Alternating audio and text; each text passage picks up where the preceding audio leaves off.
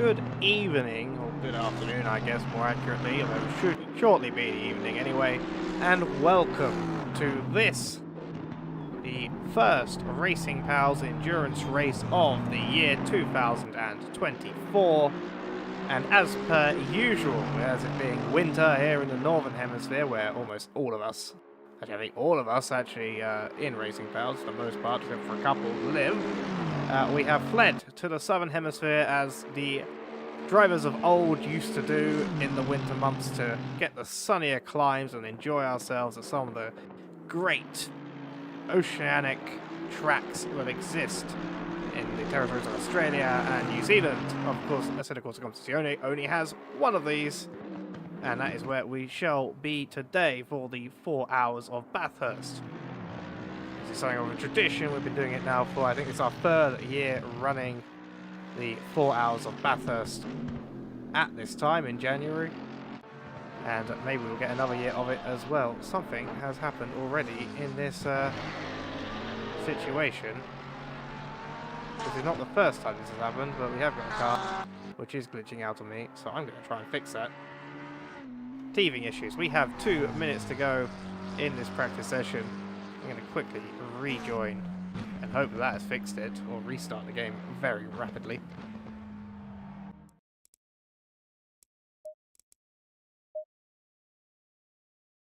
I'm glad this happened now and not halfway through the race like it did at Monza. Kunos do love to introduce little fun issues that we have to deal with every now and then.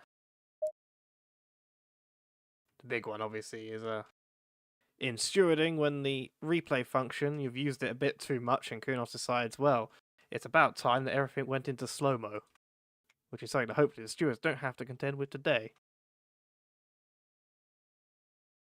But whilst I reload the Commentators Competizione program, like I said, we are at the Mount Panorama circuit, located in Bathurst, New South Wales, in the nation of Australia. A famous track. It needs very little introduction, having hosted many races over its years, including the most famous, the Bathurst 1000, as you hear the 505 Games logo kick up in the background there. The Bathurst 1000, the classic former touring car race, now the supercar race. Don't worry, Kovacs, the Castrol is ready and available. I am just reloading because classic Assetto Corsa Competizione glitches decided to kick up.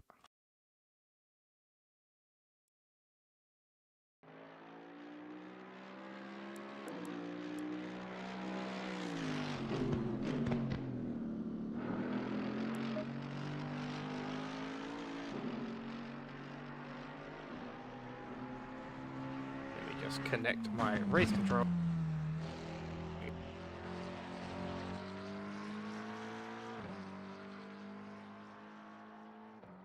Black screen. There we go. We're back. And with that, you can see the beautiful livery that is Kovacs's, Martin Kovacs's Castrol Racing Aston Martin V8 Vantage GT3. A very classic livery. Although I am slightly distracted by the beautiful Project 91 livery behind it. Actually, I'll tell you what, for a race we have had, I think, quite a lot of custom liveries here today, and I'm looking forward to seeing all of them as this practice session has ended.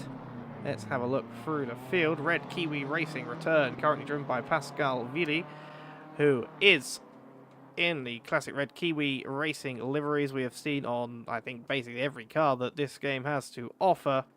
A nice red and black striping going on there. We've got Peter Bjorn Jorgensen, I hope that's pronounced correctly, in the Mountain Dew 101 Lexus, of all things, which may have been chosen before the BOP was changed, as Assetto Corsa, as you may know, had an update several days ago, which involved GT2s and the track of Red Bull Ring in Austria, but also meant that they decided to overwrite all the balance of performance in the sim itself, which means our custom balance performance, which is based on the original LFM balance of performance with quite a few modifications by our own drivers.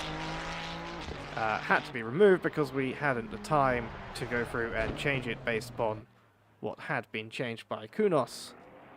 Emil Frey Racing, the last car out on track during this practice session, back in a Red Bull Racing Ferrari livery, or the Red Bull something or other, Red Bull.com livery, the Max Verstappen livery at the very least. And this is a car we have certainly seen before, currently being driven by Kerjan Ionut, I don't know. It's probably Kerjan, to be honest. I'm not entirely sure how to pronounce that name either. This is Commentators' cursed territory with some of the people in this grid. But yes, we have, like I say, the Mountain Dew car, the 101.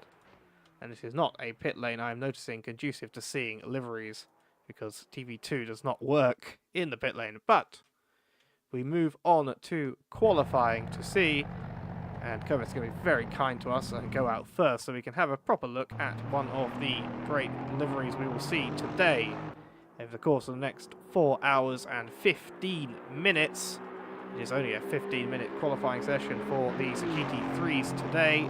GT3 only here at Bathurst, to save both drivers and the stewards the pains that can come from a multi-class race here. Kovacs in, as I said, the very classic Castrol Racing. And it's quite odd to see it on something other than a Toyota, at least from my perspective. But we will have a nice time, I think, looking at that, as that car and this driver, who is very quick in his own right, will likely be leading, at least fighting for the lead of this race. But it's not to count out the people immediately behind him, who I've noticed are also very rapid as well, and maybe by the end of the next few laps they will be in front of him as well. Second car currently on the timing tower, Evgen Artemenko, in a rather nice looking BMW. I think that is a default livery, but the metallic paint that they have applied, not default but custom in-game livery at least, but the metallic paint looks absolutely gorgeous. I do love the blue, purple and even darker purple tones that are on that car. I think we've got quite a few beauties to look at today. Ian Dempler then in this Project 91 that I noticed earlier, an absolutely beautiful livery in its own right, as someone is yellow flagged. I think that is Anders Sorensen is yellow flagged down at Skyline. That is not a place to be stopped. Thankfully everyone except for Kovacs now are still on their outlaps. We've got Akos Lovat. I think that's correct pronunciation. I don't know. Correct pronunciation. Yes, I will keep with that. In a orange and black McLaren 720S, assumedly Evo. And certainly another nice in-game built livery, which does look very nice indeed.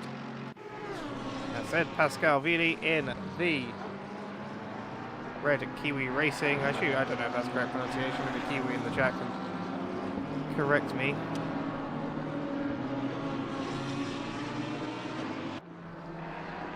But a Lamborghini Evo for him, the number 7 car, and they will always put on a good show, I am sure, as they normally do. Daniel Flieger then is next, another in-game custom built livery in a BMW M4.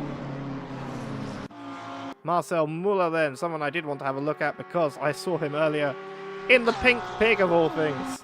One of the most classic liveries you could ever have on a car, especially on the Porsche.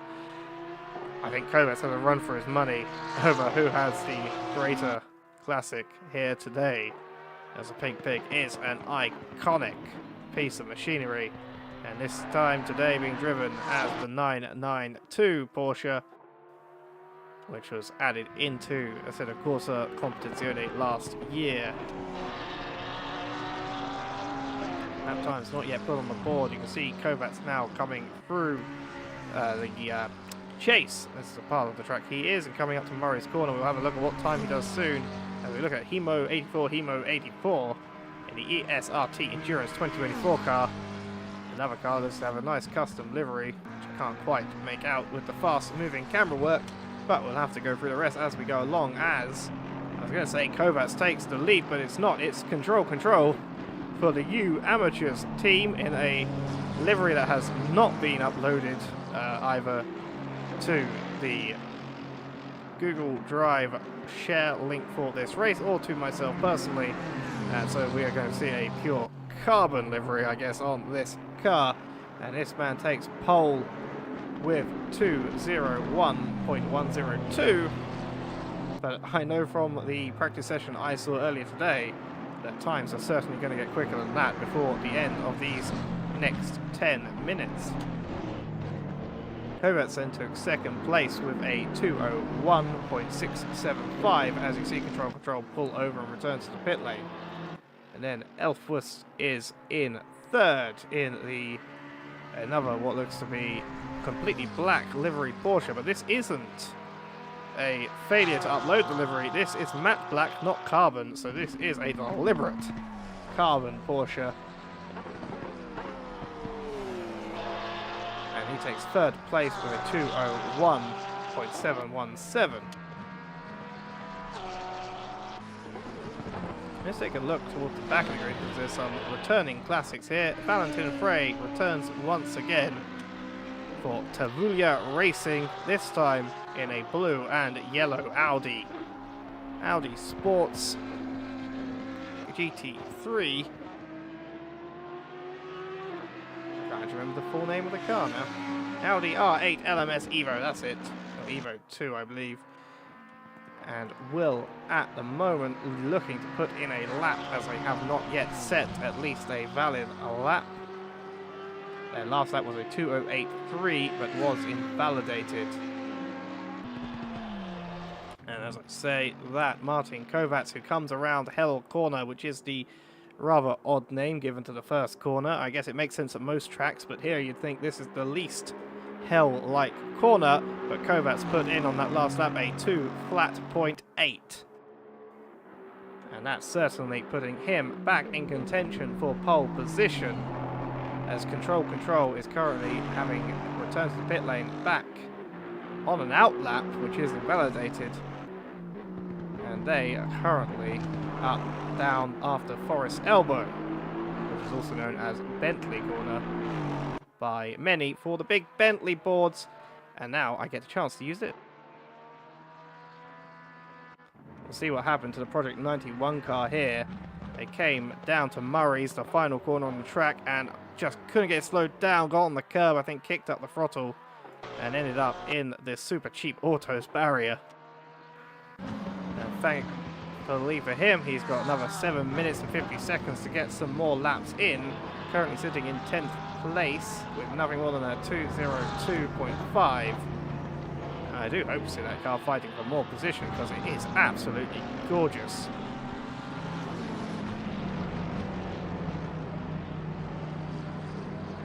Crankpank asks about return to garage. Yes, we do allow returning to garage in the practice and qualifying sessions.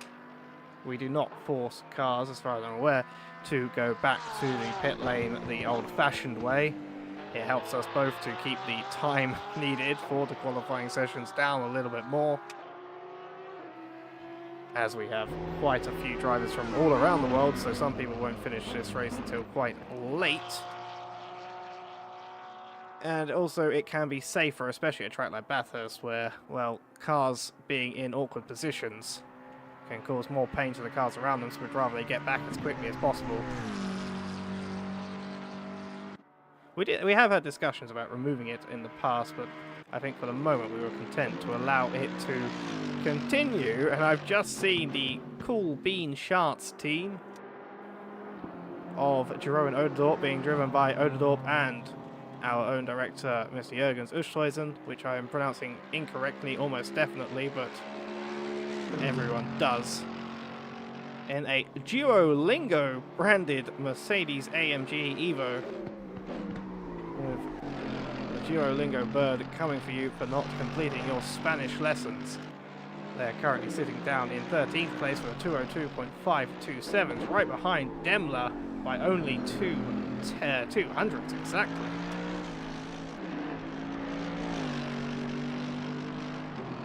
Martin Kovacs, meanwhile, has continued to take the lead with a 2:00.575, but right behind them is Elfhurst with a 2:00.630.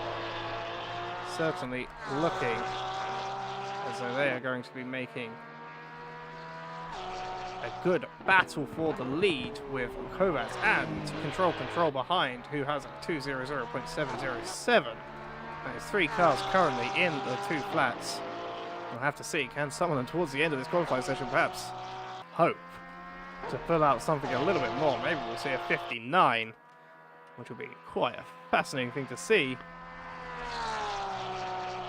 So this fight continues. Kovacs actually currently 4 tenths up on his time. Trying to see spot where he is on the track as he flagged down the outside for his elbow. He's about to cross the line. It's a 2:00.162 for Martin Kovacs at the top of the boards. Meanwhile, this Porsche of Bernd Elfquist just lost a good deal of time. They were up a good 2 tenths on their pace. They've now lost that and they are dead with their previous or their best lap. Doesn't look like they're going to improve at this lap, and they've now got another 5 attempts needed to pull out in order to beat Kovacs to pole position. Also take this opportunity to note, you'll see on the timing tower some drivers are marked as the platinum white background number boards, whilst others are marked as silver.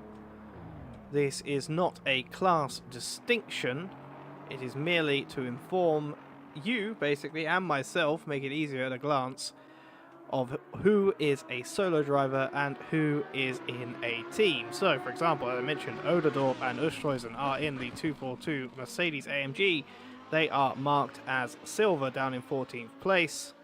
Meanwhile, Elfhurst, Kovacs and Control, all the top 3 right now, are solo silver drivers and marked as such for being the drivers to compete in this 4 hours, all on their lonesome.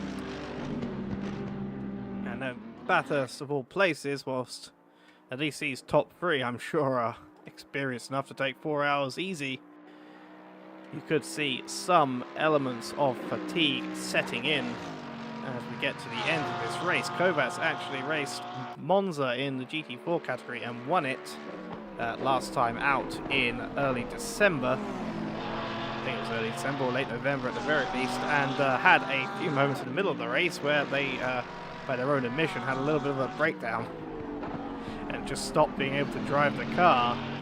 Maybe that will affect some of these drivers here today, especially the track that's a little bit more demanding, let's say, than Monza. Let's have a look a little bit further down the grid. Tobias Nunnendorf is now taking over that M&J downforce car. Is it this car? Okay, it was showing me the pink pig. I was very confused then. He is in the M&J downforce car alongside Benedict Gorlizek? I think that's Gorlizek. I'm not entirely sure. I apologise for the mispronunciations. But a nice blue and black liveried Porsche, currently sitting in 9th place. Those lovely pink auxiliary lights really adding something to that custom in-game built livery, as we have a yellow flag for Zach Manriquez. Looks like he took a nasty hit into the barriers just after Sulman Park. As the pink pig comes too fast, I think couldn't avoid that, but collects it quite nicely, and the BMW also has to take some evasive action. Let's see what happens.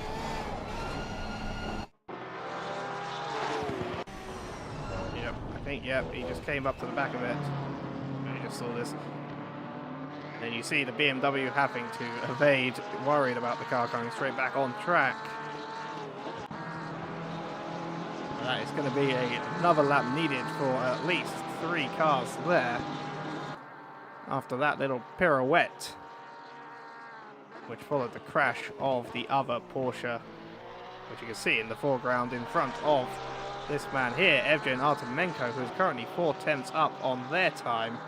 If they can maintain that, which they're currently not. They're dropping time, unfortunately for them, as that will be them not past Pascal Vili, but it's currently in the pit lane, but will be them. Oh wait, maybe they've gained a little bit of time around Murray's, but no, they are... Oh no, they did. They overtook Artemenko just to make a 5:10 to Artemenko's 6:52. That puts this car, the Enjoy team, up into 5th place. So look, the best of the rest at the moment is this man here, Peter Bjorn Jurgensen, in the Mounted Dew car, who comes into Hell Corner for stoppage, as is tradition when you... Oh, Welfus is having the same issue we had earlier. This is really annoying me. I'm hoping it just goes away on its own, because if that happens too often, it's going to be a bit of a pain. It's happening in Control as well. Trying to see if I can fix it. See, it's this thing where it's the car that does it and not the tracking. I'm not sure why it's happened, but Ian Demler, the Project 91 car, is in the wall and returns to the pit lane for good measure. Yeah, so doing this thing, I'm going to try, because it happened before, and I think it's I don't know what the cause is, but again, it's not every car, it's just the top, the first, second, and third. So when we get to the end of this qualifying session, I'm going to quickly leave the server and rejoin and hope that fixes it for now. I hope it doesn't happen too often. See, Muller in the Pink Pig. I think this lap is dead for them. They're not going to get a chance for another. This is essentially just extra practice. Control is on a lap, but sadly I cannot watch him because the issue is just plaguing his car. If I go to the interior, is that going to do it? Oh! The interior fixed it. Okay, note to self, if it happens again, just go to the interior. Apparently that's enough. Sometimes Kunos just make me want to cry. Because things like that happen. A set of course was a minefield of cowboy workmanship at this point, held together by mods and duct tape. But then they just drop tracks randomly in the middle of the day, like the other day where there's like, oh look, by the way, Red Bull Ring's coming. It's like, oh, we're... So we've known about Nordschleife for longer than we've known about Red Bull Ring. We knew about Red Bull Ring for about 2 minutes, but Control takes 3rd place still. He was up on his delta, but not by much, for a 2:00.692. There you have your standings. But now we have Kovacs on top with a 2:00.162, a commanding time as they come to the pit lane. And another little fun little ACC thing where I have to hit drive again because it can't just let me stay as a spectator. I love that Elfus Porsche. I absolutely adore it. So the idea for this race is it's 4 hours at 2 times speed in terms of in-game time. So every 1 hour is 2 in the simulation. None of the other aspects are affected by that, like fuel or tyre wear, just purely the time of day. So we start this in the early hours of the morning, currently 5 AM, just to really annoy the neighbours here in Bathurst. And it will be sunrise soon enough, and if any of you are any experienced with Bathurst as a place, Skyline is going to be very fun for these drivers as the sunrise decides to just pop up right in the centre of it. A blind corner becomes even more blind. I'm sure we'll see some instance there about an hour and a half's time when the sun starts to properly rise amongst the mountain. But I absolutely love that Elfus car, the Porsche 992, the 379 Porsche, just absolutely black in the middle of the front of the grid there. You can barely see it except for the lights. So Kovacs takes pole position as said, followed by Elfus, Control.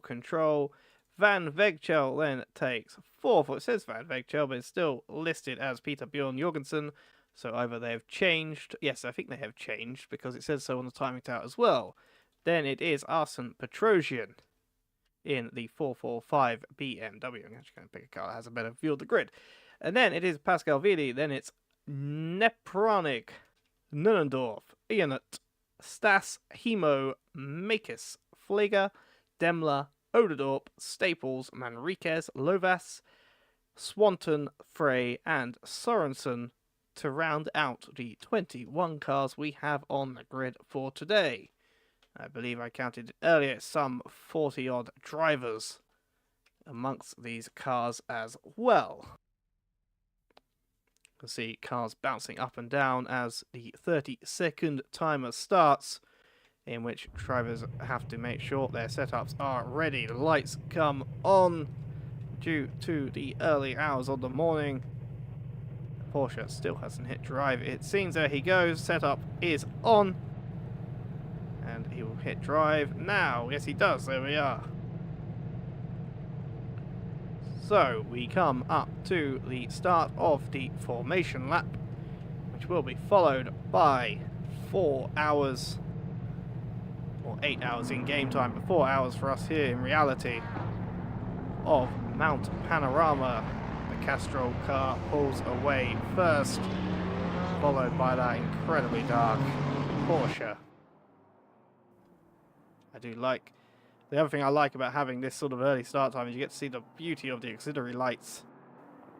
For example, you can see the horror of the 2D lit up people in the background there on the hill, but ignore them as you can see the beauty of the auxiliary lights in the radiator grille of the Aston Martin.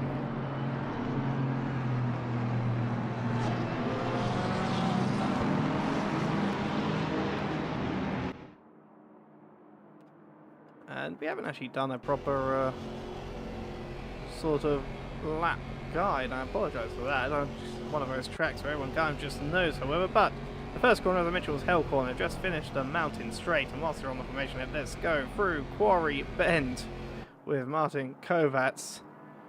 What pace he has through there. Quarry Bend is then followed by this uphill section and left-hander of the cutting. It's a very much tightening corner that requires a good exit at race pace and takes you up then to Griffin's Mount, or Cookie Corner as I like to call it, as this is where 2 years ago Jürgen Dussoisen was absolutely murdered by another car, ending their race. Then Reed Park.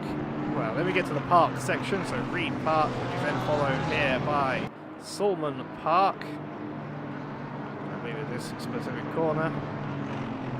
You get a short run down where in a normal race you're getting very close to that wall. It doesn't feel very short at all.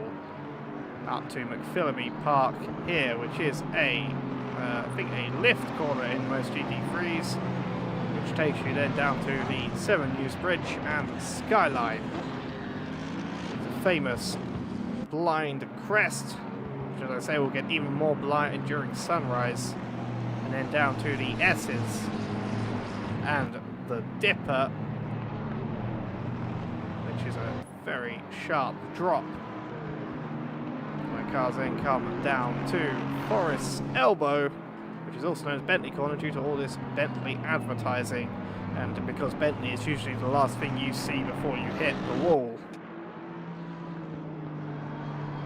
Then the long Conrod Straight under the V8 Amarok Bridge, a car which has been on that poster since Bathurst came out for a set of Corsa Competizione. I'm not even sure if you can still buy the car, at least not first hand. As I say, very long run, especially on this formation lap. So cars are vying for position. Soon enough they will be asked to go double file for the race start. The Stas in the yellow and black Mercedes. Unfortunately, right now would be the nice time where I'd like to have a look a bit more at some of the liveries we have missed. However, simply because it's so dark, it's very difficult to do so. As they now come through the Chase, which is a very hard braking corner at the end of this straight. As they come now side by side through it, they start to speed up. They phase through each other as well, just for good measure. And then down to Murray's Corner, the final corner of this track, to usually end the lap, but on this case they're coming now to start this race.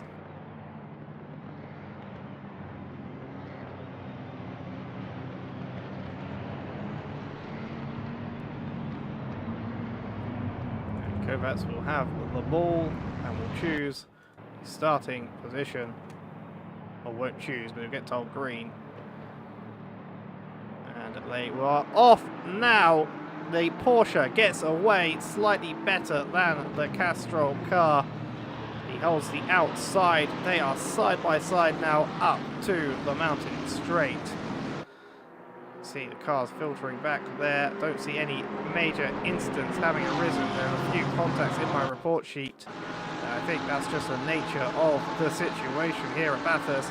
The Aston starts to pull away well, but under braking, the Porsche is doing its job, and Elfus takes the lead, and in the doing so allows Peter Bjorn Jorgensen. They're touching in the middle just before the cutting. Maybe some sort of review from the stewards for that. There's some hard racing here. Kovacs maintains second place, control in third, and Jorgensen almost up into second, back down into fourth position for now. See, anything happening further down the order. There's a little fight behind here. Sorensen and Flieger, the battle for 20th place. Both struggling, I think, on this opening lap. There is a yellow flag for Stas. He is off. He's holding the brakes very nicely. Let's see what happened here.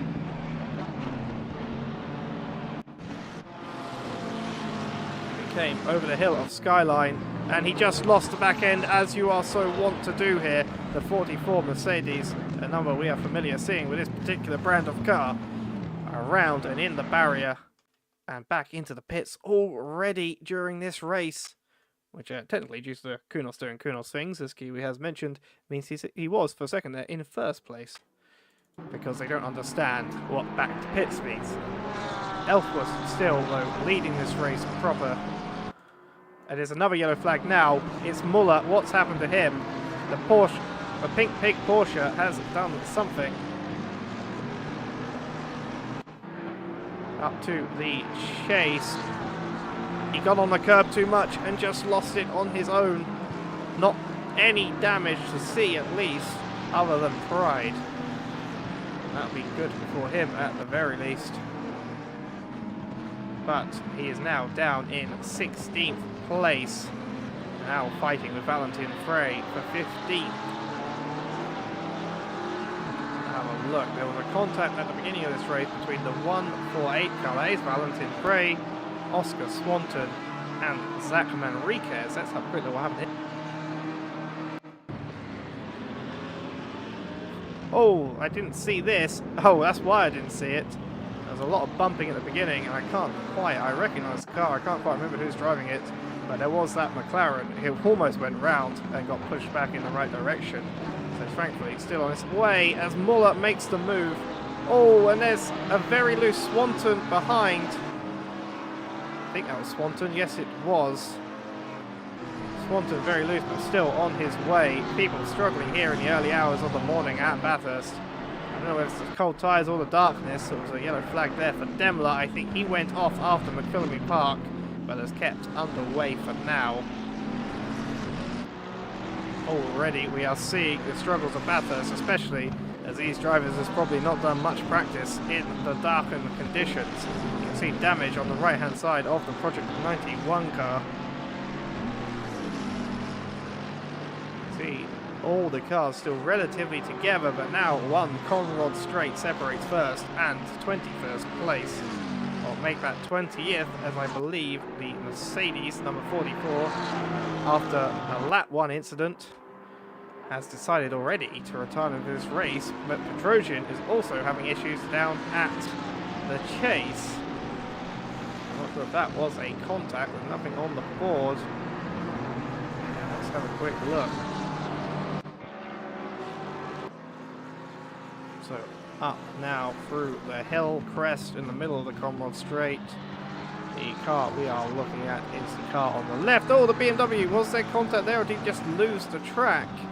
I don't know, but the gravel trap did its job, slowed him down and allowed him then to get underway.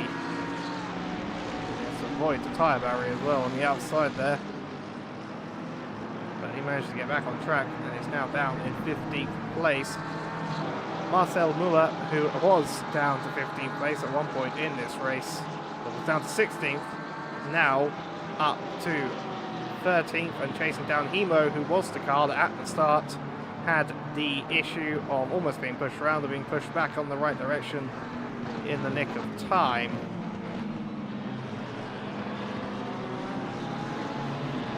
Have to see, there's a lot of cars here. I'm noticing there's not too much. Oh, I almost said it, there's not too much on the contact, but the Project 91 car has had a collision and is also back in the pit lane. Let's see what happened here.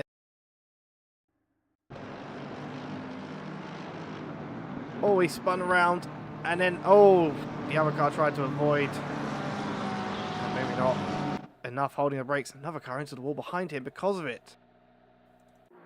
Oh my goodness. That was very unfortunate for the car. Hemo 84 has been given a 10-second penalty. I'm assuming that is by the stewards. God, it was due to a lap 1 incident, and maybe they fell with 84 and others, but 84 got the blame for it. It was possibly felt by the stewards that they had caused part of that collision, perhaps the one where they went round. And so they have been given a penalty, 10 seconds by the steward, which is quite lenient, so it must have been quite a minor cause, or at least a minor incident that they are deemed to be at fault for. It would have been likely at 5 seconds, upgraded to 10 due to being lap 1. It's quite nice to see that Ian Demler at least is still in the pit lane. I was very much concerned they were going to do like the 44 and leave off. I was also very disappointed that the 44 left, to be honest, because I can understand if you get crashed into and caused to be knocked out and you get frustrated and decide to leave, but we've got 4 hours of racing here and they lost it over Skyline themselves as far as I can see, so a little bit disappointing to see them having decided to retire this early on because of that. It does feel like a situation where you would just stay in and see what you can get out of it, especially if you've already committed all your practice and all your time to this. But we now are looking at the fight that's going on between Elfworth and Kovacs for P1 in class. P1 in class, P1 overall as well, because there are no classes. Getting ahead of myself, I'm too busy thinking of RP series tomorrow. You can see, well you can't see, to be more accurate, the Porsche. You can see its lights as it comes through the Forest Elbow now onto the Comrade Straight. Kovacs right behind. Extraordinarily close, 0.2 seconds is the gap. They come up to the chase. Who is going to be late on the brakes? Well, it looks like both are going to be reasonably similar. The Porsche maybe pulling out a little bit where it has its advantage.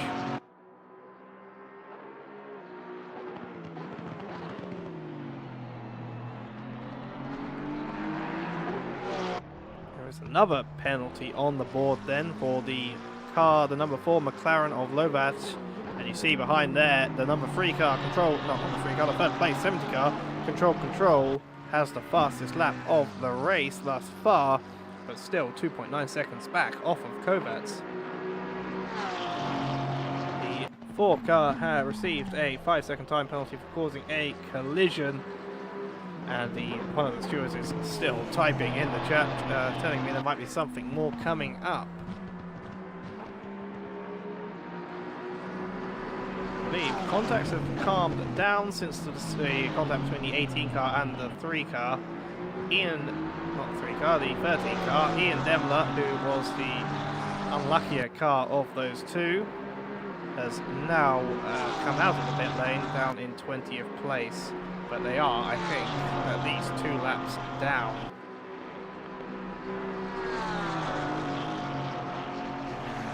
as the return to pit lane loses you the lap you were on, and then if you get passed again, well, you're down another lap on top of that.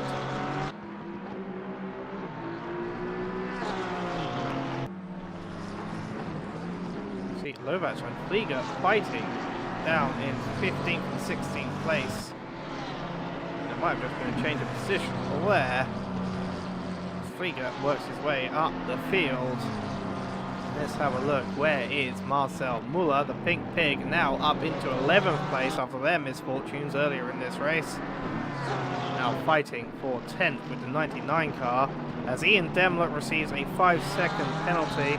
And I'm going to double check, but I already knew what it was for. After that spin that they were deemed to have not held their brakes and caused that second collision.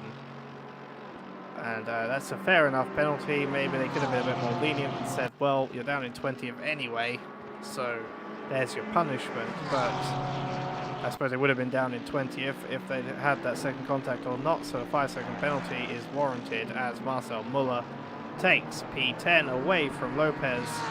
And a 5-second penalty then is, I guess, warranted just to say, look, he would have lost those places anyway, but you didn't have to kill someone alongside it, or at least could have made a more bigger effort not to.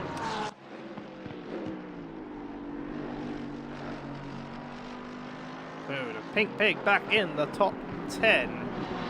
Who is not in the top 10? Well, this man here, Hemo 84.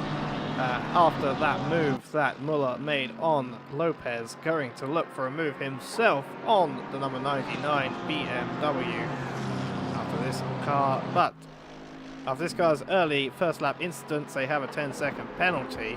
So they need to not only overtake Lopez, but gain those 10 seconds back on him at some point in the next 3 hours and 48 minutes as well.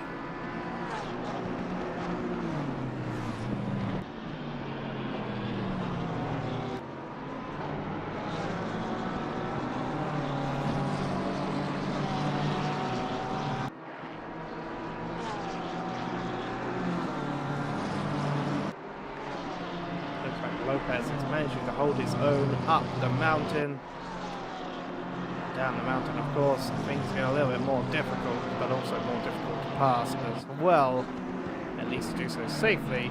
Petrosian, meanwhile, Arsene Petrosian, the sim racing driver here with us today, not the famous chess player, I think that's Tigran Petrosian, is gaining on Hemo as well. Was for a short minute as Hemo was failing to overtake the 99 car. And Manriquez behind, a returning driver who we have seen at previous races, Sax Manriquez and Flieger, both within a second of the cars ahead of them as well. So we've got about 3 seconds of a train between P11 and P15. Meanwhile, at some point here, I'm sorry to say I missed it, Martin Kovacs has retaken the lead from Elfwust. The timing tower's too long, and when I'm down there I can't see what's happening up the top, but Kovacs has retaken the lead after that fantastic first lap, start of race overtake by Elfwust into, well, it was side by side through Hell Corner, through the mountain stretch, and all the way up to Quarry Bend, after which point Kovacs almost ended up in 4th place. But he has regained the lead for now and will try to hold on to it for the remaining 3 and 3/4 hours of this race. And Elfwust 1.1 second behind, struggling to maintain with the car that did 4/10 quicker in qualifying.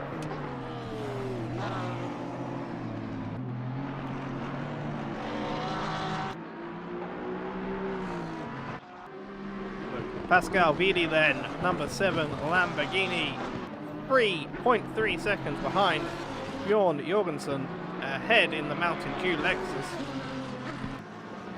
And you'll have to see if he can make the move. He's very close behind as they come through Bentley. And now down onto the Conrod. Can Lamborghini power pull anything away from Lexus power? I'm not sure. Maybe it'll come to the braking zone for the chase.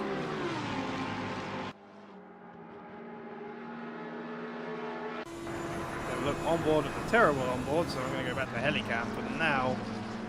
Some cars have good onboard, some cars just decide to have the shades down. But not at the moment has Pascal been able to overtake. Bjorn ahead. Good braking into Murray's. Can he do it in hell? Probably not. I think he's going to have to wait to the mountain. The Lexus Power just able to keep ahead on these straights.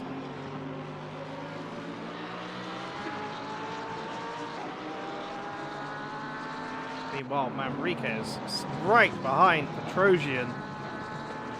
Oh, he's making a move on the outside of Murray's. It can't stick, but it certainly put Petrosian off of his line, but also allowed Flieger to come in behind and look for a snifter himself. Good on the brakes is Manriquez in the Porsche as they now come through to the mountain straight. One of the two main stretches on this track. Going for the outside of what will be the quarry when they get there. Here it is. A little bit of contact in the middle there. Saw that coming a mile off. And Manriquez ends up in the wall, but still going.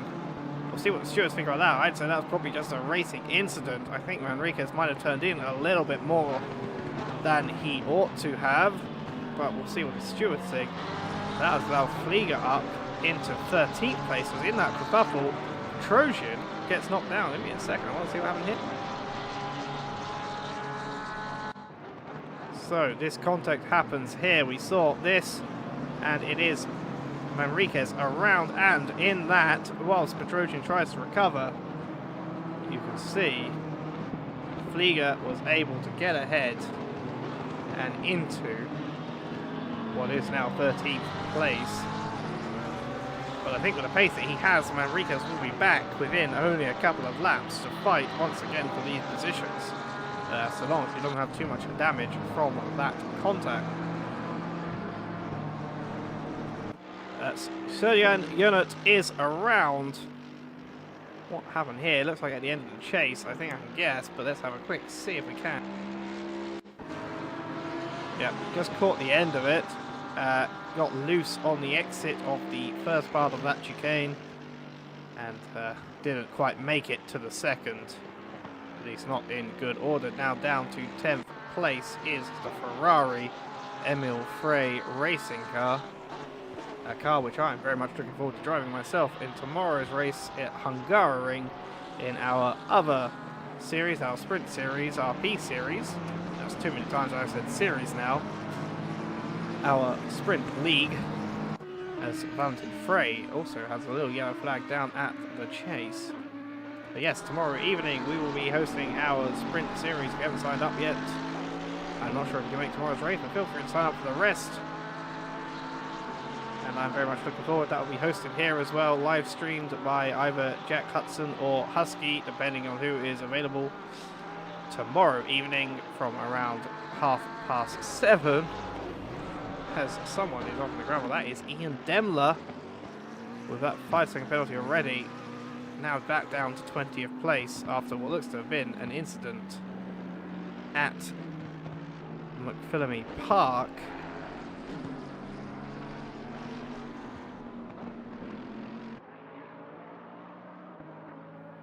Pascal Vili then, 0.7 behind Jorgensen. Jorgensen has done well to pull out ahead of him in the last few laps, but they're still within that 1 second gap.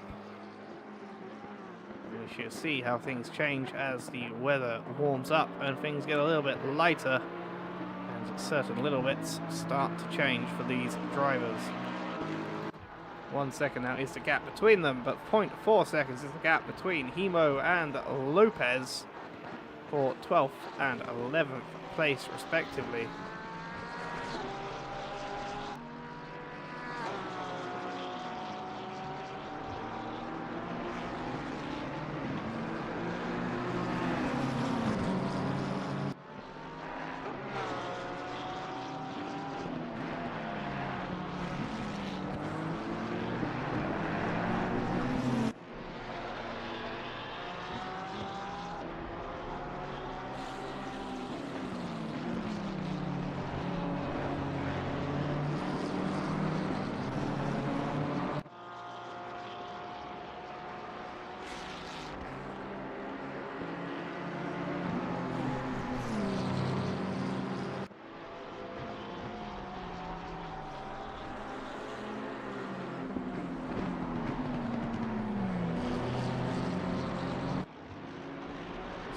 trying to find a few things in the Discord channels.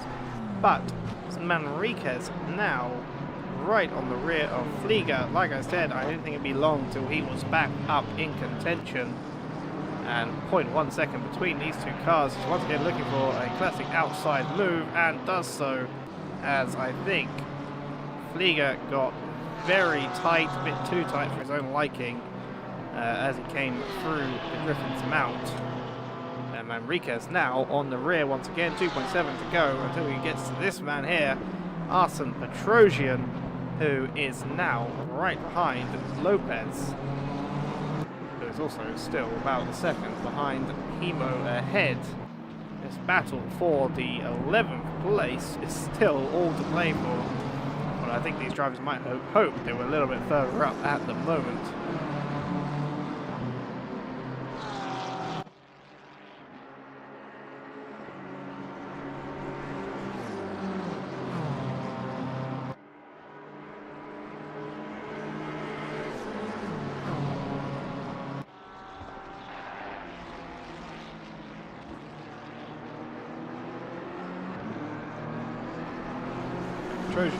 .2 in it now, but I have to quickly go and have a look here because something's happening up through the chase. It's Swanton making a move on the inside of the chase. Oh! And I'm glad I went to it, but they won't be. Lovats is around. Now, what I think happened there, I'm going to quickly go to the helicopter. What I think happened here, and I think we'll see it, is that Lovats lost the car. Yes, he did. He had already lost the car and planted himself right in front of Swanton. If he hadn't done that, I think he would have held that position. I don't think Swanton can be held to blame for that incident. That's very unfortunate for him. But that is an impressive move that was being made that resulted in a little bit of a disaster. Meanwhile, there is another 5-second penalty for Petrosian. Assuredly then, the stewards believe that that incident between him and Manriquez was his fault and put a 5-second penalty due to the damage sustained at the time sustained by the car that's currently 1.5 seconds behind him. And I'm a little bit surprised at that, but obviously they would have looked at the incident far more than I. I would have expected that to be a racing incident from what I saw. However, if they have deemed him to be at fault, they have deemed him to be so. Well, I don't want to avoid this, but Pascal Vili right now once again on the rear of Bjorn Jurgensen. And I keep an eye on the time behind. I say right on the rear, the moment I go to them they start losing a little bit of that gap that they had gained. Oh, very good on the brakes through Murray's is the Lamborghini. But the Lexus, which I'm informed by a rather animated comment by one of our stewards in the endurance, is apparently managing to do 290 kilometers an hour on the straights, so it has very much that speed needed to take off from the Lamborghini and to keep them behind as much as possible in the mountain. Petrosian now 0.4 seconds to Lopez ahead, make that 0.5. The timing tower on the left takes more time to update than my race control does, so it won't always match what I'm saying, but now in contention, possibly to make a dive. He backs out of it at the last second into Hell Corner. He's going to wait to make the move, but the longer he waits, the longer that allows this man here, Zach Manriquez, the US driver for Porsche Motorsports, to keep gaining on him and to gain that position back, which he almost had and lost making the move last time around at this very corner. Quarry. He said Quarry Junction, I don't know why, Quarry Bend. Pascal, meanwhile, once again through the mountain, right on the rear of the Lexus, but he has to make it done here. He has to make it done early in the mountain, or he can just get held up, as that is Lopez. He is down. That's up near the cutting. Let's see what happened here. Oh, just caught the end of it. He lost it himself under braking in the cutting, trying to avoid one wall, ended up planting into another, as can happen here. Now, Manriquez is 1.2 seconds now behind Petrosian and Flieger. Oh, Manriquez is having troubles. I don't know what's happened to him. He's hit a few walls, and that's allowed Flieger to get through up into 13th place. I think Manrique's car needs some repair. They've had another little bit of damage, I think, along the way. And that's put them back somewhat behind both Petrosian, who they were chasing, and who they have had a previous incident with that has led to Petrosian having a 5-second time penalty, and now 0.3 seconds behind Flieger. Maybe it was just a bad mountain section, as off in the mountain, speaking of, is Sorensen facing the wrong direction, having to wait for the car to pass. Luckily, there is no one else around. He is Austin powering his way through that section, just after Skyline, possibly just after the Dipper, actually, no. Yes, it was just after the Dipper. And he's back on his way up in 19th place, down in 19th place, I guess more accurately. Pascal Vili, maybe not had the best entry into the mountain there, as he's now 0.6 seconds behind. But again, as per usual, that gap will reduce as they go through the mountain, and will gain once again once they come out of it, unless Vili can make the move before the straight. I firmly believe for now, without some major incident or some very, very good braking, Pascal will have to do this in the mountain, or he will simply be pulled away from in the straight, unless the Lexus gets a really bad exit out of one of these corners. But that does not look to be happening at the moment, as Jorgensen still in 4th place.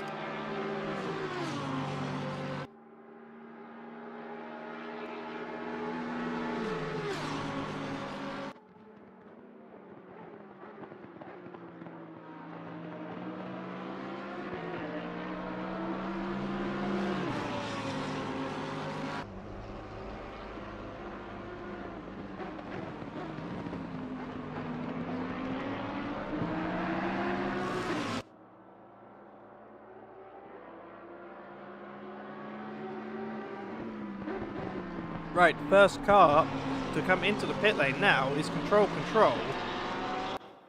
As Pascal Vili almost makes the move. Control has had some issues, some damage, and has pitted from 3rd place with 3 hours and 32 minutes left to go. Possibly they've done the maths and have realised that they can do the race on the same number of stops if they pit now for repair, and therefore won't be left a pit stop behind at the end of the race. And I think the stint timer, if there is one, is usually about 75 minutes. They should be able to do it. I was not expecting a pit stop this early on in the race, but we have had one, at least not unless caused by a massive collision. I have not seen one involving the 70 car.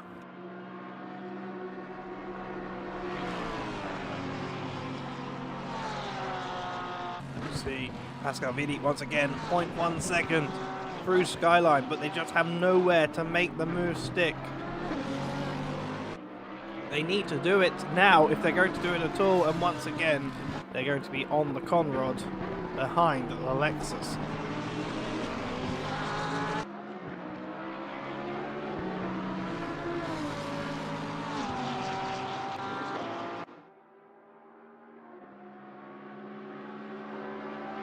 There's 0.6 the gap now. Let's have a look quickly at the Lexus. Peter Bjorn Jorgensen. I'm not sure, I can't actually see his time at all, can I, with speed? Let me check a second. Oh, I can see his speed. Okay, I'm going to come back to that on the end of the next straight, I think, just to see what he is actually able to do in comparison to the other cars. Actually, can I see it in the statistics anywhere? No, I can't. Race Control doesn't let me see that, sadly, but again, Vili actually a little bit further behind Jorgensen on that lap through Hell Corner. A better exit, I think, for Peter here. Let's have a quick look at the basic HUD.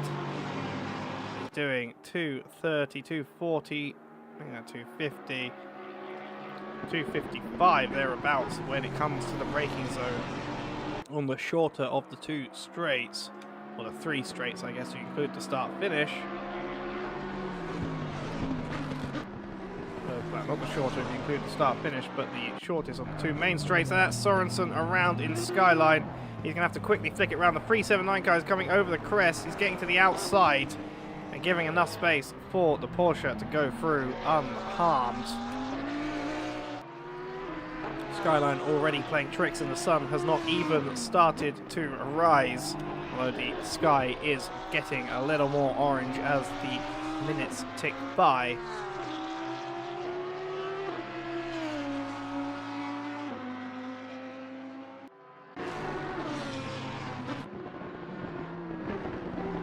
I think maybe the time actually has not been set to 2 times speed. It was meant to be, but I think it hasn't been, because I'm looking at the time now.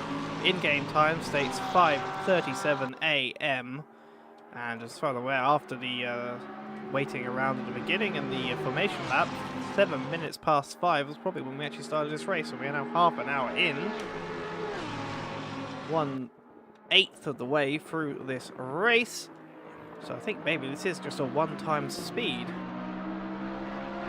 which means good things for us and bad things for the drivers. It means that sunrise is going to last a little longer, in fact twice the time as it would otherwise. Pascal still trying the green versus red, just absolutely trying to hammer something away from the Mountain Dew Lexus, but just completely unable to.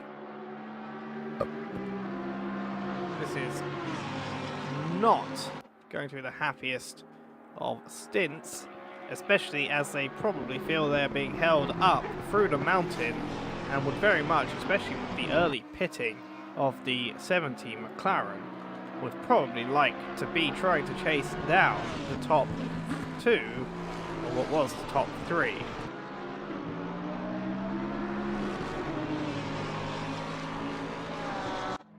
Swanton was for a second there within 0.2 seconds of Lopez, but I think it might have been due to an off-track. Second off-track for good measure. We saw Swanton earlier have a little incident with Levash as they went to make a move. Levash lost the car on the exit of the chase. You can see Levash behind now. And Swanton bore the brunt of the car spinning around with his nose. Swanton now will want to be chasing. I think Control maybe just got ahead of them, making their way now, this car here, up back as far as possible to their 3rd place position. They held before taking an early stop for, I think, some minor repair, as I think they can get away with it without an extra pit stop being needed in this race now.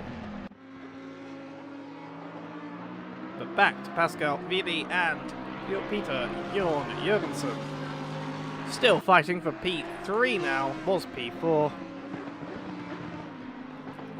And Lamborghini still not able to make anything on the Lexus. A little bit of an exit slip there as well. Now 1 second between the 2 cars.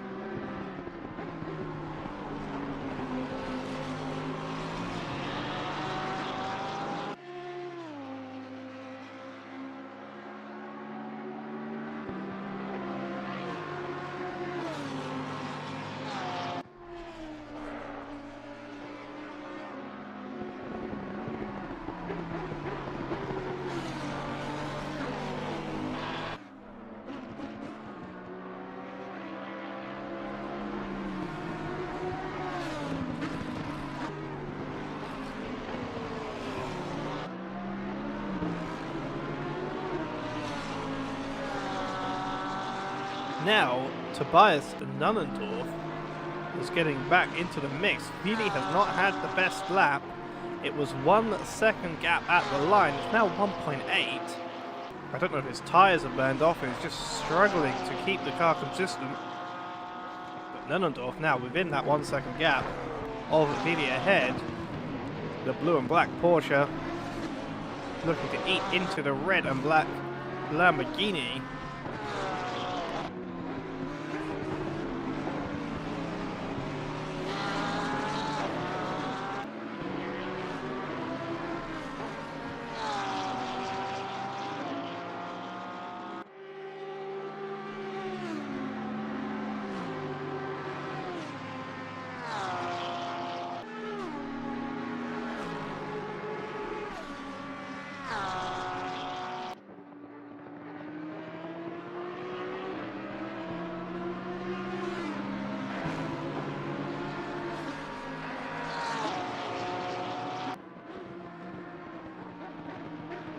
things seem to have settled out quite a bit. No cars except for this here. Lovats is within 1 second of Swanton ahead now after Swanton's move on him, which led to him having his own little moment, causing a collision, which Lovats has apparently received a 5-second penalty for. And I do feel... Or was that, sorry, was that something earlier? There is nothing on the list for it. Oh no, sorry, that was for the incident on lap 2 or 3 between it and the 18 car. Yes, Sorensen now is around. Oh, and crashes into the wall again. I think that's just after the cutting. Oh, just after Griffin's mount. Yes, Lovats' 5 seconds, sorry, is the one he already had. This, oh, I think he's deliberately crashing himself into this little wedge here to avoid hampering any other cars.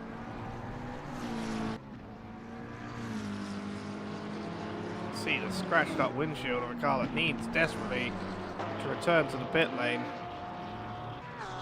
He manages to get out of it and ahead of the 125 car.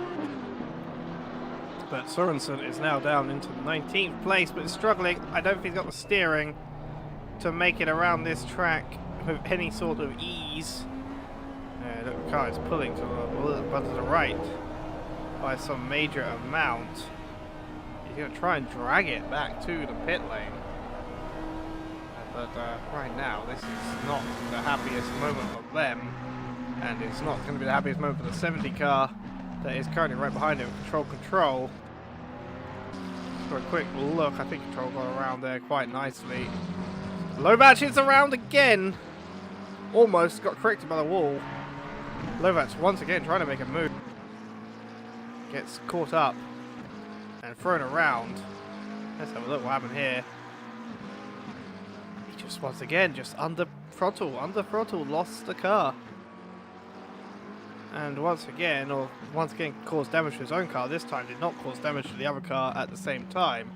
But it's put him 3 seconds down the road as Nunnendorf now comes into pit road. And we shall see. Once again, an early stop. Maybe the tyres are going off on these cars much quicker. I mean, I know the Porsche has tyre issues.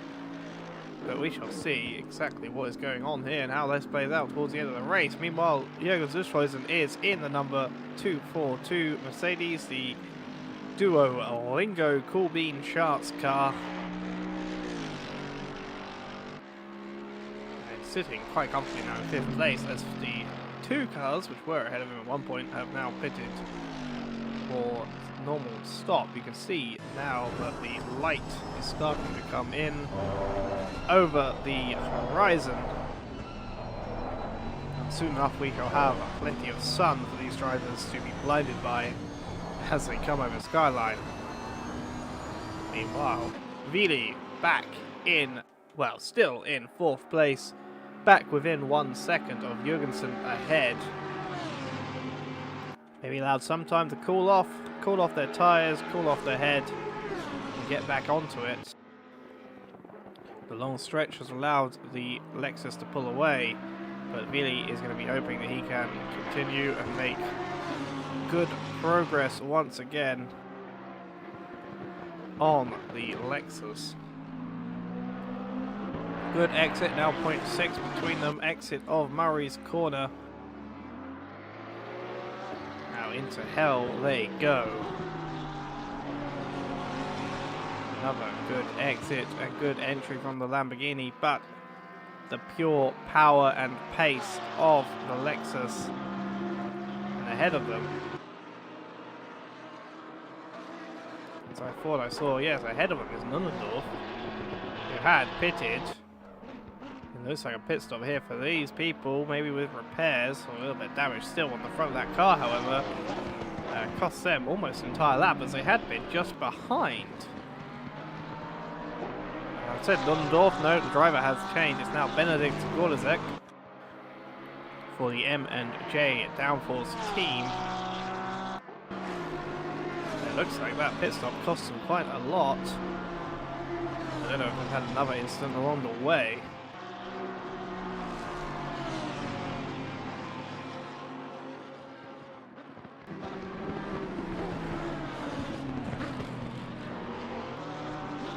Now 0.5 seconds between Vili and Jurgensen, as we have seen so many times before, but they're already down to Forest Elbow, and that means it's time for the Lexus Power as the Lamborghini gets a little bit slippery on the exit. Lexus Power takes over, and I'm going to do it this time. I'm going to go to the basic HUD, because everyone loves the basic HUD, and let's have a look. It is 267, 280, and it's 290, almost, there it is, 291 was the peak of the Lexus's power as it gets into the chase. Extraordinary amount of performance for a car which I believe has recently received a little bit of a benefit from Kunos in the update, which brought along with it the GT2s and Red Bull Ring. But Jorgensen still not too far away from the Red Kiwi Racing 7 car of Vili.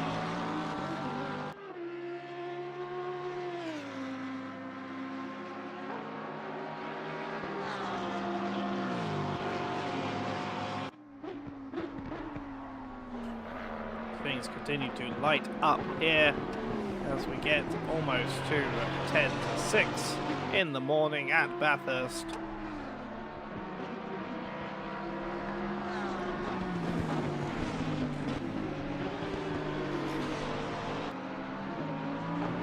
See when the sun finally crests what exactly that's going to lead to. We will see, can Vili, before the pit stop cycle for them comes up, make the move he needs to make, wants to make desperately as they hit the wall for good measure on the Lexus ahead.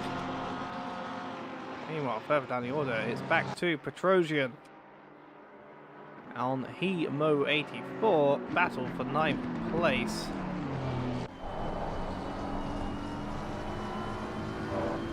Look, as though they are itching to make an overtake on the McLaren. As McLaren gets quite bad an exit out of the cutting. Now through Griffin's Mount and Reed Park they shall go. It is 0.3 seconds, but down the order now Swanton is being overtaken by the, lapped more accurately by the race leader Kovacs, although not quite. He's also trying to battle against Lopez. He says trying to battle against Lopez, but I don't think that is. I'm not quite sure what's going on with my timing tower here, because Lopez is all the way over here, and Swanton is here. In that case, the gap it's giving me is not the right gap. Not quite sure what is going on, but Kovacs makes it through. And that was Lovas ahead. I don't know why the timing tower was broken for a second. They're both on, instead of course, on race control, but that was Lovas that they were 0.3 ahead of, 0.3 behind. And Swanton had to back out of it to allow Kovacs to get through. I think Swanton might make that move stick some point in the near future.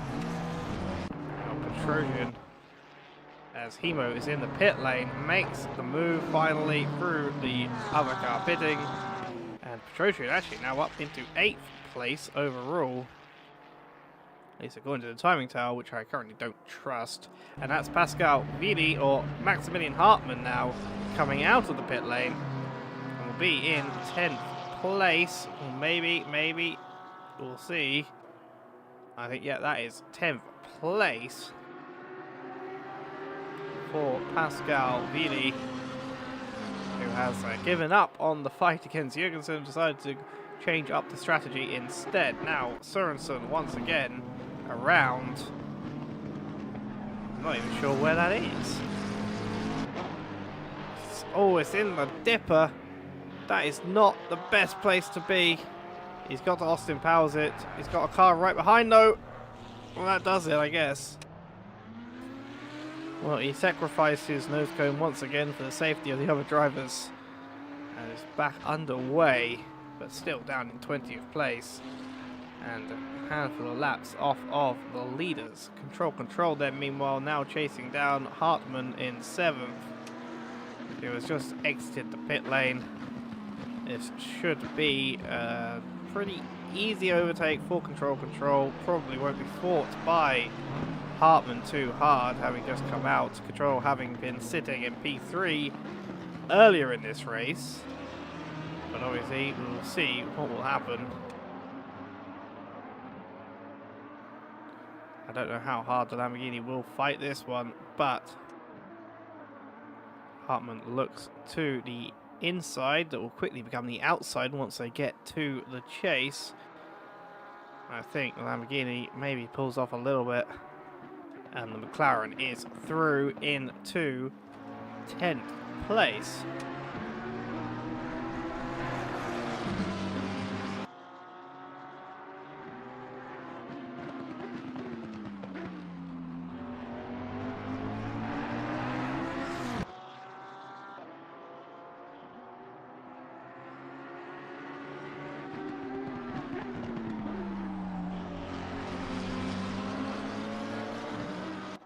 Major battle still happening on the track.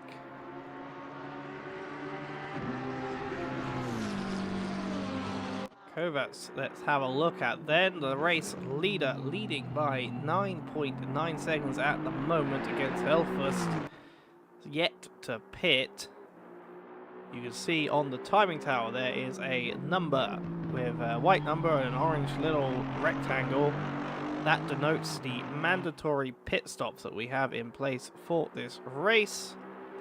There are 3 mandatory stops, once an hour essentially. Oh, I see, there is no stint timer then for this race, so drivers can pit as many times as they wish, or without any restriction of when they have to do so. They just have to do so at least 3 times.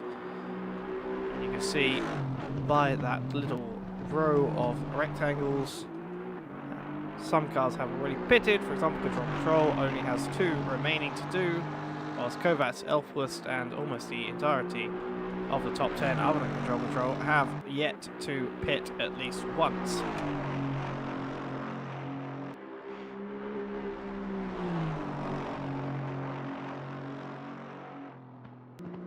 Jürgen's Österreich then, meanwhile, with the pitting of others, is up into 4th place in the Duolingo car.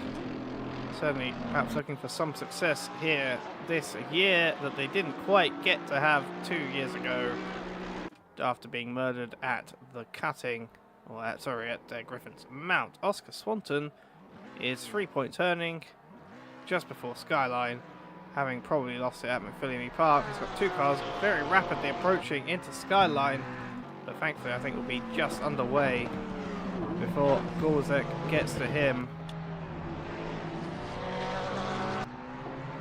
Gorzek being chased down then, I'm not sure quite by who. I think that's the Mountain Dew car of Peter Bjorn Jørgensen. Yes, it is. Who is coming up to lap these runners down in 15th and 16th. Oh, sorry, 15th and 14th places. Yeah, no opposition from Swanton. Very quickly allows the Lexus through to take the lead lap, continue on the lead lap.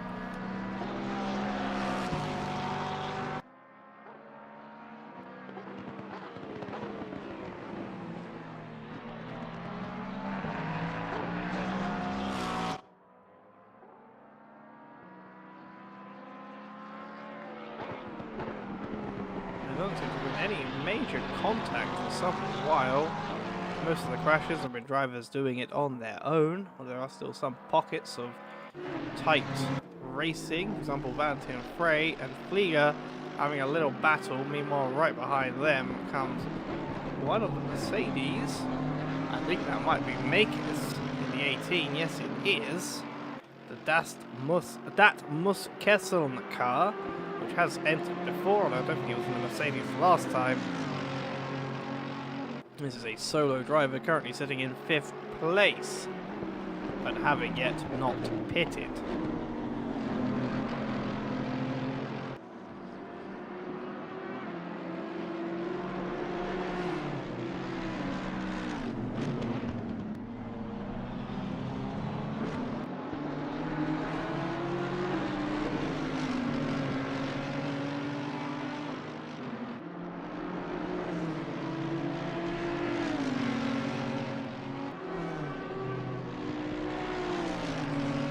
Having a look at some of the statistics then for this race at the moment. As the race continues to peter out, we see Makers trying to lap these cars, in particular the car immediately ahead of him, which is Valentin Frey. The cars of Kobats and Elfbus in P1 and P2 have yet not remain in the same place where they started. Then you have Peter Bjorn Jorgensen, who has at the moment gained 1 place, sitting in 3rd, having gained that place when I believe it was Control decided to pit early on at the 3 hour 30-minute mark. Then you have Jürgen Zushuisen, who has gained 11 places, having started 50 on the grid, has gained 11 places, currently sit P4 now. Notably, that's more places than the amount of people that have pitted ahead of them. I think they gained quite a few in the early race kerfuffles that occurred, especially here at Hell Corner, as the 213 car is once again at Sorensen again around, and he needs to get going because behind is coming Kovats. He gets on the brakes and allows Kovats through. That's good. Do not want to interfere with the race leader at this time. And that's Sorensen once again under the way in the Audi. Has not had the best time of it. Although, should note, Sorensen is currently net positive as they started P21, and with the early retirement, the unfortunate early retirement of the 44 Mercedes, has gained a place and cannot lose any places in this race. So any places they finish in will be a gain over their over their starting position from now on, and they have gained 1 place. Meanwhile, Ian Demler, who I think there's some connection problem going on with them. They have about a half bar of ping in the Project 91 car currently. I just saw them do a little drift, which isn't a drift. Yep, their car is having some connection issues. Yep, that's a red ping in the box now. Anyway, Ian Demler, sadly, after their first lap incidents, I'm going to stop watching because that's making me a little bit sick. 5 places down is the 13 car on their starting position of 14th. If Demler does not get his ping under control, I worry that the stewards will have to remove him from the race, as this is not going to be, if I can see it, then so can other cars. And we do not allow to, whilst we're okay with different pings, because ping is not the issue when it leads to packet loss and other issues like this. But now it seems quite alright, despite it still being in the red. That little jittering can make the car quite unpredictable and unsafe for the cars around it. Lopez has a yellow flag out for them at Skyline. Let's have a look what happened here. Oh, I was curious. They went off at McPhillamy then and plowed into the barrier before Skyline. That is curious.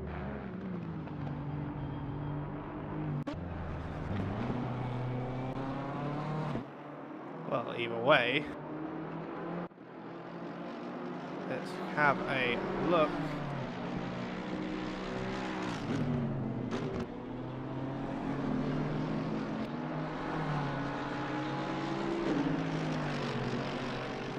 So the gaps at the moment are reasonably well spread. One person looking to make an impact is probably still Zach Manriquez after earlier incidents for which cars have been penalised. Still sitting now in 10th place. 1.4 seconds up the road is control. You can see in the foreground there, who having pitted early on in this race is still making their way up the grid. However, they are the top running car of all who have pitted thus far. And Swanton is around. Oh, it's a very big run on the track. Down at what looks to be Murray's Corner. I don't know, they must have just missed the braking.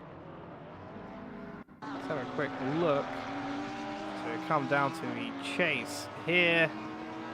The long chicane that takes you to the end of the lap almost. Down to Murray's Corner then. On the brakes. Not quite. Oh, they really missed that braking zone. I don't know whether they had a technical issue there.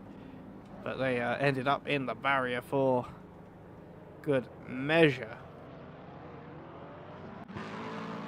And that is Lopez now, after their incident, having pitted and dropping down the order as the cars pass them.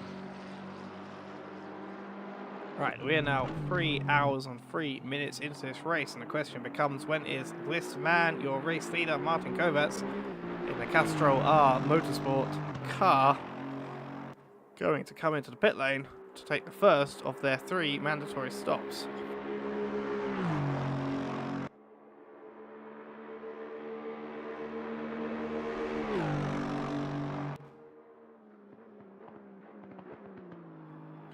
Rounds of chase now. Without the stint timer, these cars are very much free, these drivers as well are very much free to choose their strategies a little more. I don't think it is possible in any of these cars. Actually, I was talking to someone about this earlier.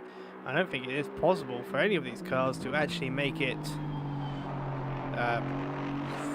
more than or less than 3 stops in a 4-hour race, even if you allow them the freedom as we have. Even if you have complete freedom to go as long as they want with maximum fuel tank, I don't think the Bentley will be able to do less than 3 stops in a 4-hour race. At least not without a lot of slowing. And so we will see when Kovacs decides to pit with the freedom that he has right now to choose his own pit timing. I'm not sure what the fuel tank on the Aston Martin is. I think it is 120 as the most. See the beautiful, beautiful livery. As it's now 6:05 AM in Australia. I mean, not really, I don't think, but in this sim at least. And very much a lighter day. As you see, comes over Skyline and through the dipper.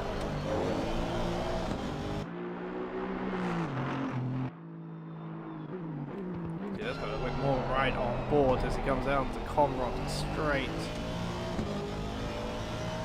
Lopez, actually, I'm going to go back to here, not fully repaired, it seems, out of the pit lane.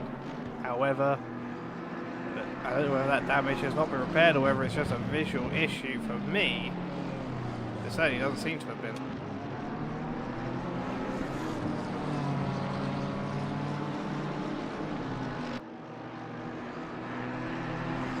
What's interesting, a steward's decision which has been given a no further action, that's between the 82 and the 12, which was classified as net code.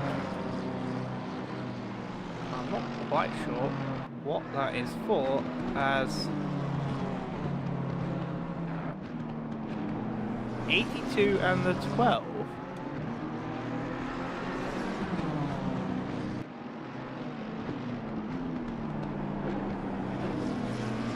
Maybe I'm going insane, but I don't see an 82 or a 12 on this grid.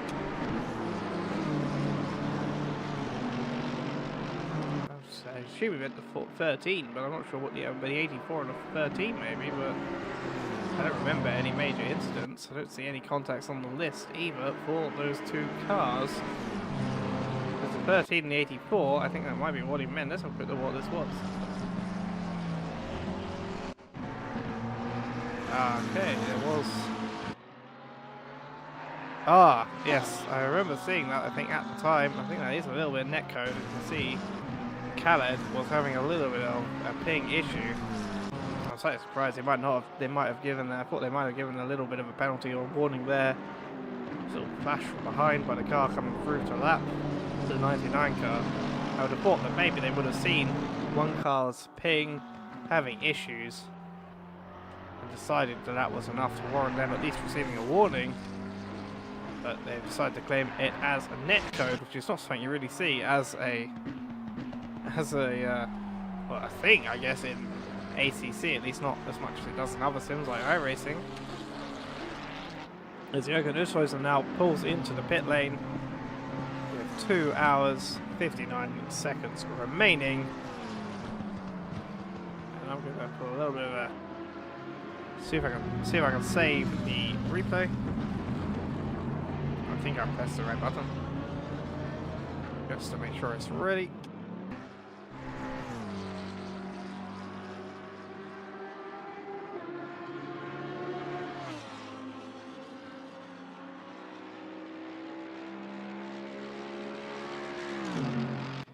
That is Lovac is around. Akos Lovac is around at Skyline. He got in the way of the pink pig trying to recover the car, and that will possibly be a penalty from Stewart. You can see the front end of that car is hanging off of the rest of the nose. Valentin Frey is also around just before Skyline. It's just managed to evade everyone around him and take to the exit road, and thankfully will be on his way. And there's another car off before Skyline, yellow flag there. That's Maximilian Hartmann. Let's have a look more quickly what happened to him. He comes through McPhillamy Park now, and yeah, onto the curb. Oh, what a big whack into the barrier, which actually looks like it had less damage than some of the others. Valentin Frey limping around in 15th place. Might be time for them to pit. They haven't pit yet. Speaking of pitting, let's have a look. Control. Now, 0.3 seconds behind Petrosian. Once again, the sim racer and not the chess player. And they are again the lead car who has pitted at least once. Petrosian ahead has not pitted. There's a yellow flag down at the chase, and that's Valentin Frey again, who has all that damage from their incident at Skyline, or at McPhillamy Park at the very least. And we see that McLaren is going to need to make this move on Petrosian. Petrosian has a 5-second penalty anyway, so he'll get past in the pit cycle. He already has the pit cycle on the BMW, and on the outside of Quarry Bend, a beautiful move is made. Meanwhile, there is a big pile-up here in what looks to be the exit of the Dipper. That's the 52 car and the 213. Is that the 213? That's Sorensen. Yes, again, Sorensen once again around here. We'll see that everyone gets away clearly. We have the replay, so I can at least go back and see it after we see that everyone gets through nice and cleanly. Ferrari's round. There's a little bit of a gap before the next cars get to Skyline. He needs to move. He's in the middle of the track. Thank goodness he gets out of the way. The 84 car is next up. Can he get out of the way in time? Yes, he can, I think. Oh, McLaren has to avoid a little bit. The McLaren of Swanson gets around, gets out of there, and Sorensen is just sitting there. The leader is coming up. I think Sorensen is waiting longer. There he goes. After there's more clearing there, and he gets going as well. Let's see what happens. So they're both chasing each other through Skyline. Sorensen is a back marker, and yeah, I think there's too much of an unexpected break. You don't really brake in the middle of the Dipper there. And very unexpected braking from Sorensen that has led to Swanton whacking into the rear. Where is Swanton now? He's in 19th place down at the chase. That is not quite where he would want to be.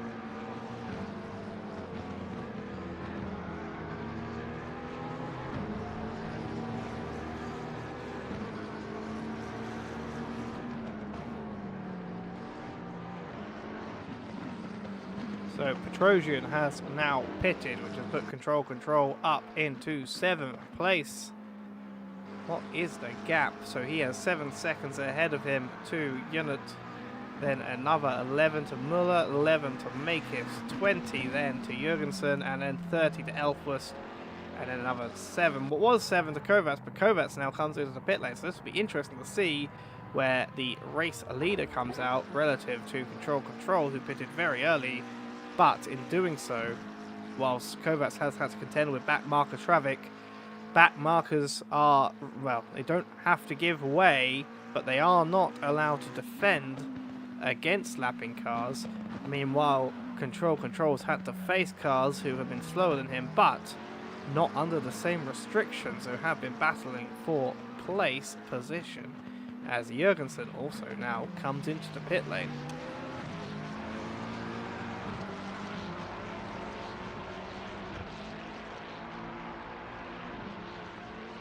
The 52 car of Swanton once again around in Skyline.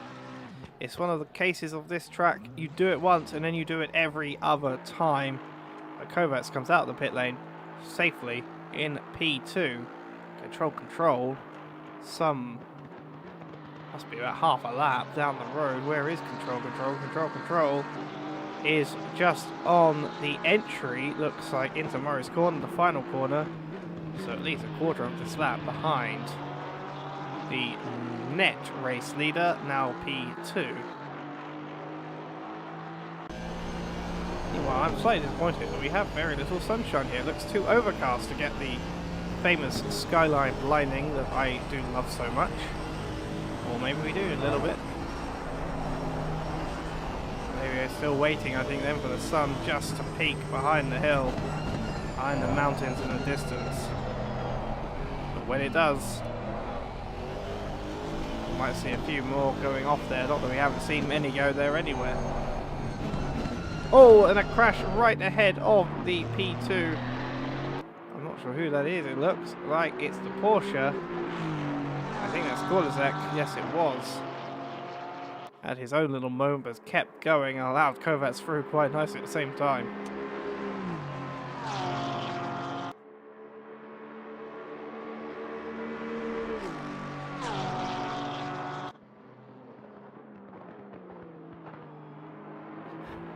Now, Fliega is now on the rear of this man here, Janene 23.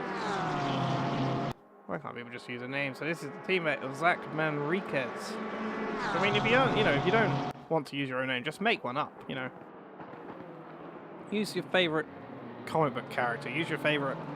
I don't know. Just enter the races. I don't know, William Adama, and let it be done.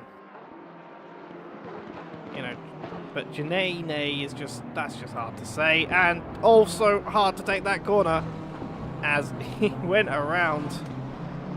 Very oddly, I think he just got on the curb, lit it up, and into Fliega for good measure, giving Fliega some damage. There might be a penalty coming Janene's way for that.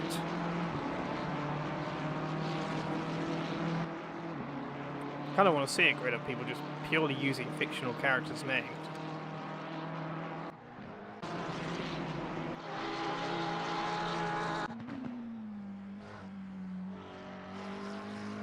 Just for the weirdest overtake sounds that you can ever hear.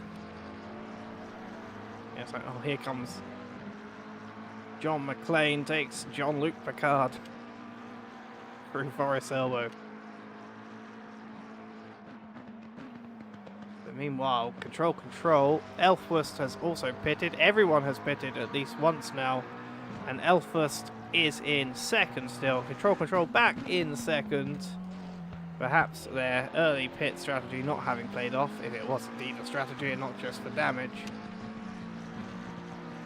Track conditions optimum, still sunny skies, no threat of rain in the immediate term. It appears, well, it does look a little bit darker than it did a couple of minutes ago. And Sorensen now pits again for damage and has, within 1 hour and 10 minutes of this race, already served their 3 mandatory pit stops. which is not quite the best thing for them, as they still have at least 2 more to serve if they want to make it to the end of this race on 1 tank. That depends, I guess, on how much damage they have. Maybe they can do it on 1 pit stop, but still 1 over the amount that they need. Now, Oderdorp is chasing down Van Vegchel. The Mountain Dew car versus the Duolingo car. As they come onto the Conrod, it's Lexus versus Mercedes. You know, the Lexus is quick. They've gained a 10th on this straight.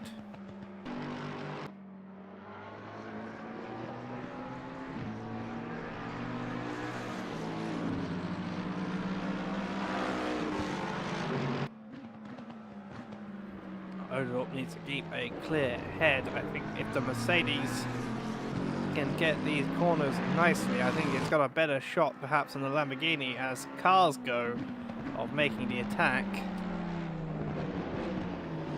Oderdorp needs to be careful. And we've already seen at least 1 major incident in the quarry bend. Will he look to the inside? Does he have the ability to outbrake the Lexus? Not quite. Doesn't seem like he's going to try it. Let's see if he can make a pass through the mountain section. Or is he going to look up the inside of the cutting? No, he doesn't. Almost looked like he was going to. Now up to the Griffin's Mount. The corner where his teammate had those issues 2 years ago.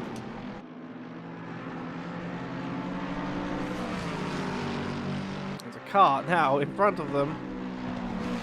Quite sure, I think that's Levash. Yes, it is. Gets out of the way, but I think maybe held up the Mountain Dew Lexus a little bit. Now over Skyline. Can we see anything on board? Just about. But once again, as we've seen with the Lamborghini before, they're now up to Forest Elbow, and the Lexus still ahead of the chasing car. It's interesting to see actually that after all the pit stops have done and been, Oderdorp still 5th place, which is only down 1 place from the 4th place that we were at before because of Control's early stop. So these 2 cars still very much in contention for just outside the podium positions.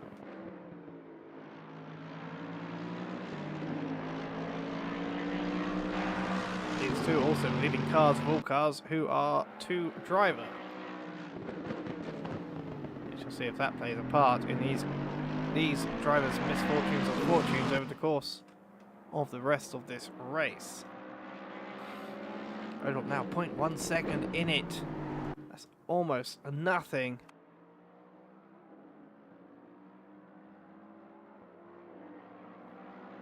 Absolutely, as cars go, much more matched on the pace to the Lexus than the Lamborghini was. Well, this time, will he look to the inside? No, he doesn't. Lexus still has that top end to get away, even from the Mercedes. And again, he can just kind of try his best defensive maneuvering here. Oderdorp needs to be clever, but he contact with the Lexus. I think that was a little bit foreseen by the statement of needing to be clever I made just before that. And that has been Oderdorp pushed to pass on the 101 car. That is unfortunate, and there will probably be, as Vegchel continues to lose places, severe restrictions as there's a contact as Vegchel is holding the brakes. He would have been safer, I think, going over to the left. However, he made his choice and held the brakes. And I think the Pink Pig got caught up in that as well. Now, Vegchel on the timing tower I have down to 7th place. Not too many places lost due to field spread. But, well, we'll see exactly how many places he is behind, or how many seconds he is behind Oderdorp. Oderdorp, who now the 242 car coming up to the chase, whilst Vegchel only at Skyline. I think there's a penalty coming in for the 242 car very shortly. But the 242 car is also up to 4th place. So we shall see exactly what happens with them.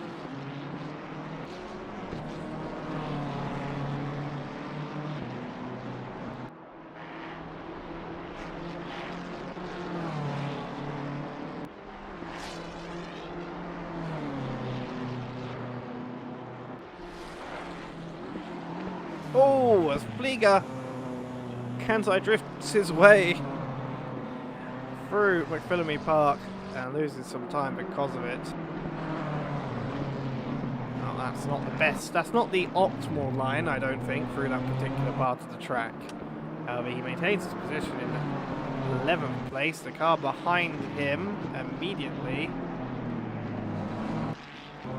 is Sam Staples in the 15th placed 99 BMW. So even if he makes the overtake, it will simply be an unlapping and not for position.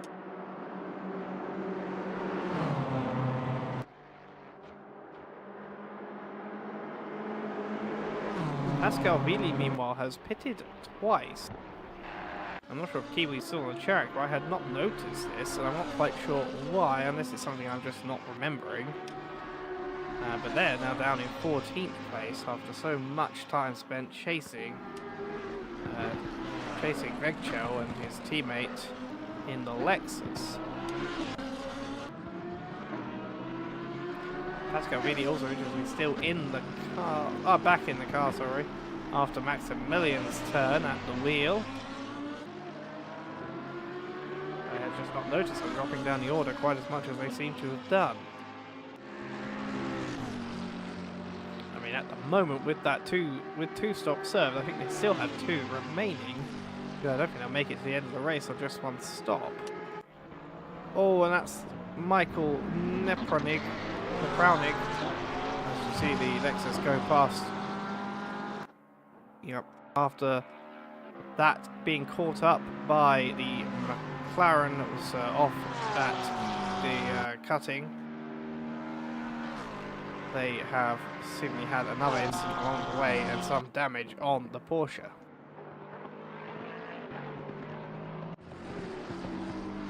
Some timing tower stuff as Flieger comes into the pit lane for the 2nd time after their damage on their car. As well as Ian Demler comes in for the 1st time. I had not noticed Ian Demler had not yet pitted, despite the many contacts I seem to remember him having in this race.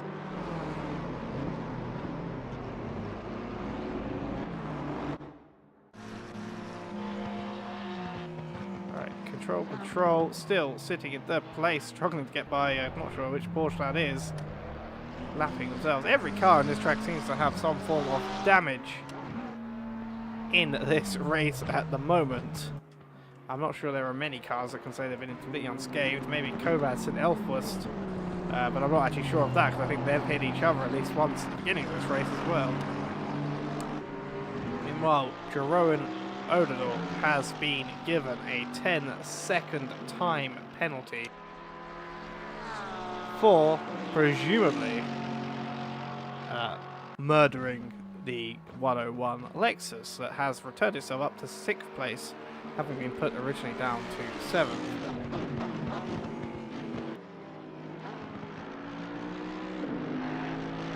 However, I can happily say there is an appeal in for that decision.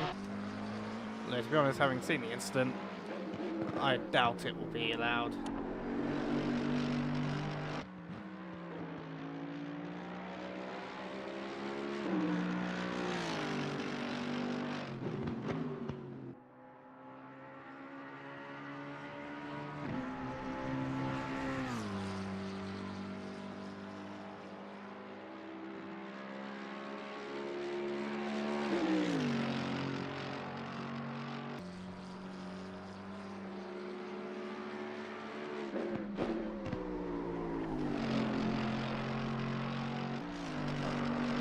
With that 10-second time penalty, which if it's being appealed on the basis of apparently feeling the 101 car was unpredictable, I don't quite think that would be accepted by the stewards, mainly because 10-second time penalty seems, to me at least in my head, with the amount of time lost and the amount of places lost by Vegchel, seems to me a little bit lenient already.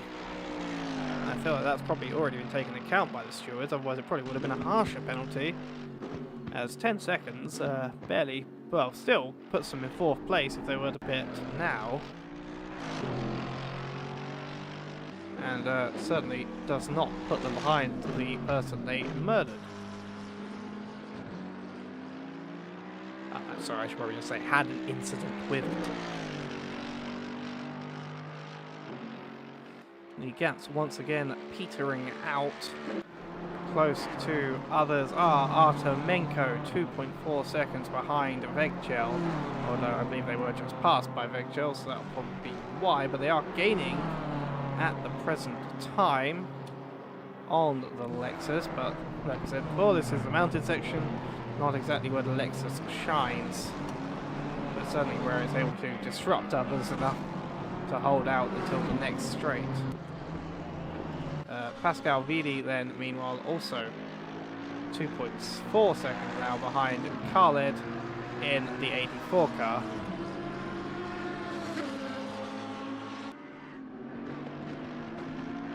Here's one car has retired. I believe it was the car driven by Anders on Discord. I can't remember what the races. I think that's Sorensen, maybe.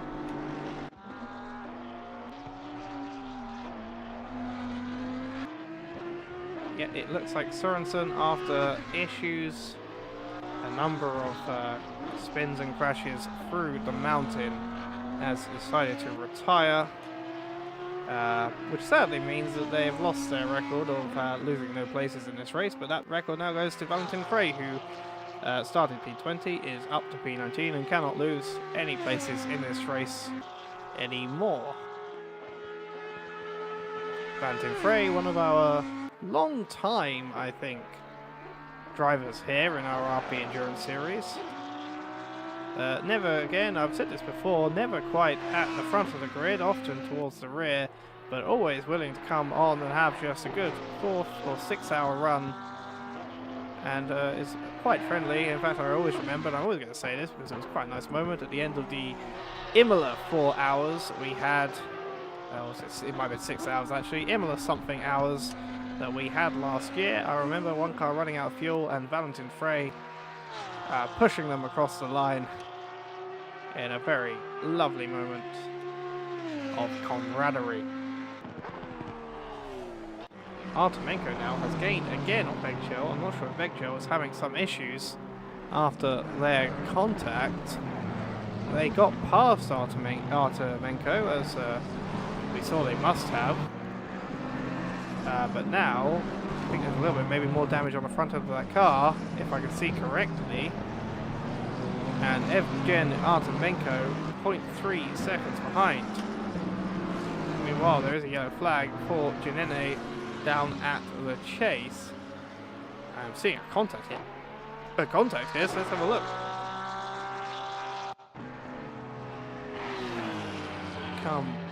That was a while ago. Oh, I had not noticed this. That was a long time ago. Between the 161 car and the 70. That certainly will be looked at by the stewards. Don't know how I missed that, and maybe is what was what led to Leska also having an off at the chase.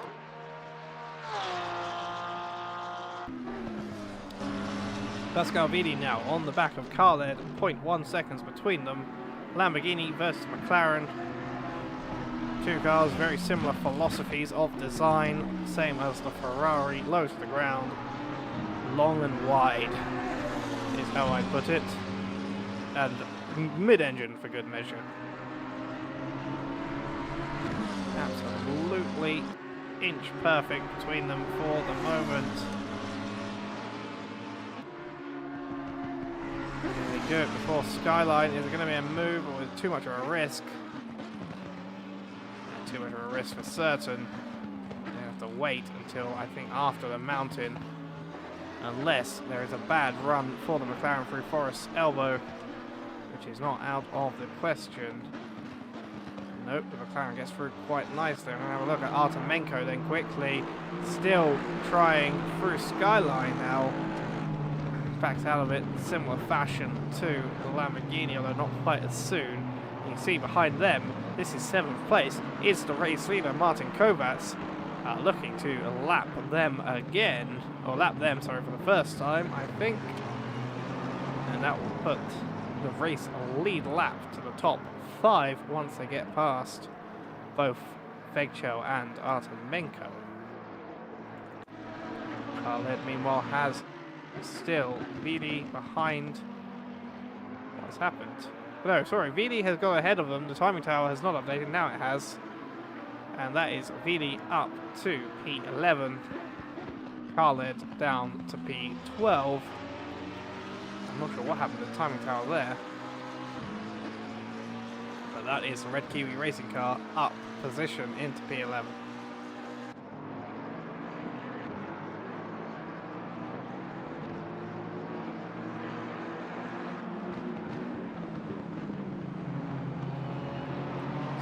Again, Artemenko on the attack of the Lexus, but with the race leader right behind, might find it difficult to make any sort of move. And in front of them is a back marker of what looks to be Swanton in the 52 McLaren. Swanton's going to have to drop back. He does.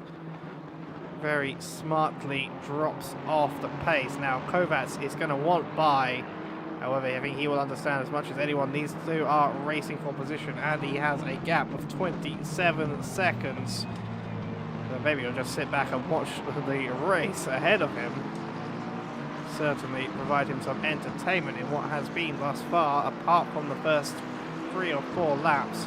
A very entertaining, dominant race for the race leader. One which has probably been involved too much. A little bit of a thing there.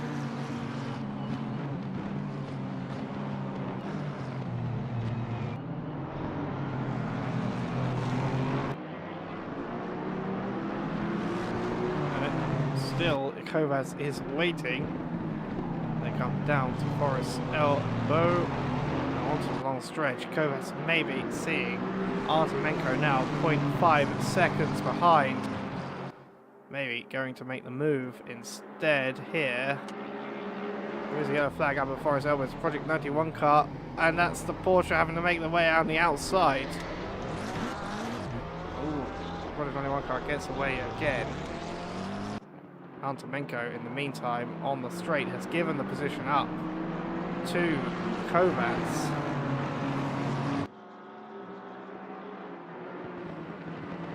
Possibly hoping that Kovacs now can get ahead and take the fight to, well, take the fight, I mean, you know, overtake or lap the Mountain Dew car and perhaps give him a nice little position as well in the process by disrupting the Mountain Dew car's natural rhythm, let's say.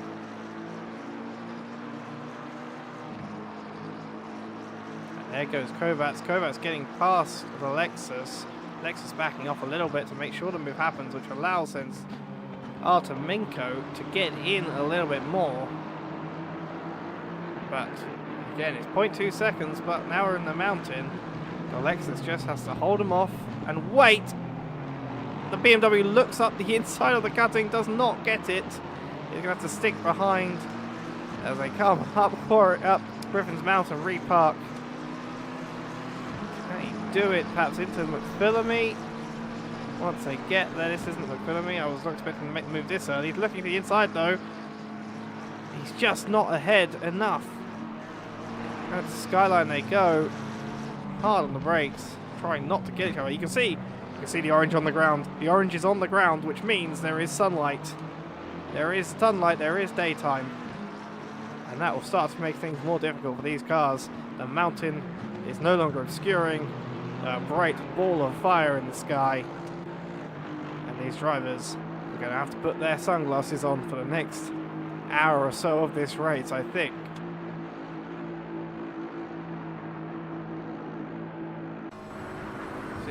see on the onboard of the BMW of Artemenko. Put the bonnet cam for a second. Oh, what can you see except for the Mountain Dew logo? I guess some 3M logos as well for good measure.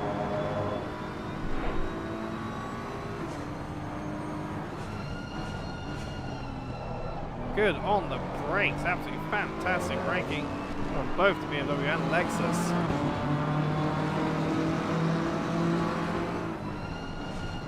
They come through Hell Corner, a little bit wide the Lexus is. That's allowed the BMW to be right on the rear. He can look to the inside, I think. You start bump drafting him along. He's going to look to the inside for Quarry Bend. I think he's going to have to if he wants to try and make the move. Yes, he does. On the brakes, not quite, just too far back. He's now on the inside, but soon to be the outside of the cutting. But they are side by side, and the Lexus has to give it up. And that is the BMW of Artemenko, Evgen Artemenko, up to P6. The first car, I think, that I have seen to overtake the Lexus on pace alone. And that was certainly some skillful driving from all involved to make that overtake cleanly. And that was the patience required to do such here at Bathurst, where you can very easily strategize by taking a car with a lot of pace and just blocking as much as is legally available to you through the mountains. Meg Chow, meanwhile, already dropped 2.2 seconds through the mountain. That just shows how much of a pace difference there is in that section of the track.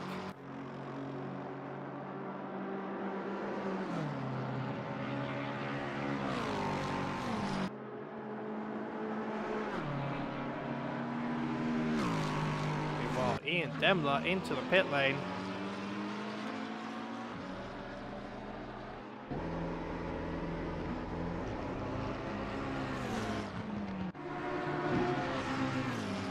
Comes out again. The Project 91 car we saw had a massive moment at Forest Elbow. Is now going to get lapped by the Emo car. Lead is currently driven by Khaled.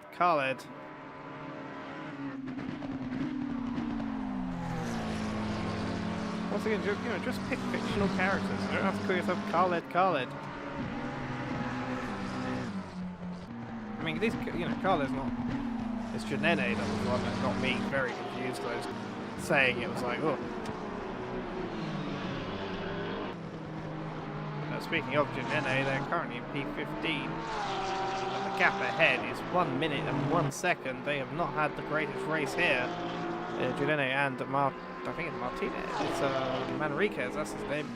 Zach Manriquez with Janene in this car. Down in 15th place by about a minute to the car ahead.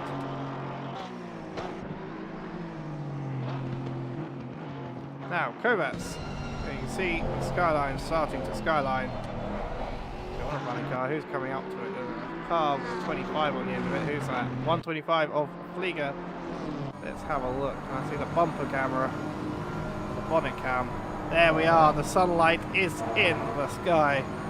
You can see how that, depending on what settings the drivers have, is not going to be the most pleasant sight to see at this time of the morning at Bathurst.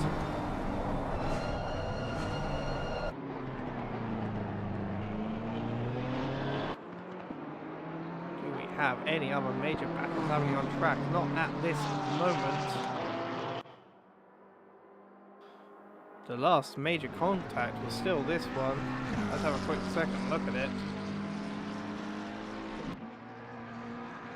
This is still the last major contact we saw on this track. I think this was yes, this was the Porsche getting very loose. We saw this earlier on.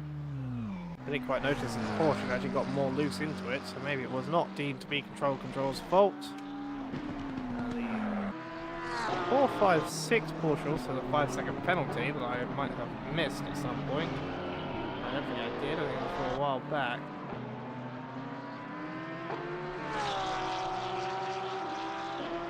Either that or it has not been put on the list.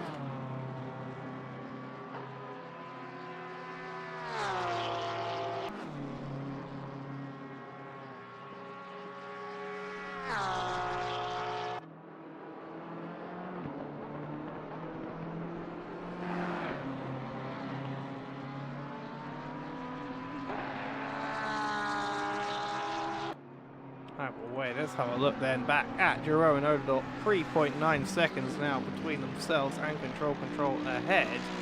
I think they're eating into the 70 car's lead somewhat.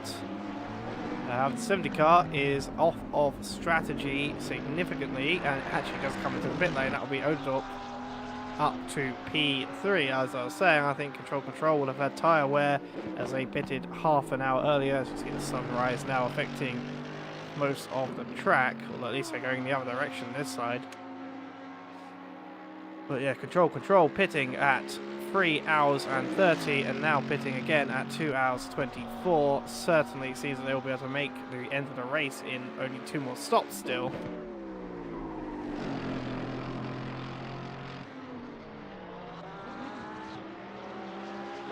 For 1 more stop perhaps, depending on how long they can actually go on 1 tank, which you have to see how that plays off at the end of the race. And Odador up to 3rd place, but 51 seconds now between them and Elfwest, who still remains sitting in 2nd place in the matte black or matte grey Porsche, that Muskesson racing car. But they are 28 seconds ahead of Kovacs, who still comfortably leads this race. And the Pink Pig down in 10th place, looking very damaged. Very much a butchered piece of pork.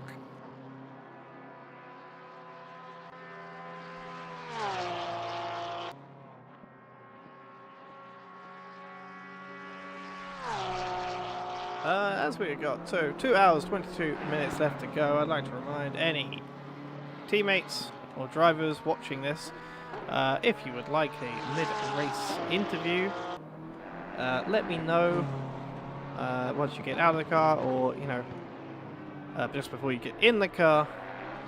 Let me know through the YouTube chat, preferably, because I'm trying to check Discord, but with the way monitors are set up for race control with OBS and all that stuff, I'm blinded by sunlight myself.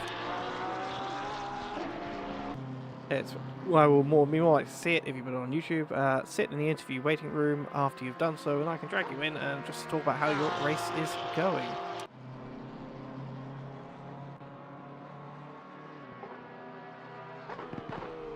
The interview waiting room is situated just below Watch Along in the voice channel section of the Discord, in case you weren't quite able to find it.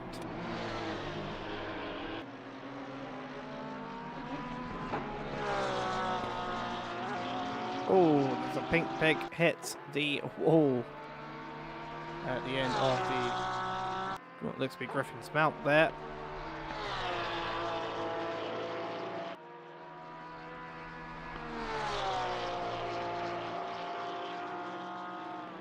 Anders has, who was Sorensen, has retired from the race and says that they had done a lot of training but just wasn't enough for them, and so we did see them spinning several times over the skyline, which is a very tricky part of this track, to be fair, and hopefully we'll see them back again and on better form in the future, maybe at Hungaroring tomorrow, which I'm still very much looking forward to. Once again, I'll use the opportunity just once again to plug RP Series tomorrow. 7:30 is the qualifying start time. Practice opens at 6:30. Hungaroring RP Series Sprint Series, in which the classes will actually mean things rather than just who's solo or duo. And that will be streamed here on this YouTube channel by either our resident commentator Husky or our occasional commentator Jack Hudson.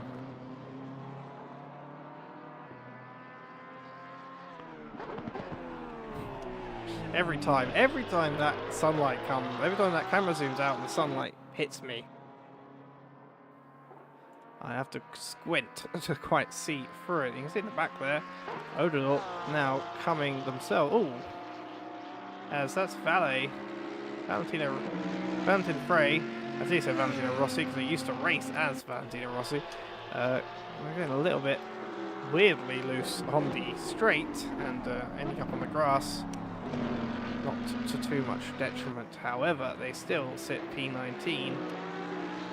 They've gained from other people's disappointments, namely the 44 car, which retired early in this race, again under very mysterious circumstances, and Anders, who retired about a short while ago. Giordane has a moment then at the chase. Seems to have lost a little bit of control themselves.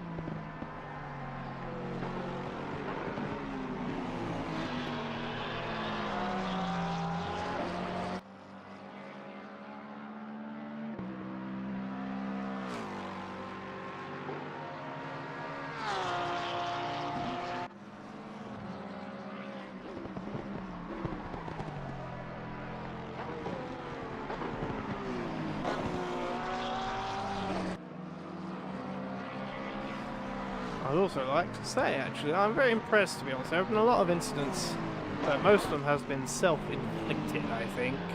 There have been a few larger incidents, however, I still remember the first time we did this race 2 years ago. We had a pretty packed grid, and I think I was one of the stewards for it, and I always remember the first 2 hours was pure stewarding of a 4-hour race. And I do mean pure stewarding.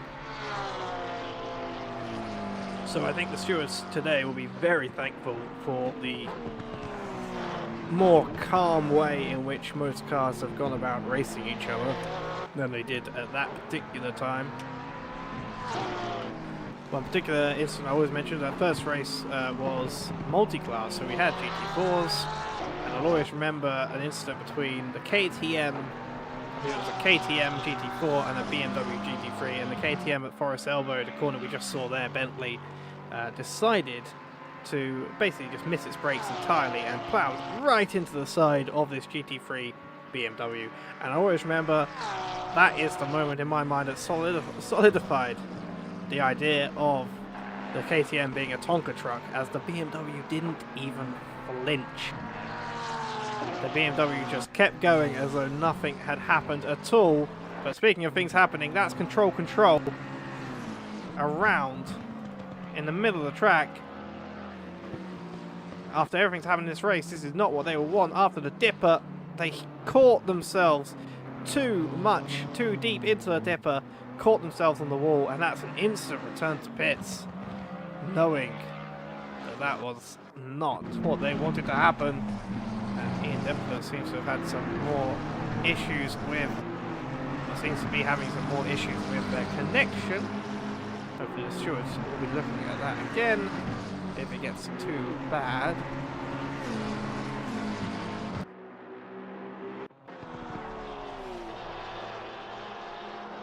Bathurst is always a fun track, to be fair. Like I say, a lot of great memories of this track, including that moment with the Tonka truck. Some lesser memories of pain and horror that I'm sure some of these drivers right now are experiencing, especially here at Skyline. You've seen Bengchel in the Lexus still in P6 after Artemenko having overtaken them earlier in this race. And a car we haven't seen much of, I do want to have a look at the other Datmus Kessel car, the teammate to, I believe, Elfwest in P2, the matte grey, black, whatever colour that is actually painted as, AMG Mercedes with the green highlights. And they're sitting comfortably in P4, 13 seconds now behind Oderdorp in P3.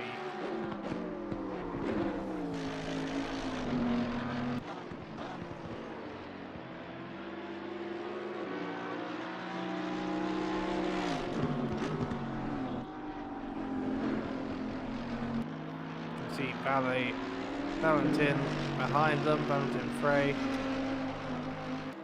still sitting down in P19. Ian Demler then has, like I said, had some issues with connection, but it's now 0.5 seconds. It seems pretty stable behind Lobash. Two McLarens, both with a very similar colour scheme, although one with a proper custom livery and one with an in-game custom livery. We'll see who comes out on top. The Swanton is off at Hell Corner. First person to actually make that corner sound more hellish or seem more hellish, as Phantom Frey also has an off track somewhere. Let's see what happened here. Oh, never mind. Looks like it was a much bigger issue. The 15-second replay only takes you to them going off the track in the first place. But Elfwurst, as you just caught the end of, comes into the pit lane in the midst of that spin around for Swanton, and seems to have a very, very damaged Porsche, and that allows Oderdorp to take P2 in this race. Still though, 1.5 minutes behind Kovacs in P1, and still with 2 more pit stops to make, and a 10-second time penalty for good measure. You can actually see as Oderdorp crossed the halfway point of the mountain straight, the 76 car of Martin Kovacs was at the apex of the chase, which is essentially the opposite side, or the literal opposite side of the track, although it's more than half the track away. But it is right, I guess, north of the track. Actually, I'm not sure what direction that is. Actually, it must be west, no, east. Yeah, directly east of where Oderdorp was, because that's where the sun rises. And the sun's rising, certainly, in that direction. As you can see, I love the sun here. It's terrible, and I love it. The fact they actually make real drivers race when that is where the sun rises is also quite funny to me.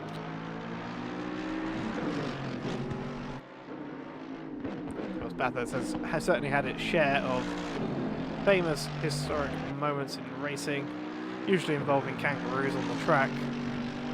And famously, F1 world champion and legend racing driver in his own right, Mr. Denny Hulme, died here rather suddenly of a heart attack during the Bathurst 1000 that he was competing in. Or, sorry, it might not have been the 1000, but it was a Bathurst endurance race he was competing in the 90s as an older man at that point, and sadly died of a heart attack in the race.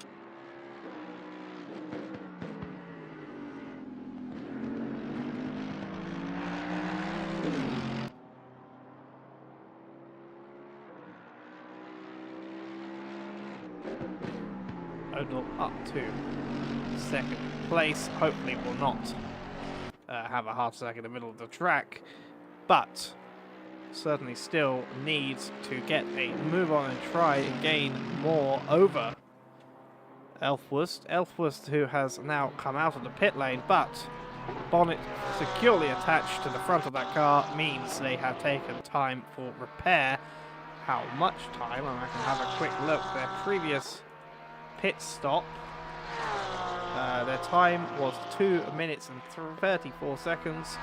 Generally, Kovacs, for example, his last pit stop was a 1 minute dead, which means that they had, on top of their 30 seconds trundling through the pit lane, 30 seconds in the pit box, 1 minute and 30 seconds of repair, which certainly spells good news for Oderdorp and Oosthuizen up in P2.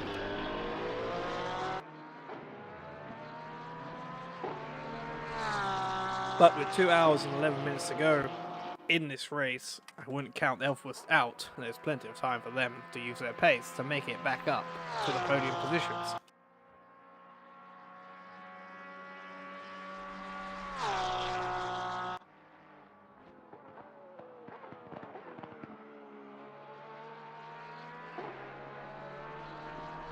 Kovacs, meanwhile, though, showing no signs of slowing down. Their last lap was the fastest of anyone on that last time around, at 2:01.645. Only 6 odd tenths slower than their fastest lap of this race. Elffuss puts in a 4 minutes 30 due to that pit exit time. And the time actually in the pit box, because their pit box must be after the start finish. So we will see on this lap what they can bring to the table, but they obviously have to use that pace to make it back up. And I think they will find it challenging to do so, at least to the top spot, as Kovacs seems this race to be very calm, very collected, and showing no signs of faltering at the moment. See him here chasing down Valentin Frey, the blue flag being waved by the marshal. And Valentin gets out of the way to the left-hand side, indicates for good measure. And that is the Castrol car up, having once again lapped Valentin Frey. Valentin now sitting, not sure how many laps behind, 4 laps behind the race leader.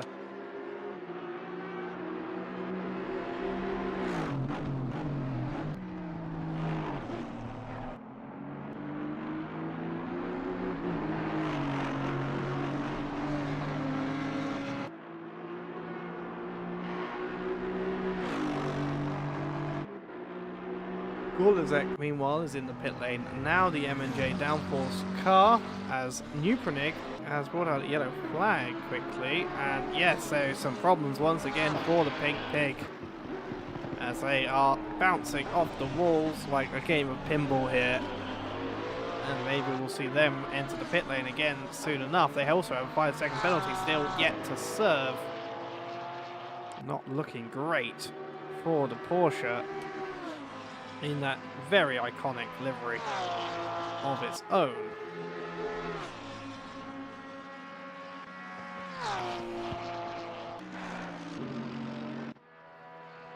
Elffuss, meanwhile, has made its way up to P7 due to the pitting of Gulazek.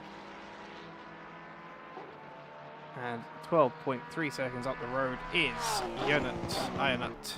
How do you pronounce that?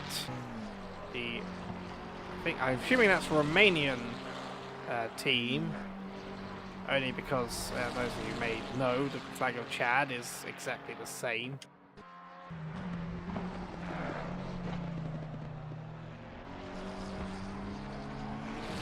But I'm going to go out on a limb and assume that is the Romanian flag in this case.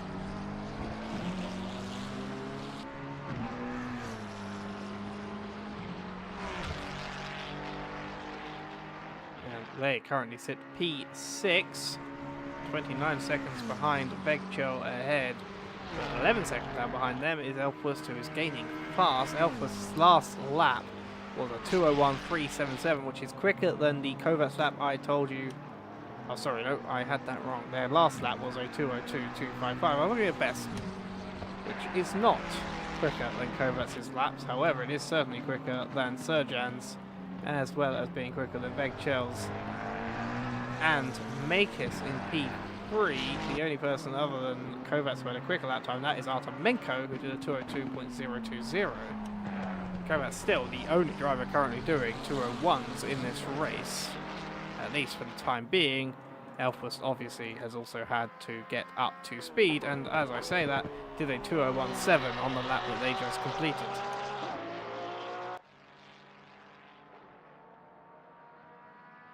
Clearly, whoever hammered the bonnet back into place did a good job, and look at the dirt on this. The Pink Pig, which is sitting quite sadly in the pit box.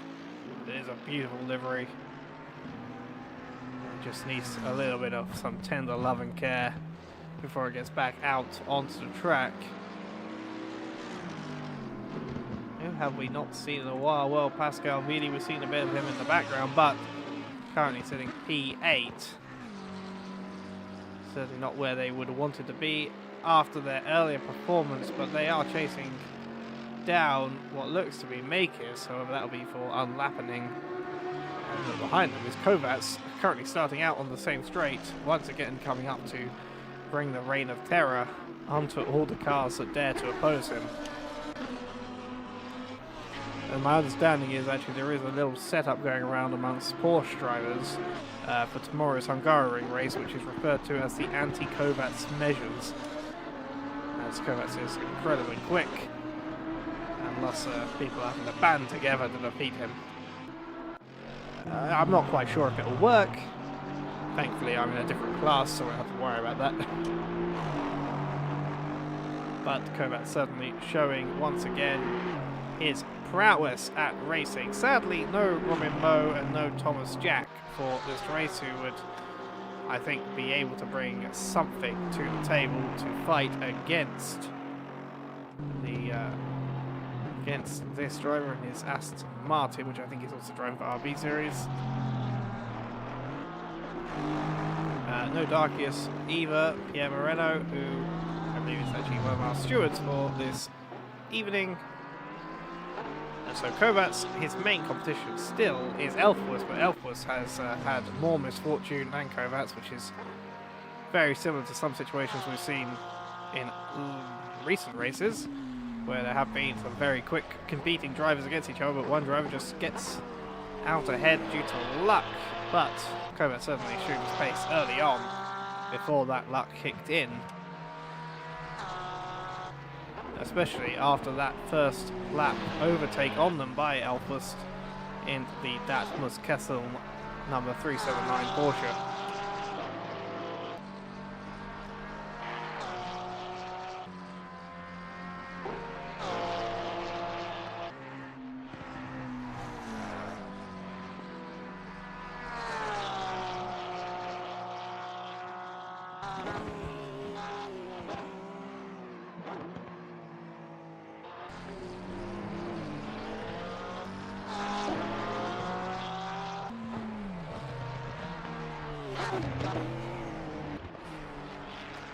Elfwus still gaining on Ironett. See Ironett knock the car immediately ahead. That is, I think, Swanton in the McLaren being lapped, but Ironett is up in the chase very shortly in front of this Porsche now. 6.6 seconds is the gap, and after that it is then the challenge of the Porsche to overtake the notorious Lexus and its incredible pace on the straights and its ability to hold up in the mounting. This should be a relatively easy maneuver. It's blue flagged, so the car ahead cannot defend, and the Porsche should quite nicely get past. McLaren takes a little bit of a grass-cutting detour, maybe earning a little bit of pocket money from the groundskeeper. I heard a squeal of tyres, I think, as this 169 Ferrari went through Quarry Bend. Probably trying to haul as much ass as possible to get away from the Porsche. Into the mountain once again. These cars all come. What is this lap? Kovacs is on lap 58, about to finish onto lap 59. About to finish lap 59, it does so. Therefore, we should have a good 60 more laps left of racing here to finish on what will be around 120 if we do. Obviously, we'll lose some time with Kovacs and the rest of the cars having to pit, so probably like 118 or 119 just to be annoying. But we're now 2 hours and 1 minute left to go. So I'll ask anyone still watching, who is your, let me know in the comments, driver, or let me know in the chat, let me know who is your driver of the half, as we look at a flag, and Lovac seems to have had a spin of their own. Let's have a look what happened here, and we again just catch the back end of it. It looked like they once again got onto the curbing on the right-hand side, or just the left-hand side of the screen, the right-hand side for them, and flicked up the throttle a little bit too much. But that means that he's now right ahead of this man here, Janut, who is being chased down still. 2 seconds has been gained. It's 4.4 now for Elfwurst to the Ferrari ahead. But like I say, let me know who's your driver of the half. I'm not quite sure who mine would be without just giving it to Kovacs for having kept himself very, very clean.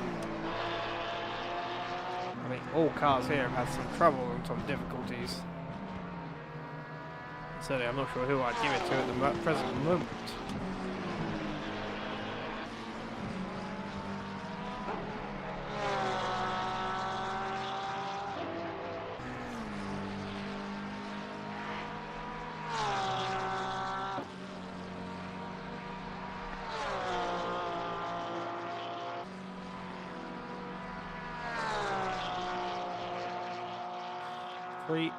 .6, and now Elfwurst working the time down further and further. Meanwhile, Kovacs is having to lap. I think that is that Nunnendorf again, once again back in the black and blue Porsche. Martin gets ahead of them before or just through Quarry Bend, and therefore we'll have now the whole mountain to play with without worrying about the back marker getting in his way. The next car up the road for him will be number 18 of Makis. That's P3. Kovacs almost lapping Alderfield, but one. The only cars currently remaining unlapped are Makis and Odendorp.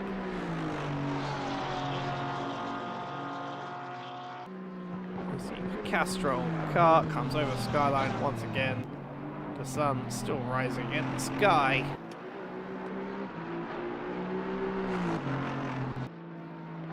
Artemenko, meanwhile, takes to the pit lane for what is their second stop of the race. A very standard stop at the hour mark, as I knew they would. At the same time, Odendorp, who will give the car back over to Jürgen Zichthuizen, who previously stopped at the 2-minute mark, stops once again for what will probably be, rather than recent strategy, wanting for equal drive time, which is obviously always a contention in the case of endurance races where you have 2 drivers or more in the same car. 4-hour race with 2 drivers, obviously you've got a choice. All these cars can do around a minute and I think 15 to 20 seconds. Not minutes, sorry, an hour and a minute.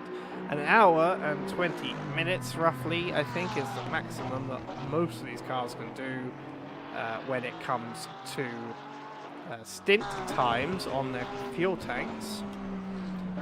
So if they wanted to, they could probably do, well, they could do, as I'm not sure what happened there. Elfwurst, something happened to the connection.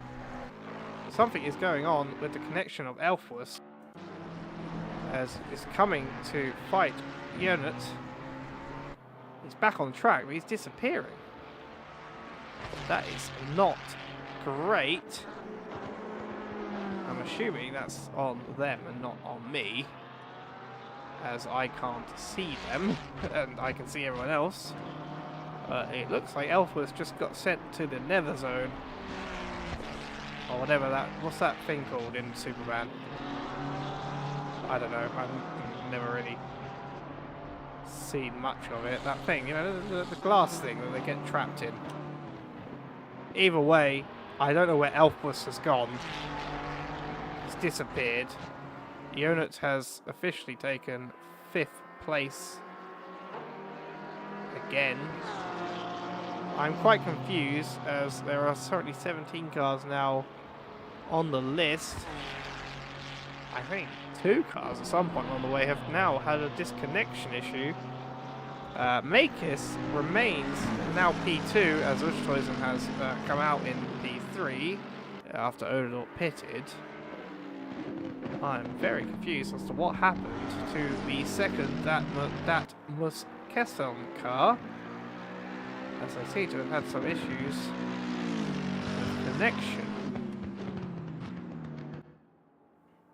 That's unfortunate, because I was quite looking forward to seeing that fight once again. And so that is unfortunate, as that was the main car, which felt like it could bring the fight to the car we just saw round the first corner of Kovacs.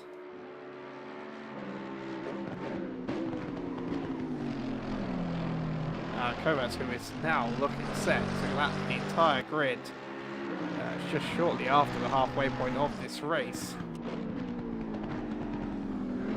Ian Demlett, oh my goodness. Ian Demlett pulling into the pit lane from the grass. There's a massive hit that has happened, that has been sustained by this car. As they come in, they limp into the pit lane. I don't think I've ever seen a more literal definition of limping into the pit lane as that massively slow appearance to the line.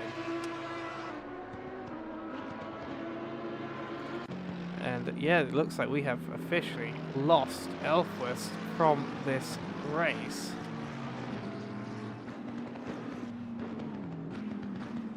Which is a shame, and again, like I said, it looks like someone else has been lost as well, as we are down another car somewhere along the way.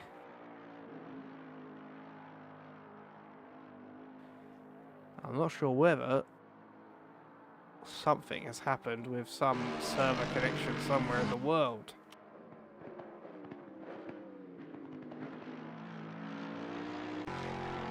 So, meanwhile, Van Vegchel is in the Lexus, and in front of him, 2.7 seconds up the road, is Jürgen Zusshuizen in the 242 Mercedes. Now, these two cars came together earlier in this race, and the 242 car received, you can see it in the foreground there, a 10-second time penalty for that coming together. As far as I'm aware, that penalty was appealed, and the appeal was declined by the stewards.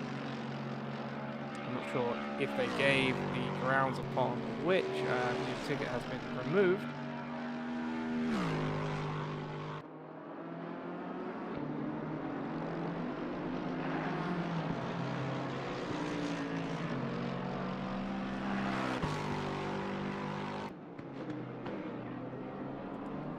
But yes, it appears that now Vegchel is 2.5 seconds behind the car of Jürgen Zusshuizen and Jeroen Odendaal.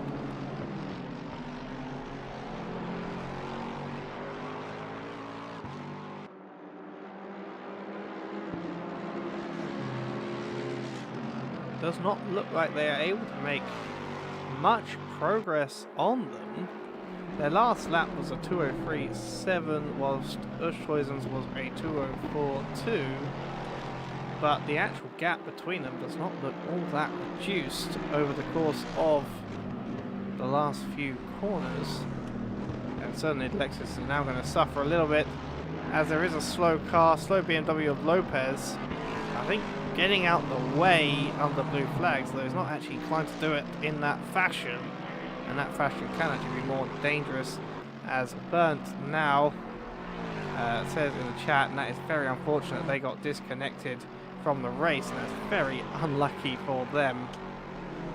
And very unfortunate as well, because I was very much looking forward to the fight between them and the Ferrari that was coming up as they continue to reclaim their position.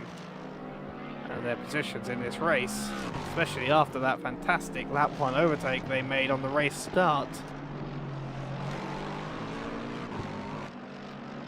They almost seem to save us from Kovacs here, who himself looking like he's going to save us from himself as he gets into the dirt on the exit of Hell Corner. Kovacs now absolutely dominant in this race with almost a 2-minute lead on what is essentially a 2-minute lap time. And we see him here, and they're ahead of him with one car between them is Makis, the teammate to the now disconnected Porsche. Comes through down to Salman Park, only 2 seconds now ahead thereabouts of Kovacs behind, who is looking to lap the entire field. I mean, if he could lap himself, he would.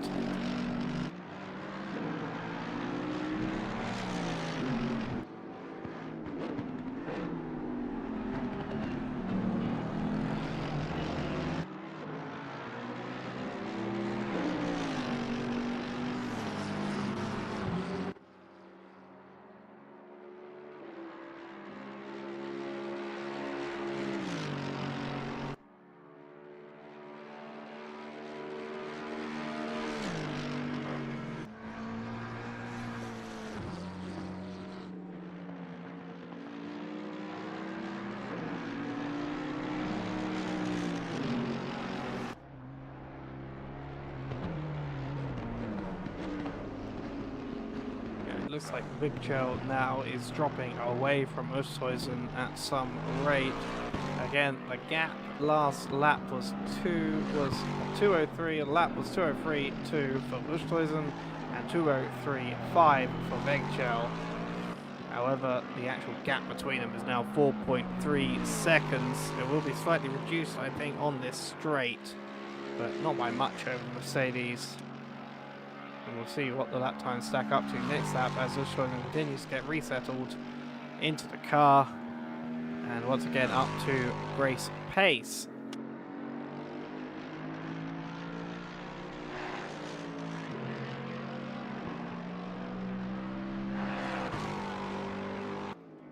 Now, of the cars who have currently served their entire pit cycles, all will have to serve at least one more stop.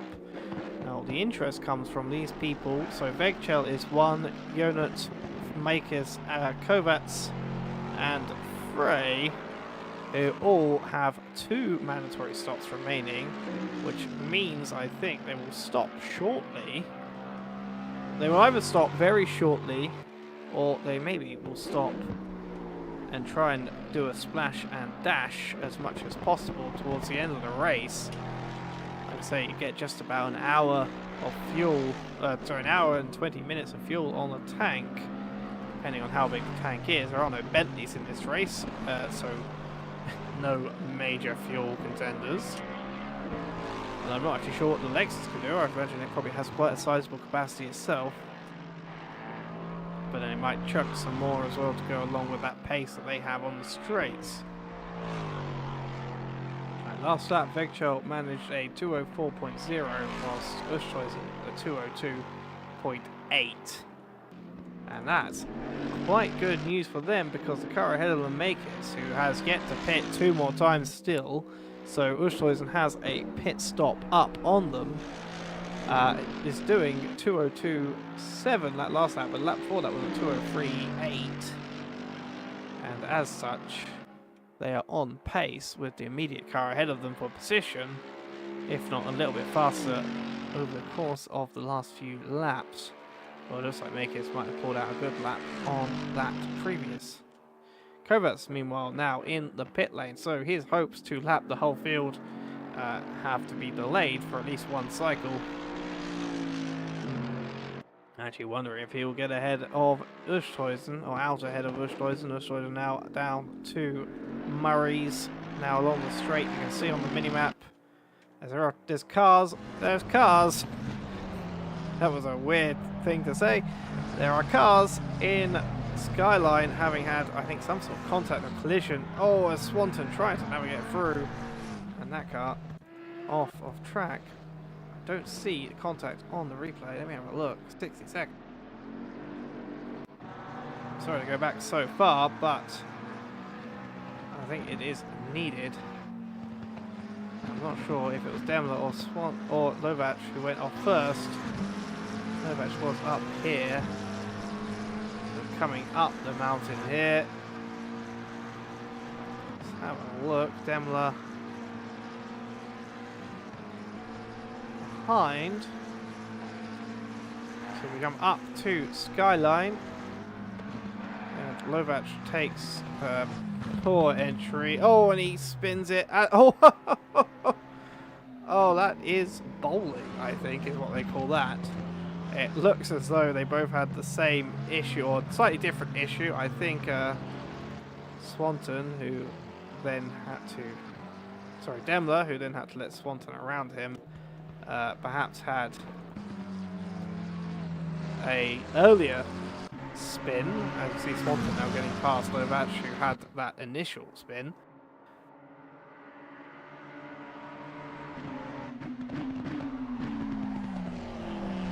I do think that Lovac had that spin as the off-track, escape road at Skyline can be quite bumpy and difficult to control the car on, whilst it looked like Demler had lost the car on Skyline itself, and they kind of just swung round and bowled into the other.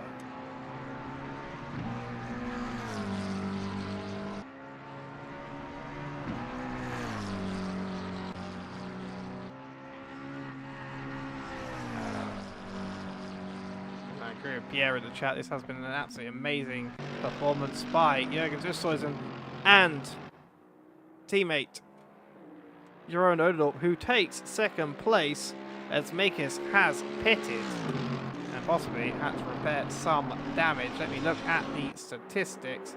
No, their pit stop, according to this, was at 1 minute 5, and that is allowed then. So just on pace, Züsthuizen is ahead and into P2.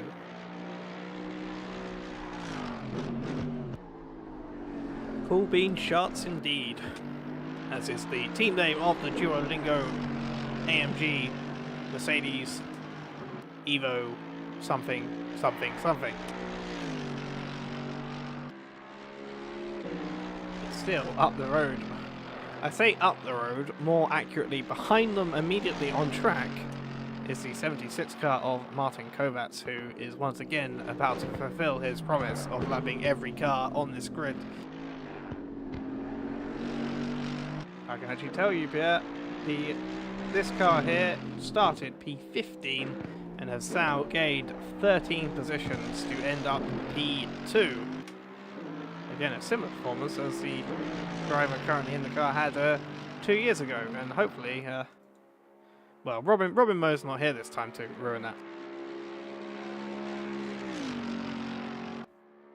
I know it was his teammate, but I can't remember who his teammate was, so I'm blaming Robin.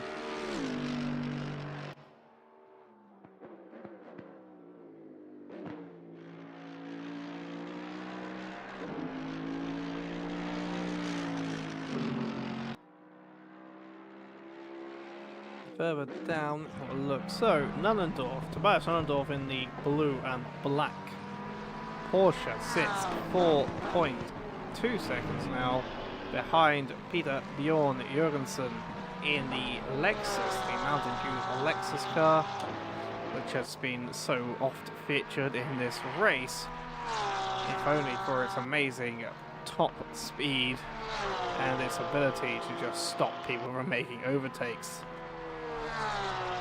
We shall see if the Porsche then can catch the Lexus. There's a yellow flag for Hemo.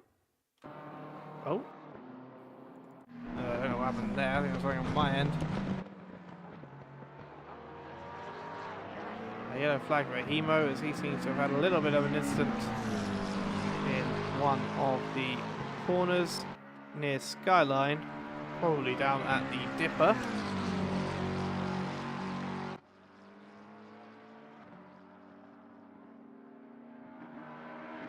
See him getting lapped by Jørgensen in the Lexus as they come through the chase. I'll be interested to see how these cars are performing relative to each other in lap times. Jørgensen has recently pitted and does a 2:03.7 on their first clean lap. Nullendorf a 2:03.6. Low 6 and a high 7, to be specific, about a second and a half, if not a little bit more, between them. And Nullendorf only 3.8 seconds behind. This gap, if they keep this up, should be down in a couple of laps' time, unless Nullendorf can pull out some 2:02s in the short term.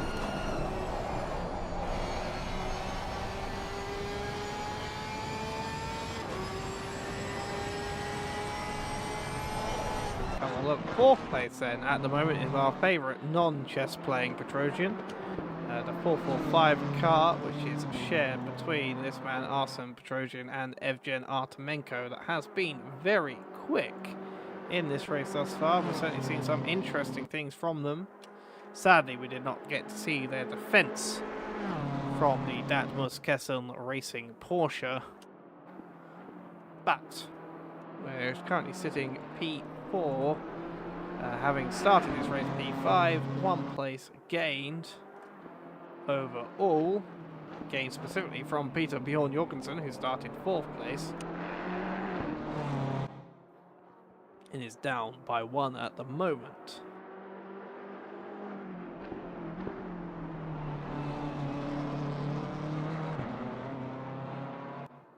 Up the road then, as said before, is Makis, who is 11 seconds off of Buschhuisen, who currently is 2 seconds behind and 1 second-ish ahead of, or 2 seconds ahead of, Martin Kovacs.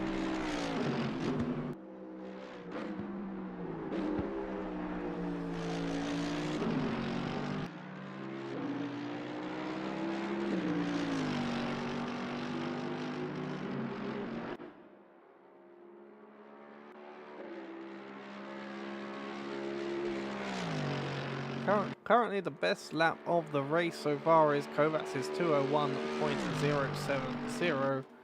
Kovacs still consistently in those 201s even at this stage of the race. Certainly proving why he deserves to currently sit at the top of the leaderboard. However, there is still 1 hour and 38 minutes of this race to go, and as we have seen so many times in the past, anything can happen. And if Kovacs has a moment of brain death, as he did at Monza, at this track, that is going to be far less forgiving than at the flattest place in Italy.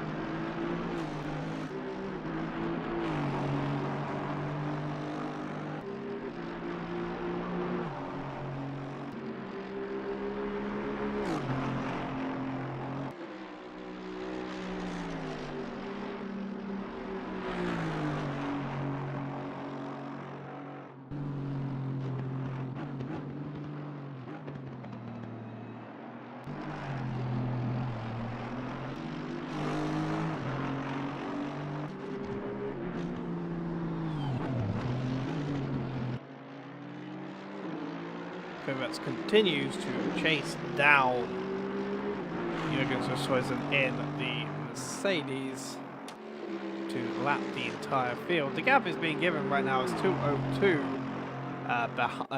Buschhuisen as 2:02 behind Kovacs. However, given Kovacs is doing 2:01s, I'm not sure that's quite accurate.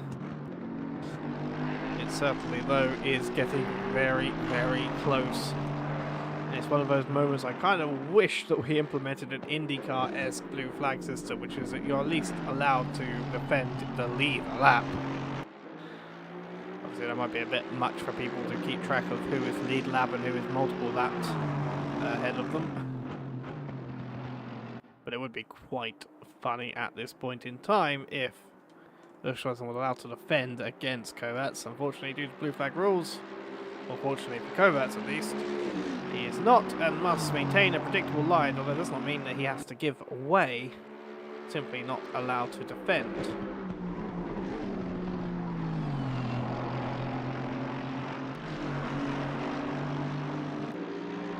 Nonnendorf, meanwhile, further down the order, has dropped off a little bit from Jorgensen. I think he's become stuck a little bit behind at this back marker McLaren of Emo. which is unfortunate. Like I say, doesn't have to get out of the way, but defending could be penalised or would be penalised by the stewards if they are deemed to see or deem that he has defended. Doesn't look like any defending's going on though, and gets past before the chase. Meanwhile, Kovacs right behind Ushloisen now. How quickly will he be able to make this move stick? Like I said, Ushloisen does not have to give way, and with the dominance that Kovacs has in this race, I don't think they'll feel much guilt if they don't give way too quickly. They simply cannot defend. However, with it being the Conrod now, the Mercedes power may keep them in contention, but if Kovacs makes a move, which he is, they have to not fight it. And they don't do so when Kovacs is officially your race leader twice over, essentially, and takes the lead of the race still. Takes the lead of the lead lap, and takes the only car to be on the lead lap from Jürgen Ushloisen in the 242 Mercedes.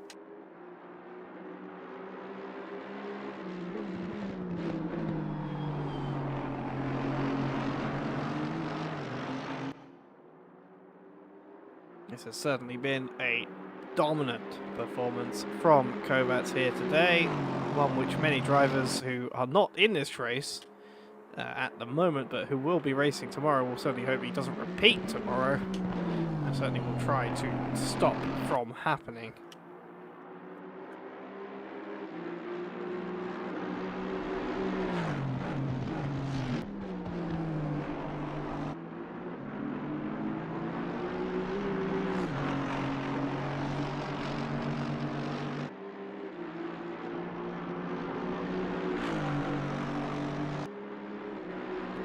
Nullendorf just not able. I feel like they're too evenly paced, Nullendorf and Jorgensen. I mean, the pace is swapping around, but they don't seem to be able to do anything major to either one's time. It seems that Jorgensen can't really run away, and Nullendorf can't really close the gap. But I mean, that's always to the benefit of the car ahead, who obviously doesn't care too much about that gap closing or gaining, as doesn't care too much about that gap increasing, just so long as it doesn't gain.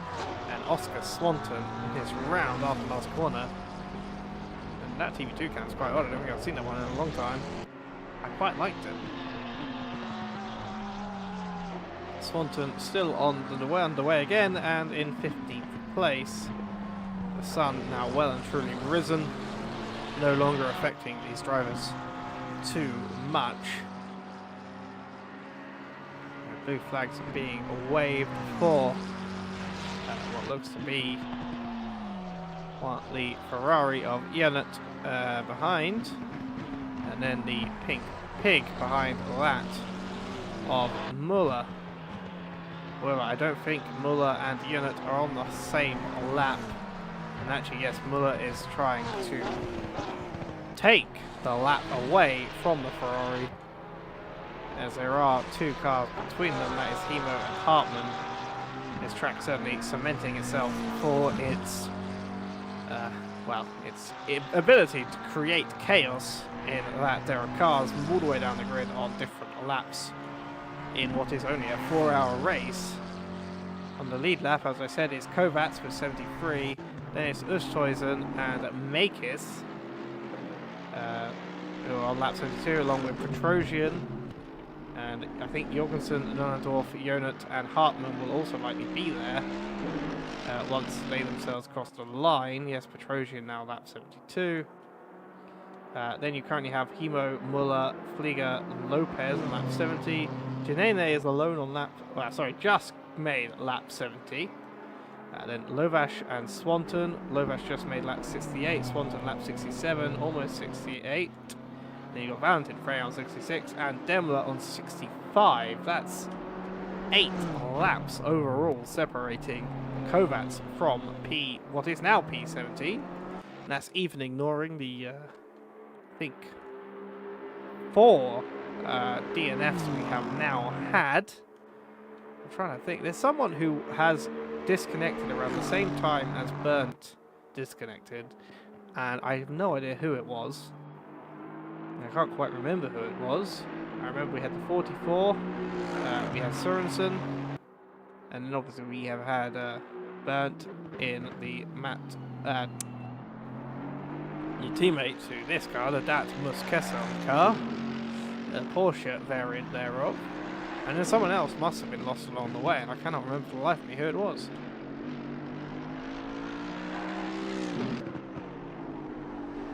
As Kovac starts lap 74, Makers lap 73, Makers now looking to chase down Jürgen Österreich. So 6.4 seconds is the gap, and they seem to currently have the pace advantage on the fellow Mercedes. The team car of Cool Bean Charts in the Duolingo car versus the solo driver of Makers in the Dat Muskesson car. As the 13 of Daimler once again around down the Conrod, not going, despite having the time to do so, returning to the pit lane instead, either to repair or possible retirement incoming for them, with 1 hour and a half remaining. I wonder what it will be.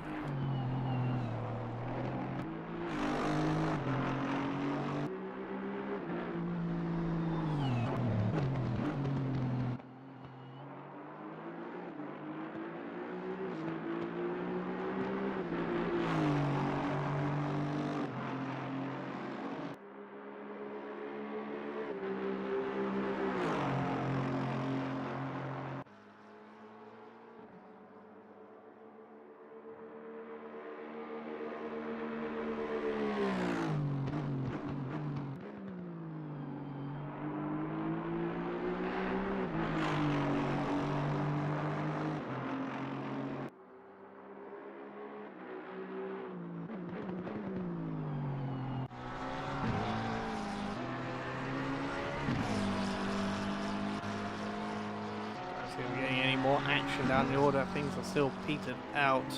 Lovash looks like they might be gaining on Janene, however, down for battle for P13. Demlet still in the pit lane, so likely repairing and not retiring.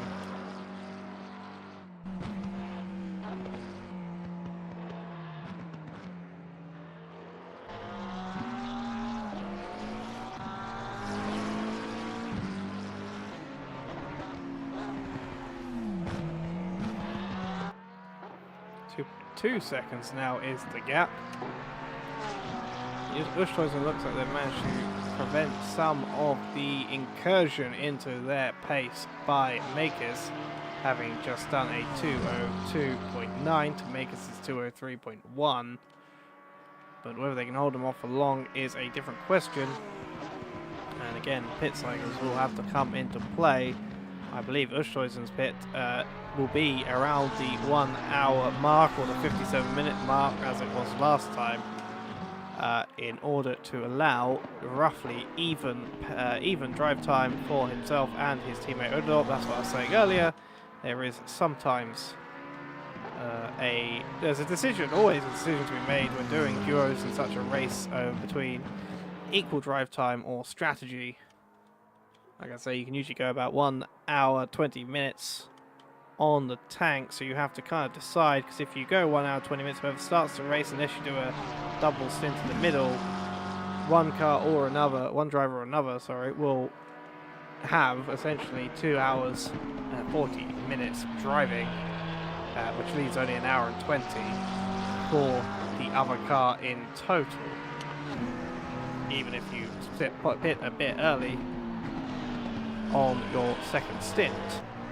So the decision is whether to take the advantage that can be provided by the fresh tyres and low fuel on that final stint, or to want that even drive time and hope that it evens out by never having tyres that are too worn.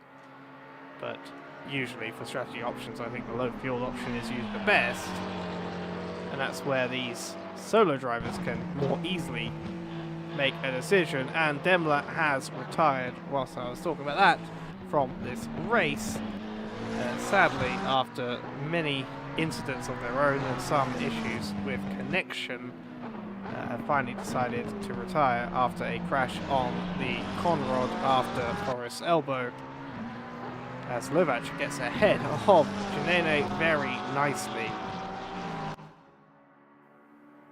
and comes into 14th place. No, 13th place it'll be once the timing tower updates, I think. Oh, never mind. Alright, I was ignoring the fact, actually, sorry, that is him unlapping himself for the first time, and will have to do so at least 2 more times before taking the position. He is still in 14th place. The timing tower doesn't actually let me know if the gap's for position or for lapping or unlapping. But Lovac gets ahead of Janene and will have to do so 2 more times in the next hour and 24 minutes if he hopes to gain P13, although Janene does pit, so that difficulty comes down a little bit more. And like I say, Janene bidding 1 more mandatory stop, an hour and 24 to go. I'm not sure the Porsche, of all cars, can do that without having to stop for a splash and dash towards the very end. But at this point in time, with the chaos, the drivers, particularly in this lower half of the field, have been massively affected by emergency stops for repair, and their pit strategy is no longer down to their own choice as much as it once was.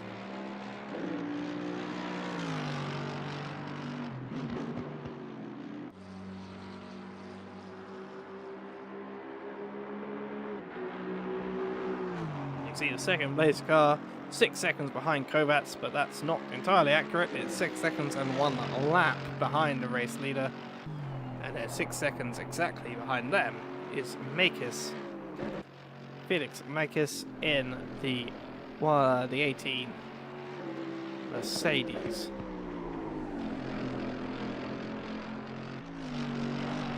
As Janene now coming out of the pit lane, still in P13. Lovac is, where is he? He's down on the Conrod.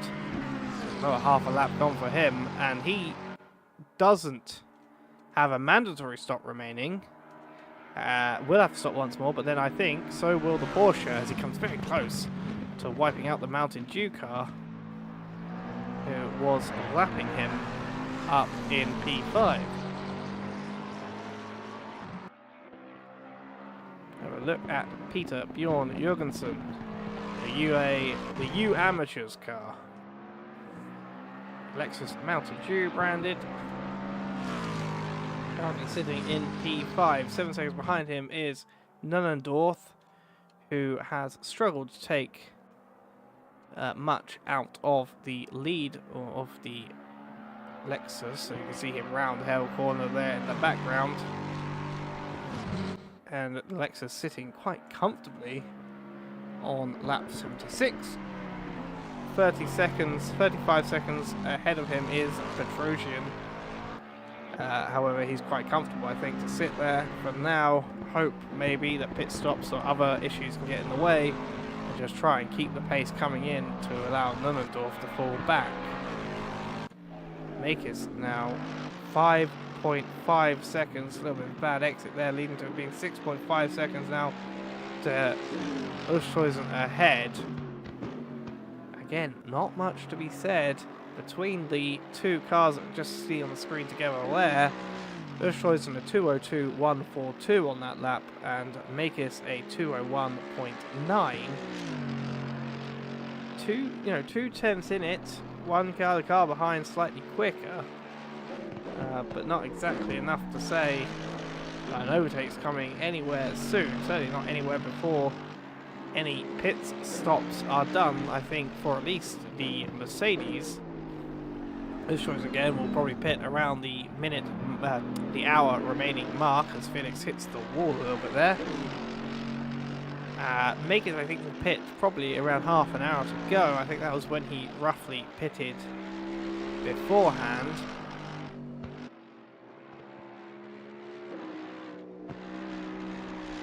So we shall see how these pit strategies play into each other, as almost Felix Makis almost loses the cars we've seen so many others do at McPhillamy Park, or the exit of McPhillamy Park. Keeps the car together, however, and hasn't lost too much time through that. But certainly playing nicely into the hands of Ushtoisen. And Kovacs has a yellow flag. I'm not sure what Kovacs is doing here. I'm not sure what games the current race leader has decided he wants to play, or whether this is genuinely an issue that he is currently having. Is he going to pit?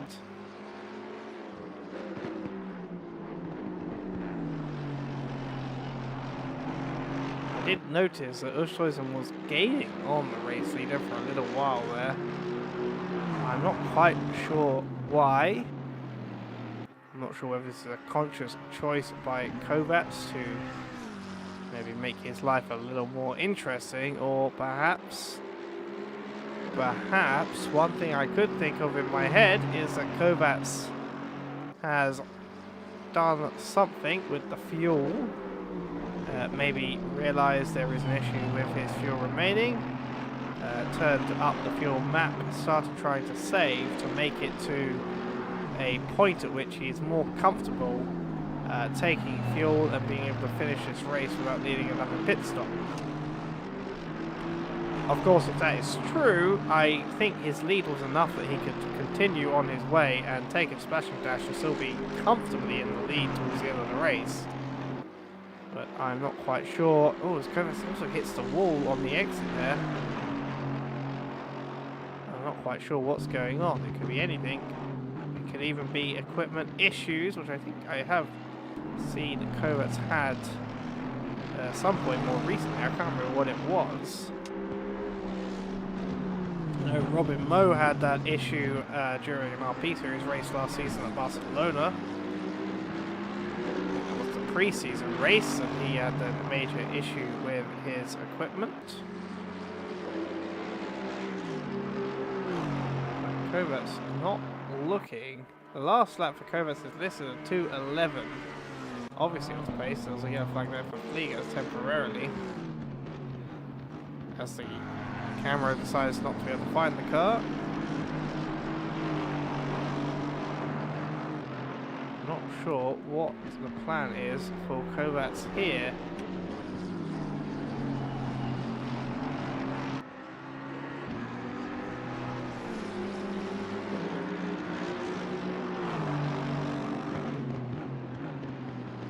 Kovacs just put in a 2:02.6, which is nowhere near the pace he was doing beforehand, but still quicker than Ushtoisen's lap the same time around, and quicker by 1/10 than Make's.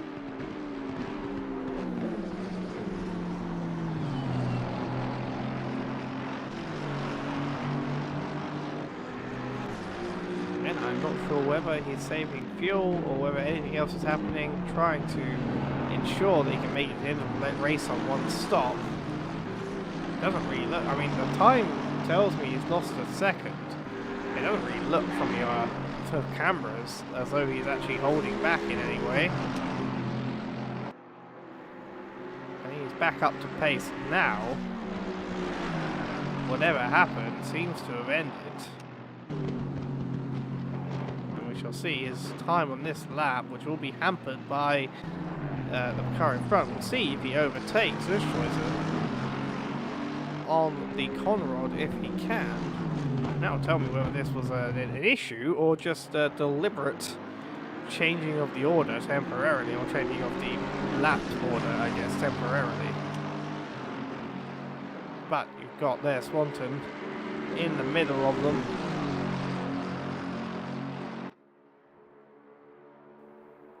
As Flieger has a yellow flag, and he's done, I think, the same thing as others have done in McPhillamy Park, and ended up in the barrier on the entry to Skyline. He's got plenty of clear air now to use to get underway again, which he does, as Kovacs still sitting behind Ushtoisen. I'm not quite sure still what is going on here.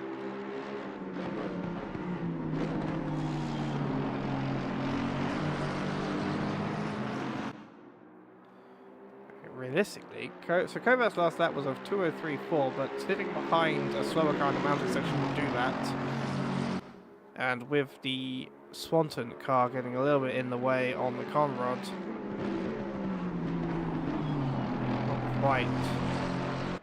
still not quite sure if he's doing this deliberately or actually having had some issue which has led to him falling back. It's very slippery on the exit there of the cutting.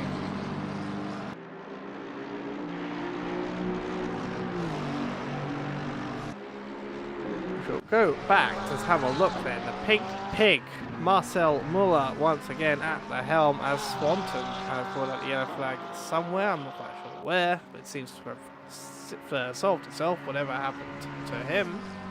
Marcel Muller then now on the rear of Hemo. 1.6 is the gap.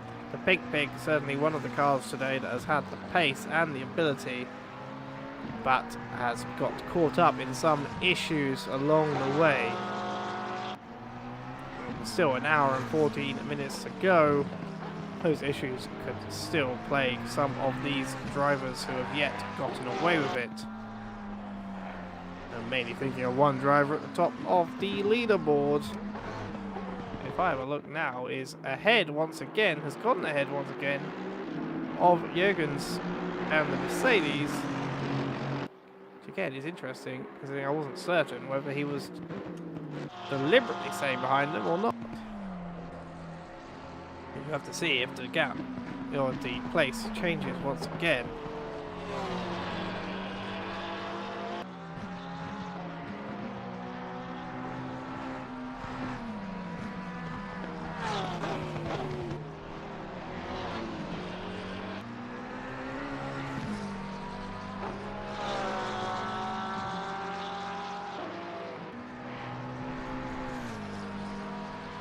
Muller now 1.7 behind. Hemo looks like he might have picked the pace up a little bit in response to the advancing Porsche.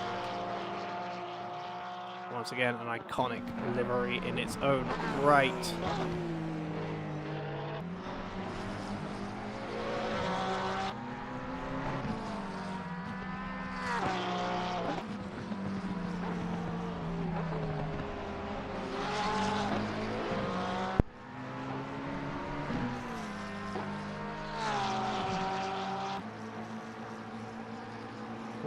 .5 seconds now is the gap. You can see Hemo right there in the foreground as they crest over the hill in the middle of the Conroy Straight. They will come up to the chase, but the camera really does not like trying to find cars. Now 1.3 seconds. Let's see what the time gap is. Never mind as Hemo pulls into the pits for his last mandatory stop. It might not be his last stop overall, but it is his last mandatory stop of the race. The only cars left to do mandatories are Kovacs, Oosthuizen, Makers, Petrosian, Bjorn Jorgensen, Nullendorf, Janut, Lopez and Frey. Once Hemo comes out at least. Hemo still has to serve it as he has not yet done so. Still in the pit lane himself. And you can see the Egypt Sim Racing Team livery that they are running on that car today. It is himself and his teammate Khaled, who are driving a very nice livery, that, with some black, white and red, which I believe are the colours of the Egyptian flag, hence why they're in those particular colour schemes. Also a nice little bit of Vodafone sponsorship, which also suitably in the same colours, or at least very similar ones.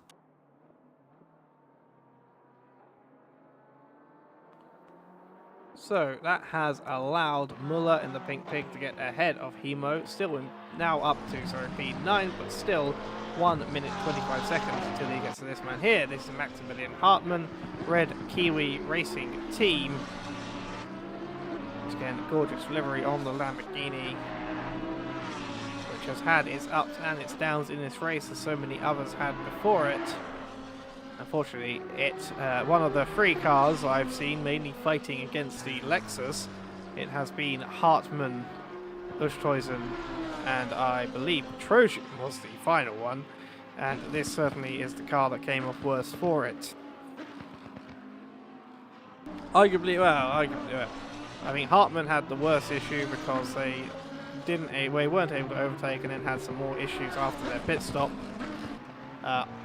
I'd like to say that Petrosian came off the best because he made a clean overtake on Jorgensen and got ahead of them nicely, but given they're sitting in P2, the driver that came off the best from the fight on the Lexus was Oosthuizen, who oh, not Oosthuizen, sorry, Odedorp, who, more than just getting ahead of them, wiped them out for good measure. Received a 10-second penalty, but it wasn't really a big enough penalty to inflict any major damage upon the 242 Mercedes, as Hartmann comes in for another stop, one beyond their mandatory.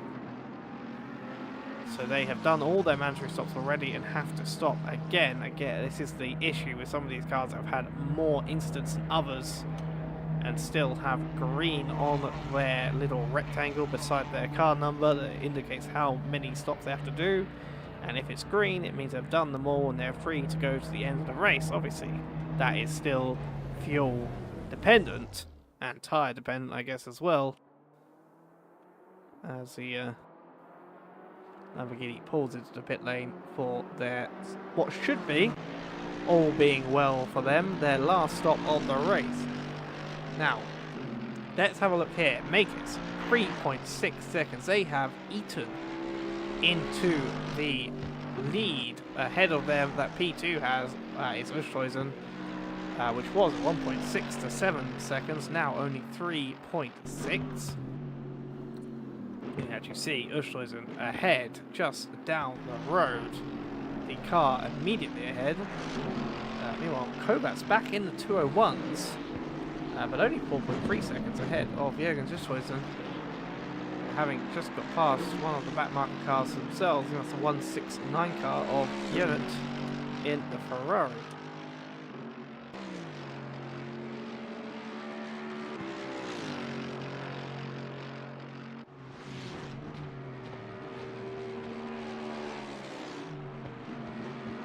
Makis last lap did a 202.8 to Jürgen's 203.6. However, they're about to come to the end of these laps and we shall see what the pace difference is then. However, Makis 3.4 now in it, 3.2, I think will have the pace advantage. But by how much? Well, the answer is about 0.5 of a second. It's Makis with a 202.6 and Oosthuizen with a 203.1. And note that Makis, I believe, can still go for another 40 odd minutes on this tank of fuel, whilst Oosthuizen will likely pit at the 1 hour to go mark, and also therefore is suffering from the extra tyre wear they have incurred through this set race, even if they have less fuel currently in the tank, whilst Felix is in a much fresher car. This will certainly be an interesting strategy play towards the end. I think if Oosthuizen wants to, and if him and his teammate Odedorp agree, they might wait a little while and go to about maybe 40 minutes at a push in the Mercedes, I think. Maybe 50 minutes remaining, just to try and eke out those last bits of life and put less fuel in the car for the final run on the fresh tyres.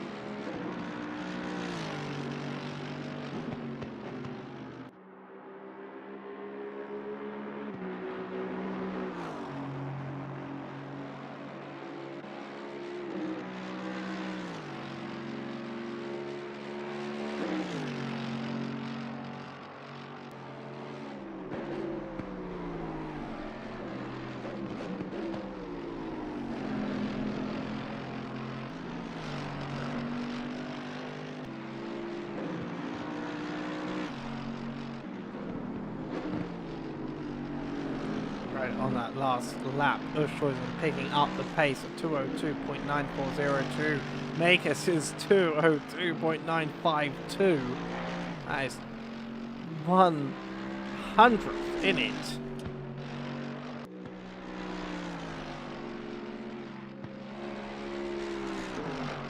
Good 12,000 in it between the two cars. This is going to come down to it, I think, by the time we get to the end of this race.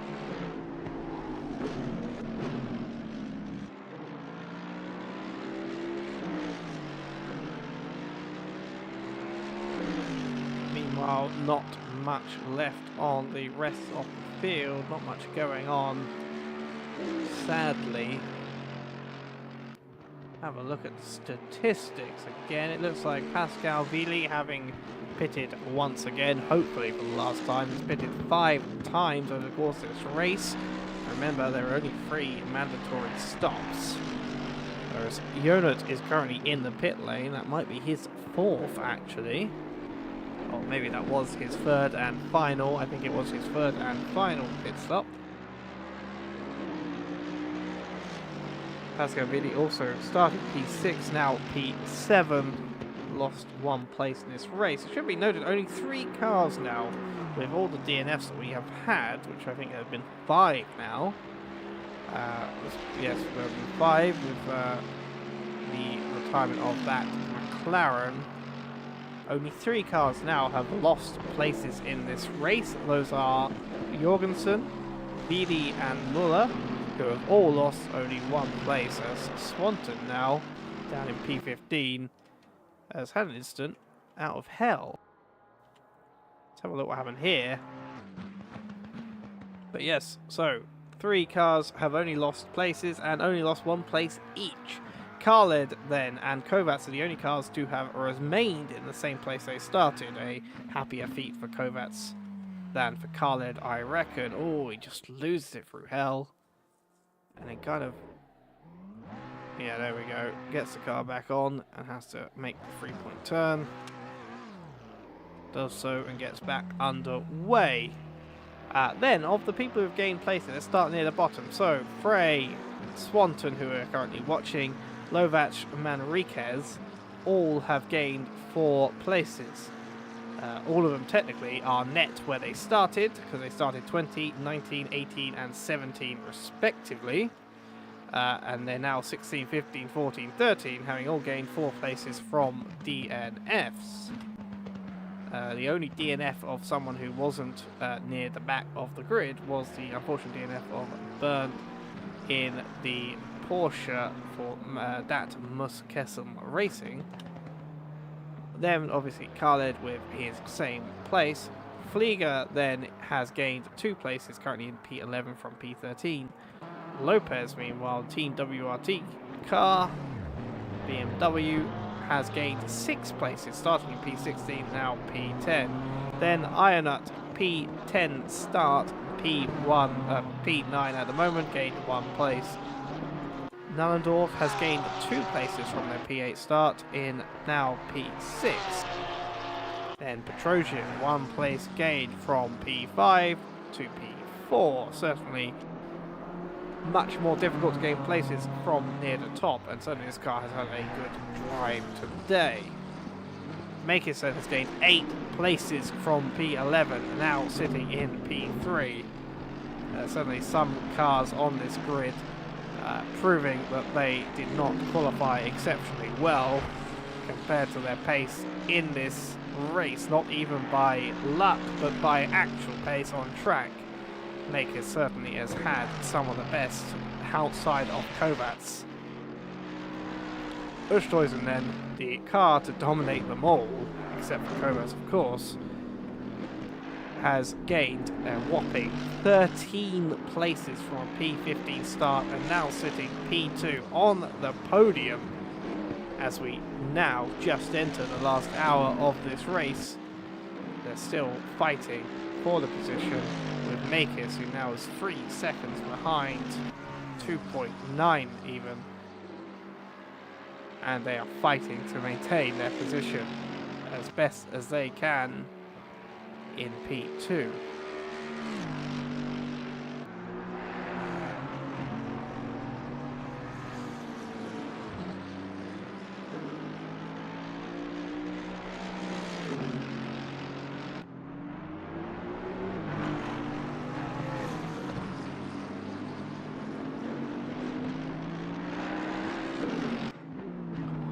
Now is the time where we will start to see these top 6 runners who have all one mandatory slot remaining.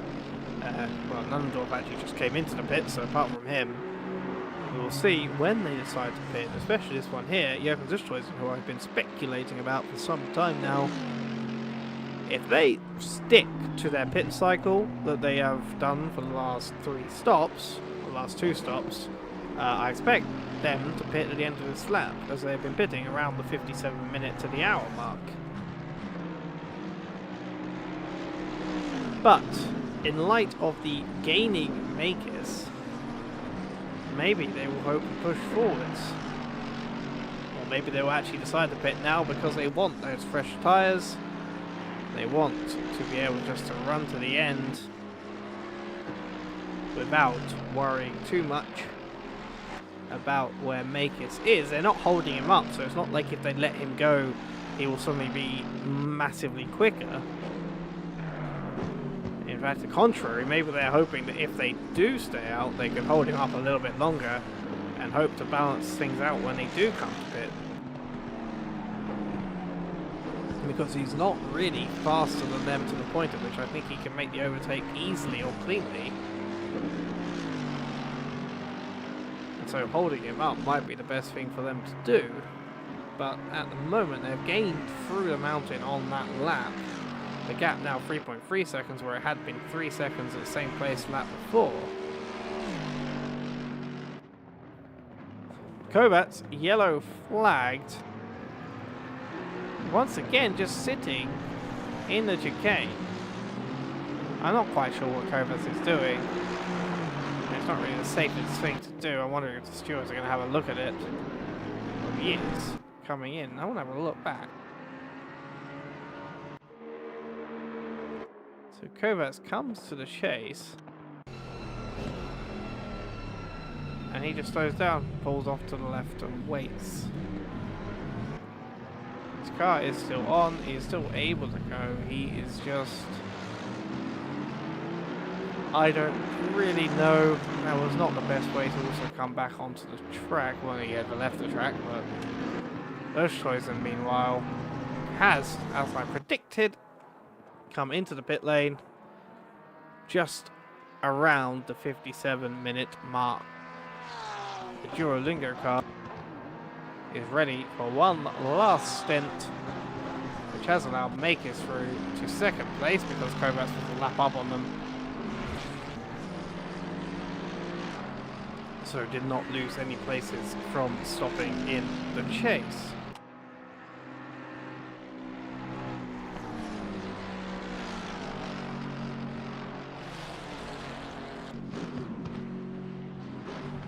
Kovacs must have taken some repair or something there because he spent a little bit longer before the pit sign left him. Oosthuizen came out, well, they let Oosthuizen by. Oosthuizen is now half a straight ahead of him. He actually got to get past the Porsche of Manriquez at the moment. Porsche which is back in the hands of Manriquez after Ginene's last stint, what I assume will be their last stint. We now have only 3 cars left yet to make their last stop. One is this man here, Arsene Petrosian, for the Enjoy team. Sorry, there were 4 cars. One's just actually come in. He's at the bottom of the leaderboard, and I missed him. That's Valentin Frey in P16. But he's just come in, so there are still 3 cars left to make a pit stop in this race, a mandatory pit stop to be more accurate. Obviously there will be some cars that might still need to pit before the end of the race due to fuel allowance. But the cars currently include this man here, who's just overtaken Swanton, or going to overtake Swanton here. Arsene Petrosian, then Makis in 2nd, and Jurgensen in 5th. Ooh, Swanson gets very deep into the chase. And struggling, I think, to get back on as Petrosian comes in now.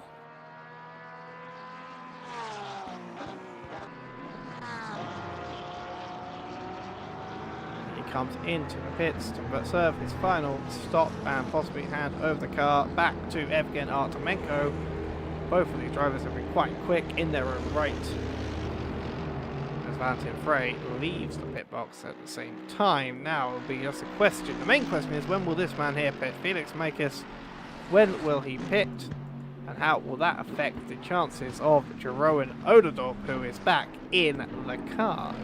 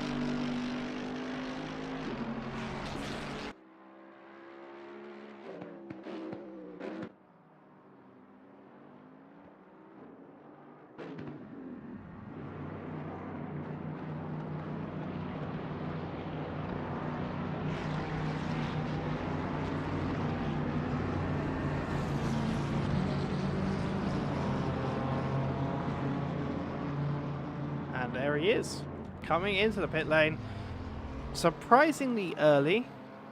I'm not sure whether he's just trying to cover off anything that might be presented by Oderdorp's pit, and Oderdorp coming into the car. But this will be the interesting part, as I'm not sure what Kovacs is doing once again.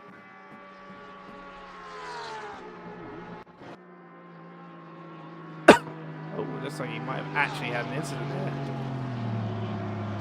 Did Kovacs actually have an incident? After all, this is like the boy who cried wolf. I can't actually tell. Of course, everyone knows the true meaning behind the boy who cried wolf, so you should never tell the same line twice. But in this case, I'm not quite sure what actually Kovacs did there. And I would like to go back, but I haven't. The facilities, unless I go to the actual replay screen. But Kovacs comes into the pit lane for repairs and waits at the beginning of the pit lane. I do not know what Kovacs is doing. This does feel very odd. Let's ignore him for the moment though. The remaining car yet to pit is the Mountain Dew car of Peter Bjorn Jorgensen,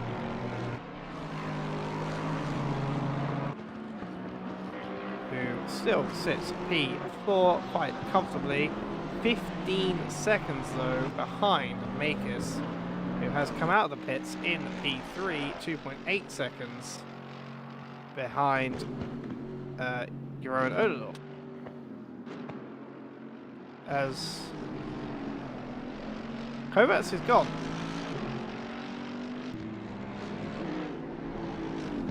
Kovacs just disappeared. Oderdorp is P1.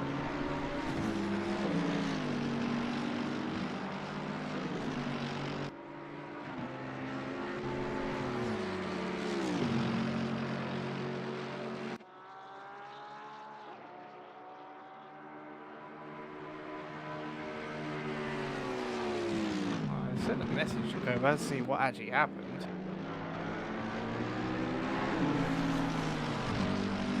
Kovacs seems to have, after dominating this race, decided to not finish the race in a very odd fashion, where they had a crash, came into the pit lane and kind of just stopped. Again, I'm not sure if this is an equipment failure issue. This has been a very odd last hour or so of this race on Kovacs' part to commentate on. But this man here, Jeroen Oderdorp, is now P1. According to Kovac said, apparently, okay, so apparently he's been having pedal issues. Which I know, like I said earlier, I think he's been having before. And yeah, apparently he's been having pedal disconnect issues. And hasn't been able to fix them. They've just stopped working, which would explain why he stopped in the pit lane and couldn't get going again. And that has allowed the lead of this race to be taken by Jeroen Odendaal.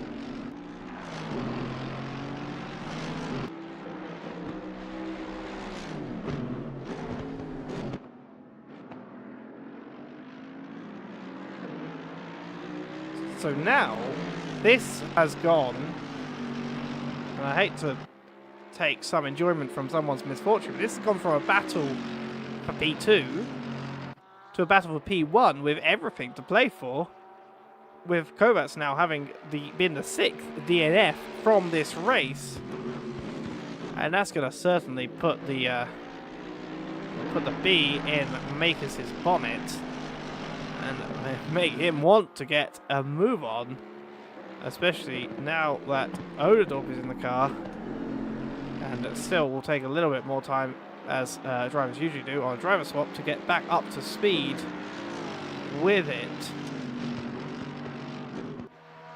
That's the benefit, at least, of solo driving, as whilst fatigue might take hold, you're never out of the car, and therefore never having to re-establish yourself after an hour of not driving.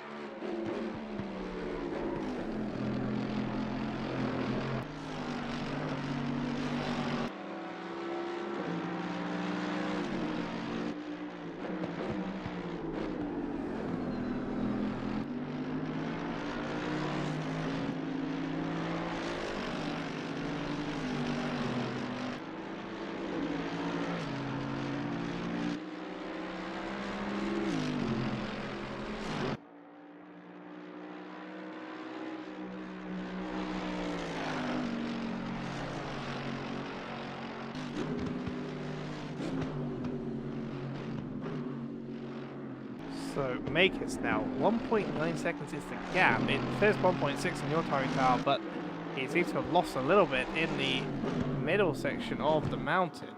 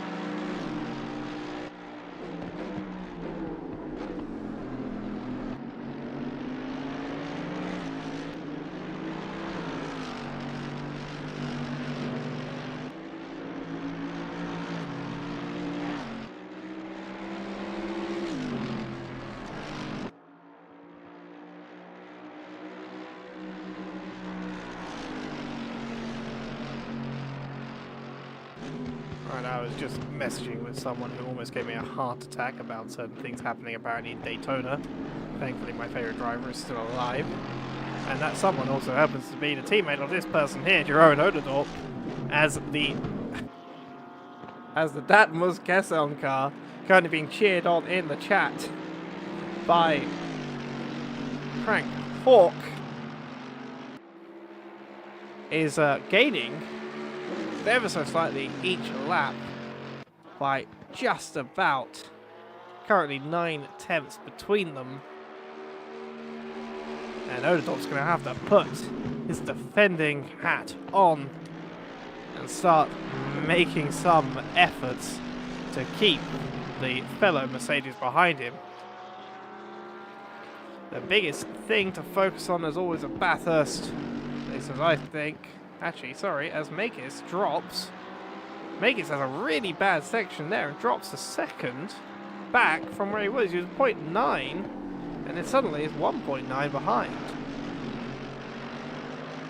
So that's certainly going to be happy news for Odadort.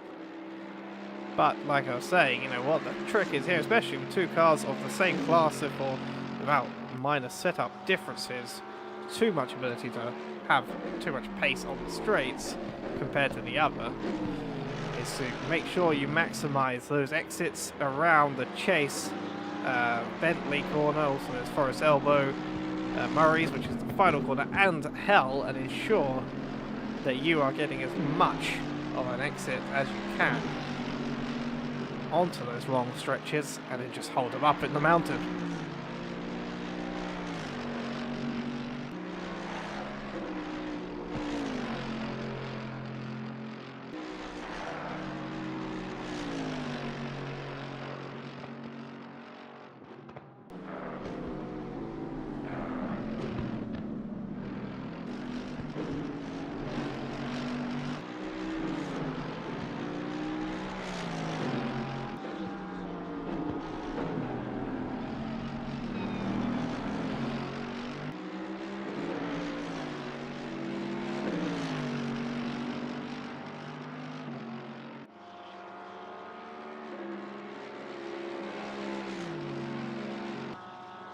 Right, 1.9 continues to be the gap between P1 and P2 now since Kovacs' equipment issue. And this has really thrown this race wide open, at least for these two drivers currently back on the lead lap. Although it has kind of ruined my hopes, I think, for a 120 lap race. Exactly, but we'll see exactly how many laps we get to in the next 42 minutes.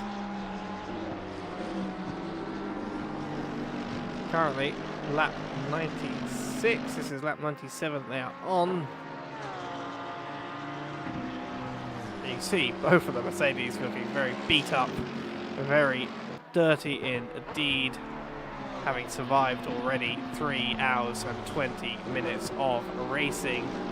Both of them having come from above P10 to claim the top 2 spots on the grid right now. As that is a crash at Skyline.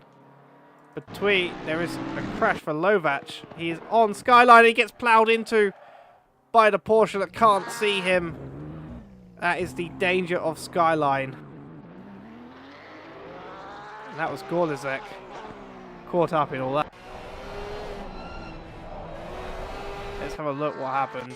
I want to see the onboard or the bonnet cam of the Porsche, and you'll see why that happened if you don't know already. It comes through McPhillamy Park, and you can see there's nothing, there's no indication until now. You finally see it. There's a yellow flag there, but you can't stop. You can't not take the corner because of the yellow flag. You can slow down, you can reduce your speed. However, whilst I said there's also a yellow flag from Makis, I want to know what for. He is 17 seconds now behind. I want to see what happened here. So this is Skyline. He goes off at Skyline. He has to avoid Lovac still. Lovac is still there. And he gets wiped out. Lovac must have had a second spin, and that caused Makis to get wiped out and left 17 seconds behind. Well, there goes my hopes for a battle for P1.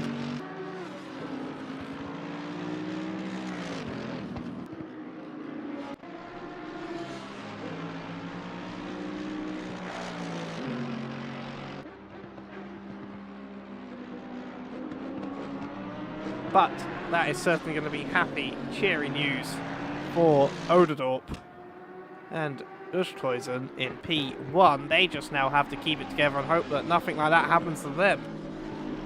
Again, chaos once again, as it usually does when I decide to commentate endurance races, deciding to throw a wrench into the works of any good racing that was about to happen and leave us with, once again, a near dominant car. However, there is still a fight. Oh, something's happened with that.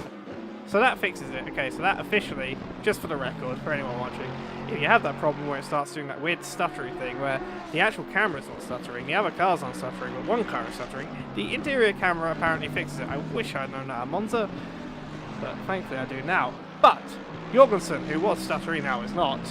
1 second between him and P2. So once again, the battle is for P2. However, it's not 1 second because he still has to make a pit stop. So we shall see whether he can get ahead of Makers before making his stop and maybe even make up more place on him afterwards. Artemenko, meanwhile, 28 seconds behind Jorgensen, may be in the running to take P3 away from him once he's made the stop.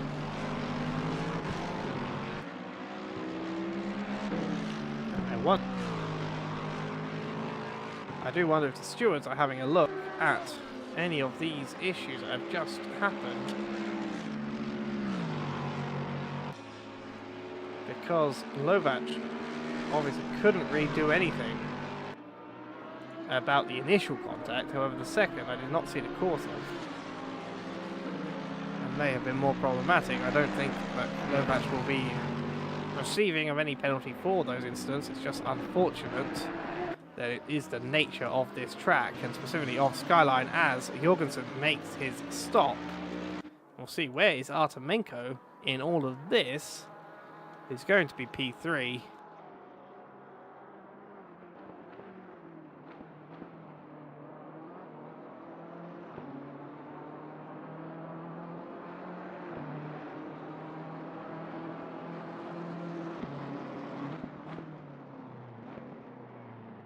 Artemenko coming around the final corner now, and Jorgensen's still in the pit lane. It's about a minute that the pit stop cost you, so it will be about 30 seconds, the gap between Artemenko and Jorgensen, when Jorgensen gets out of the pit lane. Dependent, obviously, on damage and other needed stop time.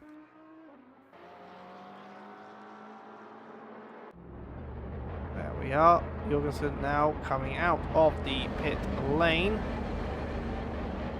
And that gap ahead now to Artemenko. 28.2 seconds. Meanwhile, Ionet also looking to unlap himself off of Jorgensen in the meantime.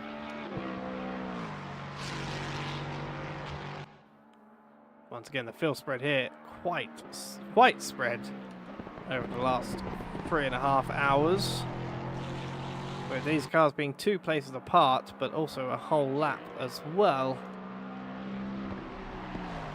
I'm very saddened that my 2 battles for position have been taken away, one by an unfortunate incident into Skyline and the other by a necessary pit stop. We shall see, can Evgen Artemenko make up any time on Makers ahead? Can Makers make up time on Oderdorp in P1? Makers obviously has some damage, however, to contend with, which is going to make that feat a little bit more difficult for him.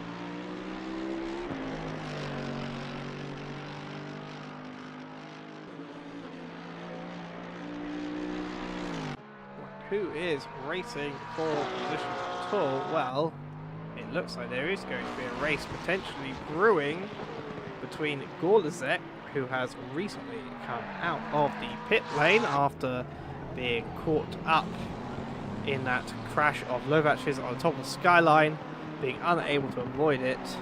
Currently in P7 with a repaired car. Well, he is right behind Ironut, who is in P6. Can he, 6.8 seconds behind, gain on the Ferrari before the end of this race and make an overtake happen? It's a bit stuck on the curb, it looked like, through Quarry Bend.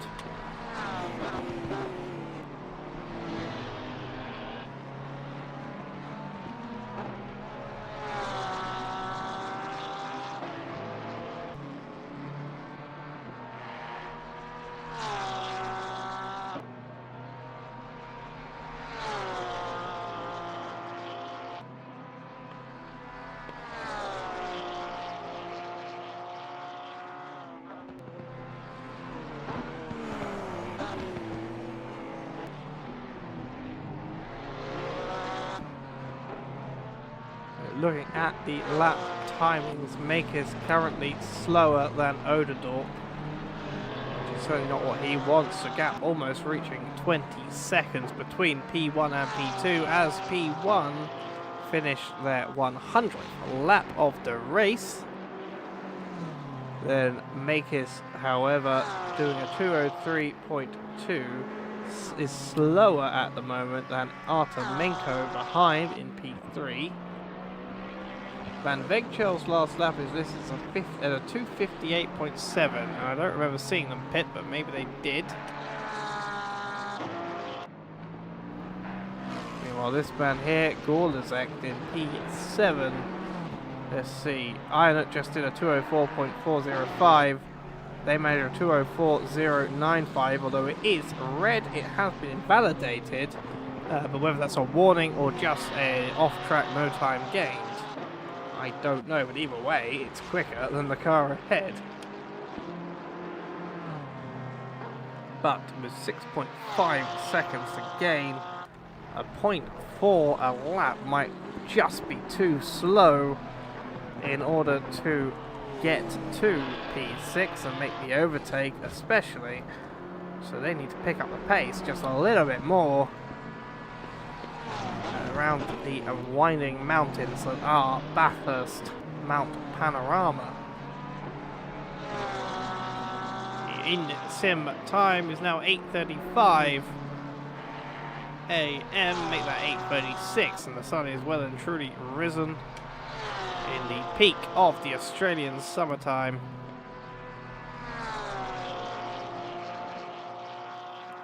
I still wish people did that. Oh, Gorlizek, sorry, Gorlizek has a 10-second penalty, and I do not know what for.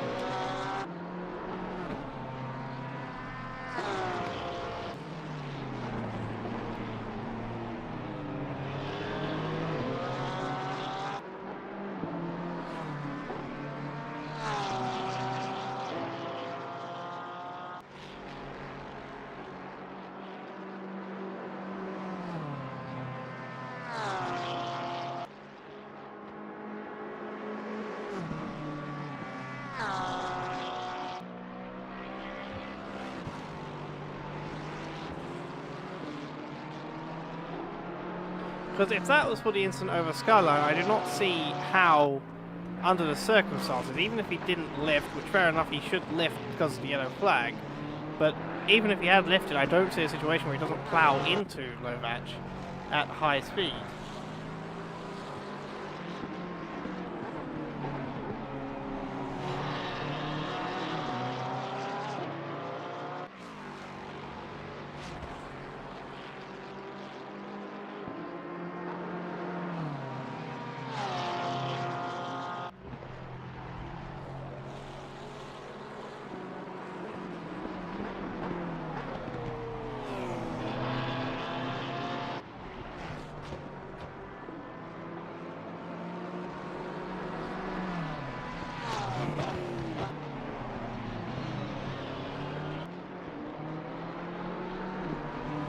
So Gorlazek sadly has a 10-second penalty, which unfortunately means that if he does get to line up and does overtake him, we now need, he needs to gain another 10 seconds, which even on their best pace does not seem like it's going to happen. Still good 4/10 quicker than Ironut throughout a lap, but like I said, 29 minutes, that's a hard ask, especially for them to make the overtake happen.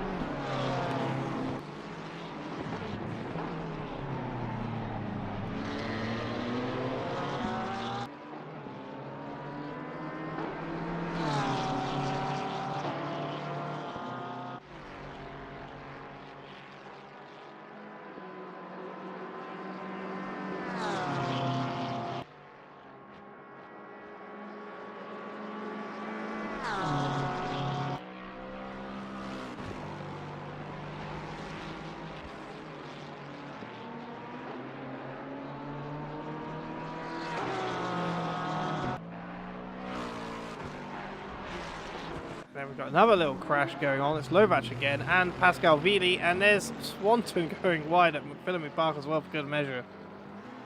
So that was...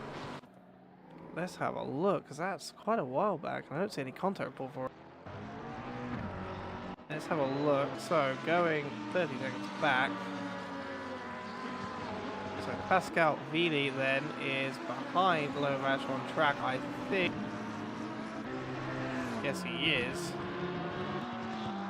Let's have a look as they come up through Quarry Bend.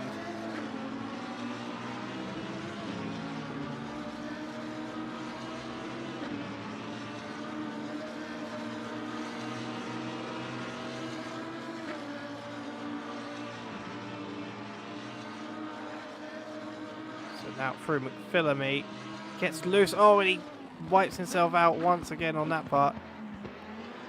And there is no contact with Pascal. Pascal is just yellow flag to slow down. And then obviously you have Swanton come through after their own wide moment at McPhillamy. And Lovac once again get going in the right direction. And changing Staples then. Staples, not the shop, but the driver in this race in the 99 BMW TWRT car, is having a battle. We have a battle once again between themselves and Khaled in the Egypt sim racing team McLaren.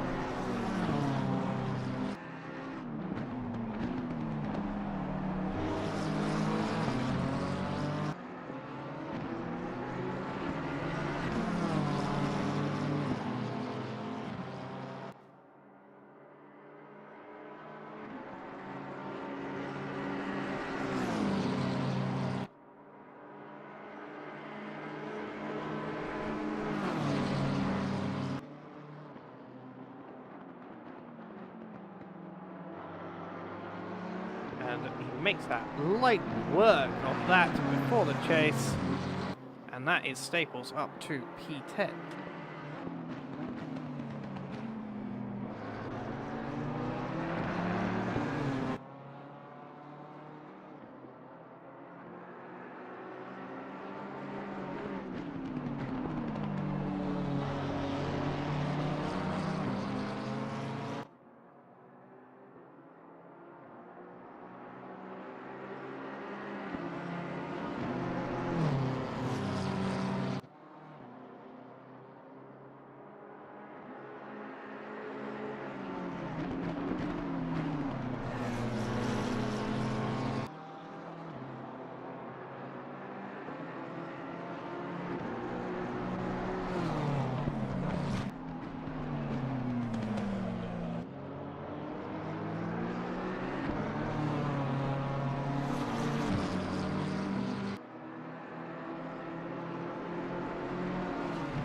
Khaled now drops down to P11 in the 84 car. Staples now through to the top 10 as Khaled almost gets loose through Stormont Park there. Closest gap still is to Skorlasek, unfortunately with that 10-second penalty. But he has reduced the gap to 4 seconds.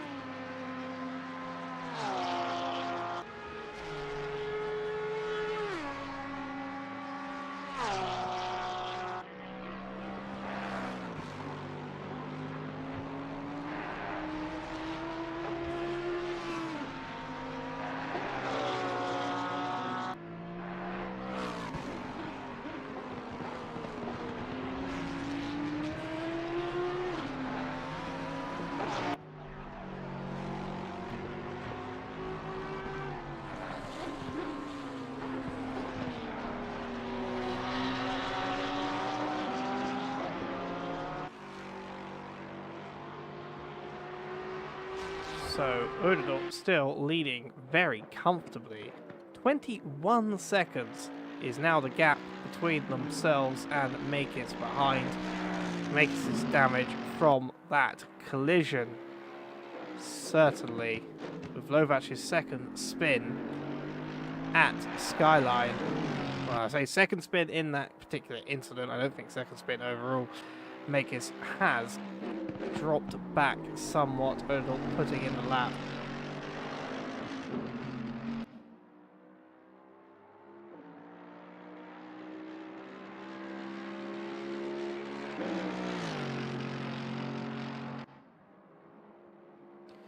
Meanwhile, Artemenko then another 23 seconds down the road. You can see from the map, everyone is very spread out. And the places where they are closer are not for position. For example, 101 is ahead of 169 down in Forest Elbow, but between them is Pascal Vili, who is currently coming up to Quarry Bend. 123 then is immediately behind the 169. However, that 10-second penalty, any overtake they manage to make will have to be made with a great deal of pace that will follow it. They are 3.2 seconds now behind Ironut. But like I say, if they get to him, there's 22 minutes to go, unless Ironut has to pit, which he does not have to do mandatorily, or mandatory, I don't know what the word is. He doesn't have a mandated pit stop to go, so can go to the end of this race legally. Whether he can do so on fuel is a different matter. But if he can get to the end of the race cleanly, Golazek has 21 minutes now, 22 minutes just about, to catch up to him, the remaining 3 seconds, and then make the overtake, and then try, and not do that, but try and gain 10 seconds on the Ferrari.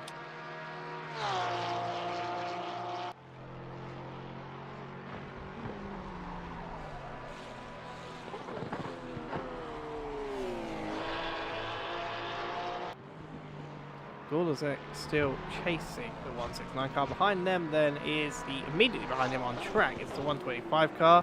I believe just lapped the number 148 Audi of Valentin Frey. And they're sitting quite comfortably down in 9th place. As we saw Staples, who is behind him 10 seconds. Maybe Staples can provide some entertainment towards the end of this race, as there is 10 seconds. It does look like they are a good second a lap quicker.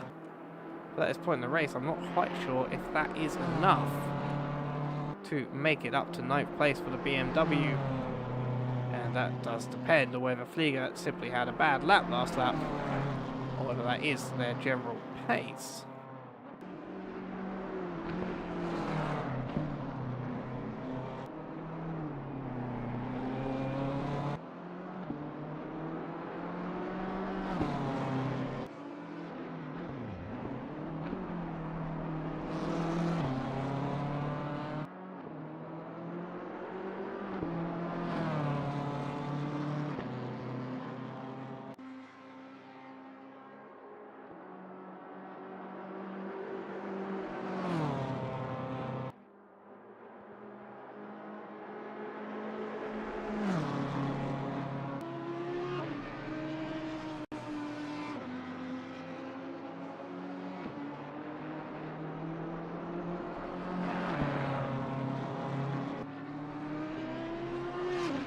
Right, 2.4 seconds now is the gap between Golazek and Ironut.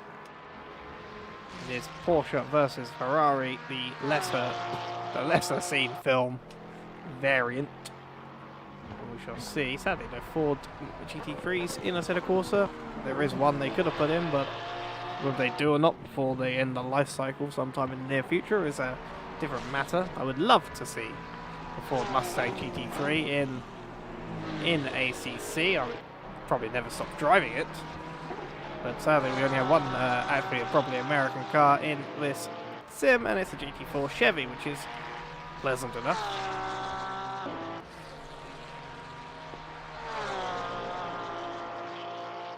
So 2.02, I can't speak right now, 202.725, that's the correct amount. Time last lap for Gorlizek. That is just under a second quicker than Ironut's 2:03.510. Makis, meanwhile, has dropped another 10 odd seconds back off of Odendorf. Now the gap is 29.2 seconds to P1. That damage really coming into play. Makis' last lap, looks like he might have collected some more damage along the way. Makis' last lap was a 2:06.952. That is very much not going their way. Their best hope right now is to hold on the next 18 minutes of racing from Artemenko, who is 14 seconds down the road behind them and gaining now at a more rapid rate than ever before. A 2:02.8 was their last lap. That's the fastest lap on the grid. They're just ahead of Gorlizek's 2:02.895. And that is allowing them to gain essentially by 4 seconds. However, I think Makis' lap this time around will probably be a little bit quicker once he gets to start finish than it was last lap. A 2:06 is certainly not a normal amount of time, and if it was really a normal lap, then he probably would need to pull into pit lane at this point to repair the damage, even with 17 seconds to go. Gap continues to drop between Artemenko and Makis, 12.5 seconds now. So look, Makis comes to the chase.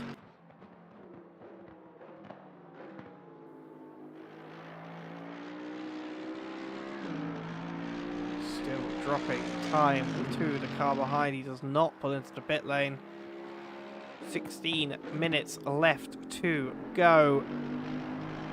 Drifts on the exit. Or drifts through the final corner is Murray's corner, and that is a 2:06.282. The 2:06s really are the best that car's offer. Actually, I just see the rear wing seems slightly askew, and that is going to allow Artemenko to come back fighting. We might once again have a battle at the end of this race. Hopefully nothing comes up that requires stewarding for either of these cars.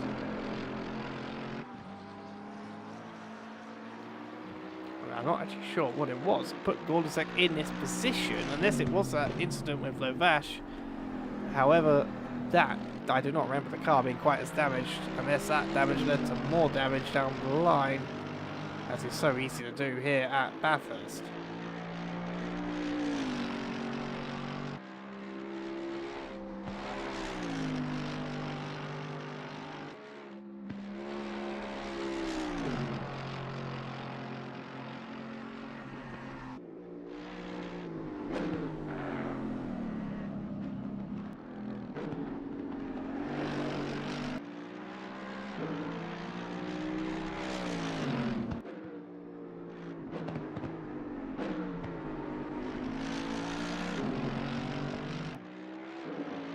Oh, there is a yellow flag for Swanton down in Forest Elbow.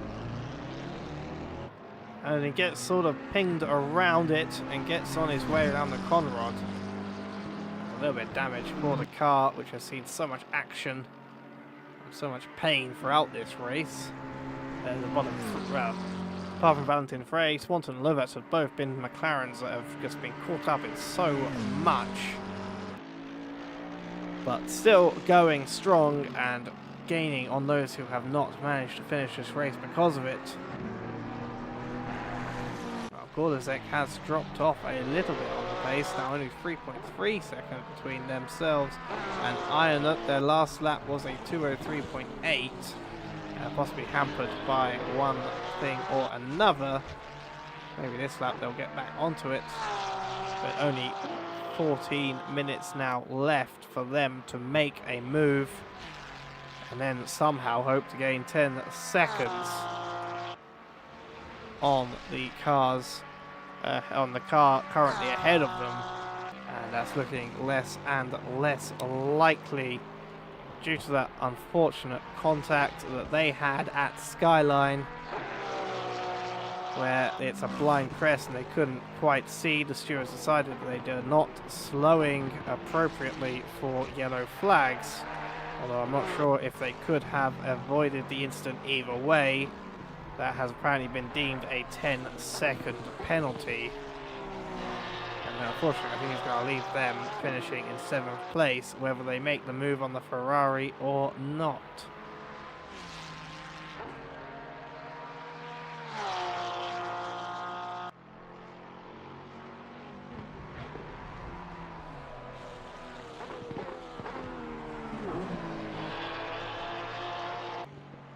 Valentin Frey, with 13 minutes to go, comes into the pit lane, possibly for fuel.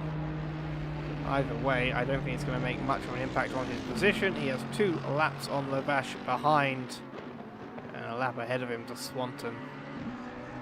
And this will be, well, almost certainly the last pit stop of the race for the Audi. Valentin Frey, as always, with us, and as always, sticking it out to the end of the race. Gordozek a little bit back on form last lap, 203.2, only a 10th faster than Ironut. Certainly they seem to have lost a little bit of their pace that they had had on the previous laps. Lots of tyre wear coming into play.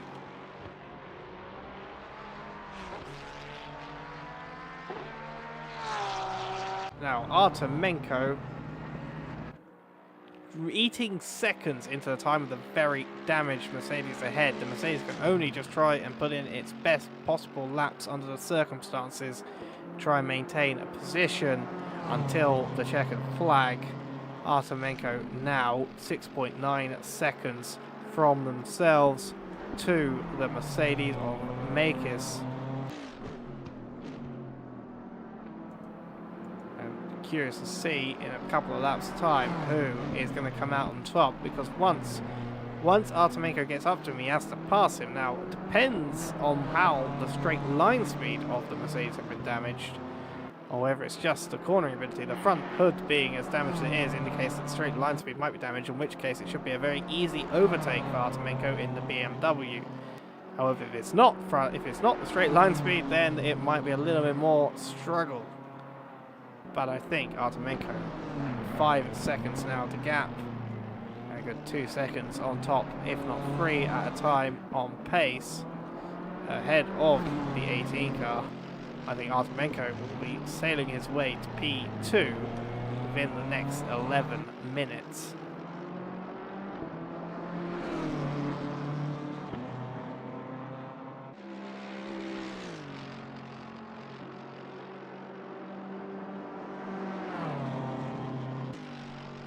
Gorlazek, meanwhile, down in 7th, has once again continued to sort of stay within that 3.2, 3.3 second gap from himself to Ironut. Again, at the end of this race, that lap will be 13 seconds due to the 10-second penalty, which he will almost certainly not serve before the end of the race. He will serve at the end of the race. Obviously, you can serve any penalty in the pit box, or you can choose just to take it at the end. Now, if he served in the pit box, he'd lose not 10 seconds, but 40 seconds.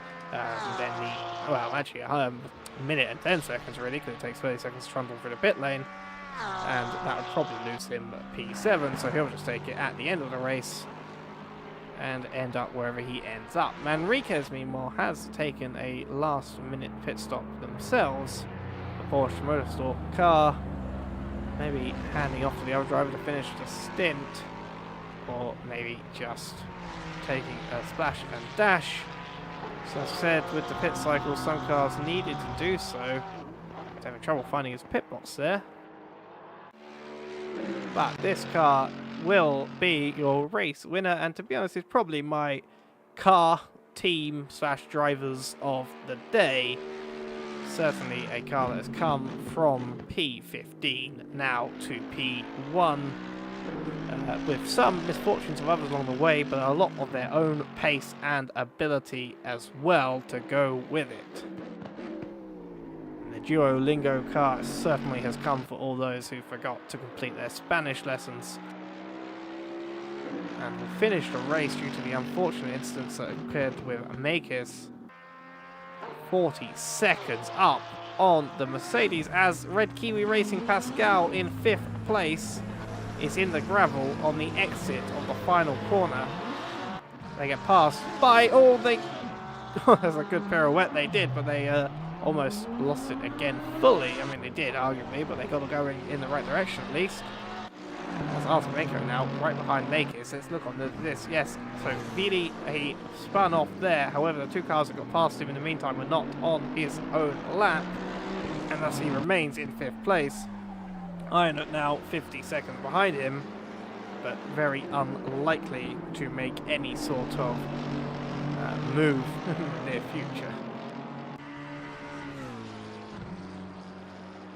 And this is it. Is Artemenko going to make a move? He looks to the inside, but the Mercedes had already defended when he made the move. It's a weird position to take, but top end speed not being there for the Mercedes anymore. Artemenko just before Quarry Bend, easy on the braking, easy on the speed, and makes it ahead and up into P2. And with 7.5 minutes remaining, I severely doubt that they will be able to take P1, and then barring major incident, I think their P2 is pretty secure from what is a very damaged Mercedes. Now, after the race, due to time and due to my voice going a little bit, I think I'm just going to do an interview with the race winner, but I would like to give a massive hand to all these drivers that are stuck with it, who haven't retired. A massive hand to those who retired through incidents that were not of their own fault as well. Kovacs and Burnt in the Porsche especially. As you see there, Lovac getting out of the way of the two cars in a very weird way.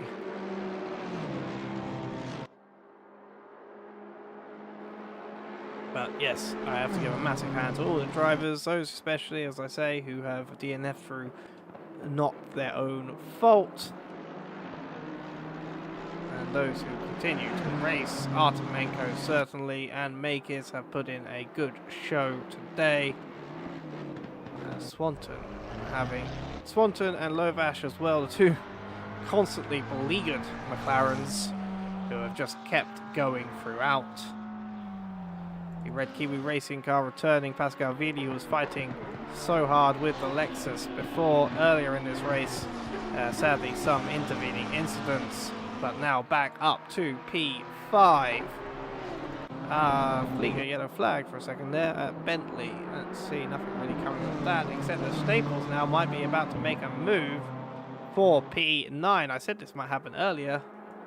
I think it might happen now.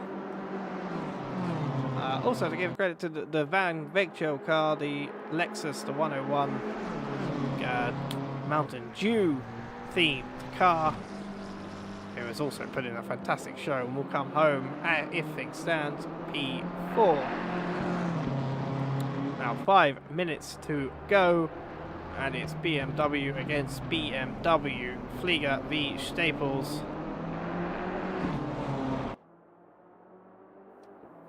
Is Flieger going to make a look into Hell Corner? Not quite yet.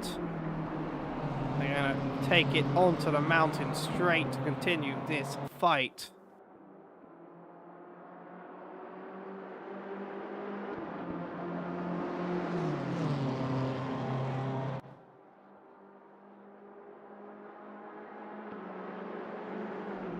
It's not going to be done before the end of it. Obviously, two same cars, very similar on pace, only setup differences will make it, but at Bathurst, I don't know whether you run too much of, or able to run too much of a difference in terms of like wing and rake, which would be the main difference in top end and speed. Stable now through the mountain section. Can he gain on Flieger? Little bit of brushing with the wall. Oh, a big hit on the wall from Flieger. That's going to play into Stable's hands, but Flieger's still on the track.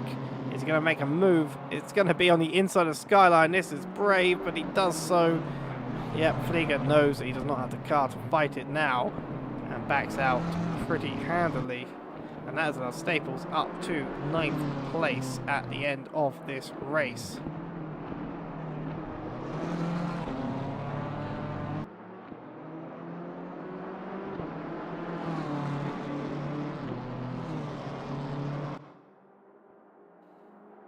Swanton now has pitted after their damage they occurred earlier. They might just be taking a nice clean car to the end of the race. They have been dropped out of the box and are on their way. And they will come home in 3 minutes' time, probably still in P13. I think that might have been the fill of racing for today. If no incidents occur, Flieger has been passed by Staples.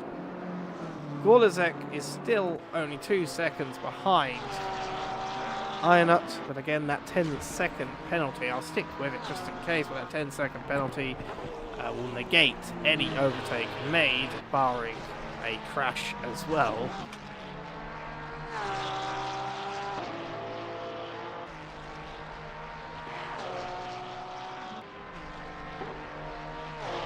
See the cars the beautiful way, oh I almost said beautiful way the cars fly through there as he hit the wall, but it was quite lovely to look at beforehand. Yes, Gorlazek 1.9, 1.8 seconds now in it. So we've come to the last 2 minutes. Swanton, after bidding already, a yellow flag for them. I think they're safe. I think they maybe just went over the exit of Skyline. I hope they keep their car clean for the next 2 minutes at the very least. Alright, Odador now is at, what's that? That's Sulman Park, which means that it's going to be close as to whether there's going to be another lap or not. I think there will be one more lap after this one. Sorry, not close. I meant it will be one more lap after this one. And we shall see. That means that this car here has 2 laps if they want to. Oh, as he gets very loose, gets too much over the curb and almost loses the car over Murray's corner. He has 2 more laps, however, now to make the move on the Ferrari. Now, I say if he wants to because this is completely a driver choice, as Flieger has an off after Forrest's elbow. Not quite sure how that happened. Let's have a look.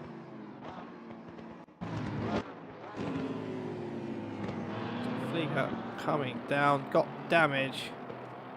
He lets the lapping cars by. Actually, that's Manriquez not lapping, he's being unlapped. Oh, the damaged car pulls onto the grass, it pulls him out into one of those very conveniently shaped death balls and leaves him very much more damaged than he was already. He's got the yellow flag, he's going to box before the end of this race, and I think will retire on or in car rather than retiring the more traditional sim racing way. Yeah, he cannot even control that car into the pit box. Is he going to stop here and return to pits? He cannot seem to turn left enough. I think he's going to sit there and retire. That is an unfortunate end to the race for them. It's going to allow Khalid to get past here, back into P10. And like I say with Gorlazek, this is they have 1 more lap after this, as the 242 car is on the final lap now, up in Reed Park. And this car, like I say, has 1.4 seconds to make up on the car ahead, but again it's a complete choice at this point due to the 10-second penalty they have. They can essentially just not take the risk and just stay P7 for the end of the race.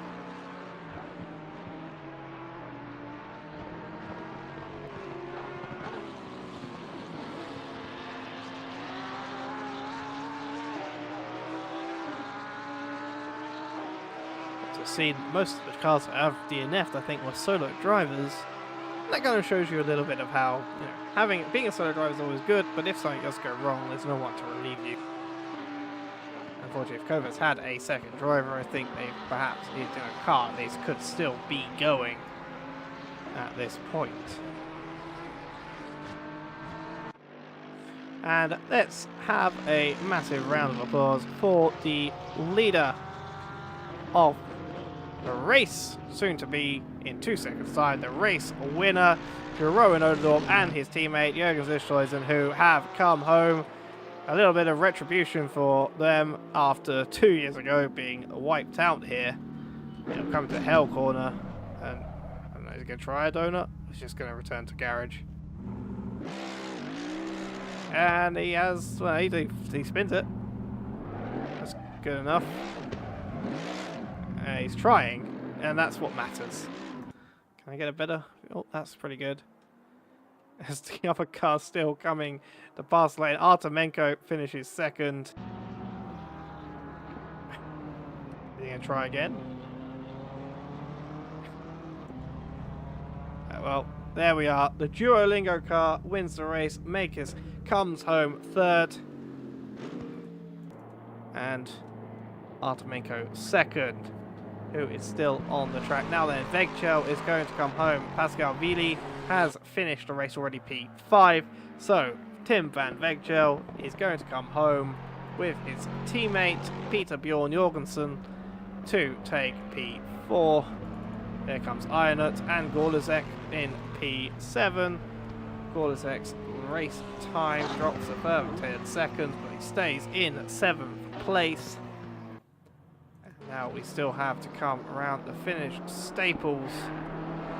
Vega has officially finished this race. He has to return to pits at some point. He has finished in P12, 2 places behind where he was when he retired to the pit lane. Staples then coming back, a little bit of weaving, and the last car to cross the line will be Manriquez.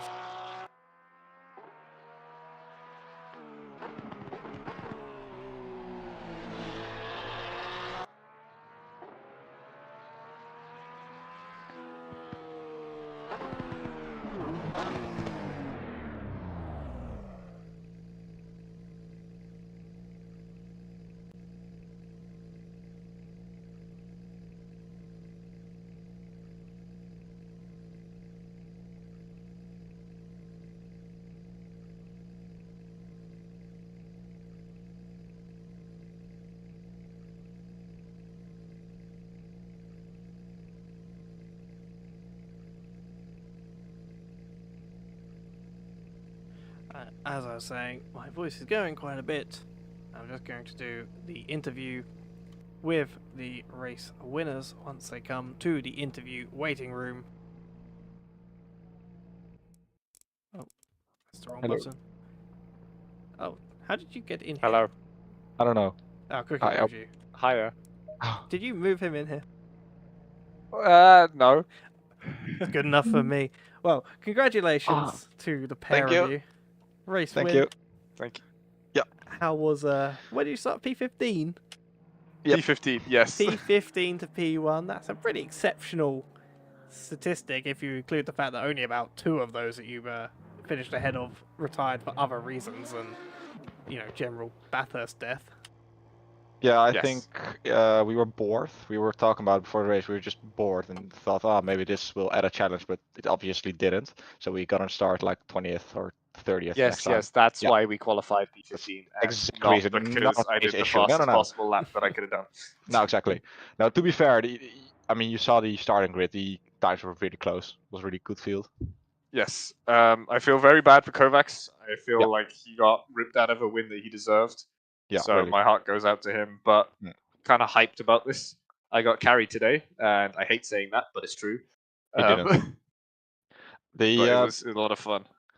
Honestly, he says it got carried, but without him, I would have crashed into the guy at Skyline, which caused the P2 that was chasing me to crash. So without Cookie, I wouldn't have been here. I would have been in the wall crying probably. Well, nice. Speaking of being in the wall, I was saying this towards the end. This is kind of your redemption, isn't it? From 2 years ago. A little bit, yeah. Actually, if you think about it.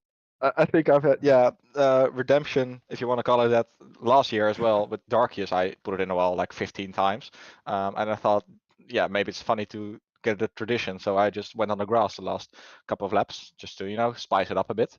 But it's kind of redemption to make it up to Cookie. He's been an awesome teammate throughout the years. I know I gave him a lot of shit, but he's been a great guy. Well, thank you. Is there anything left that you want to say, either of you, about your opponents, or about one particular opponent who sadly couldn't finish the race? Well, I'll just say thank you to you for streaming. Much appreciated. I'm looking forward to watching it back later. Thank you to the stewards for everything they do. I know we got a penalty, which we kind of deserved. So thank you Really very sorry much for for that. them dedicating their time to this. And to everyone else who came and raced, because it wouldn't be half as fun just driving around by ourselves. And sorry to the Lexus. I kind of crashed. I didn't realize I was that close to his ass. There were 3 people who had a fight with Alexis, and one overtook them cleanly, but you came off better out of it, so I think maybe you had the better method, to be honest. We'll I take remember it for next year. Please don't. But congratulations Right. to you both, and I'm sure we'll see you Thank you very again much.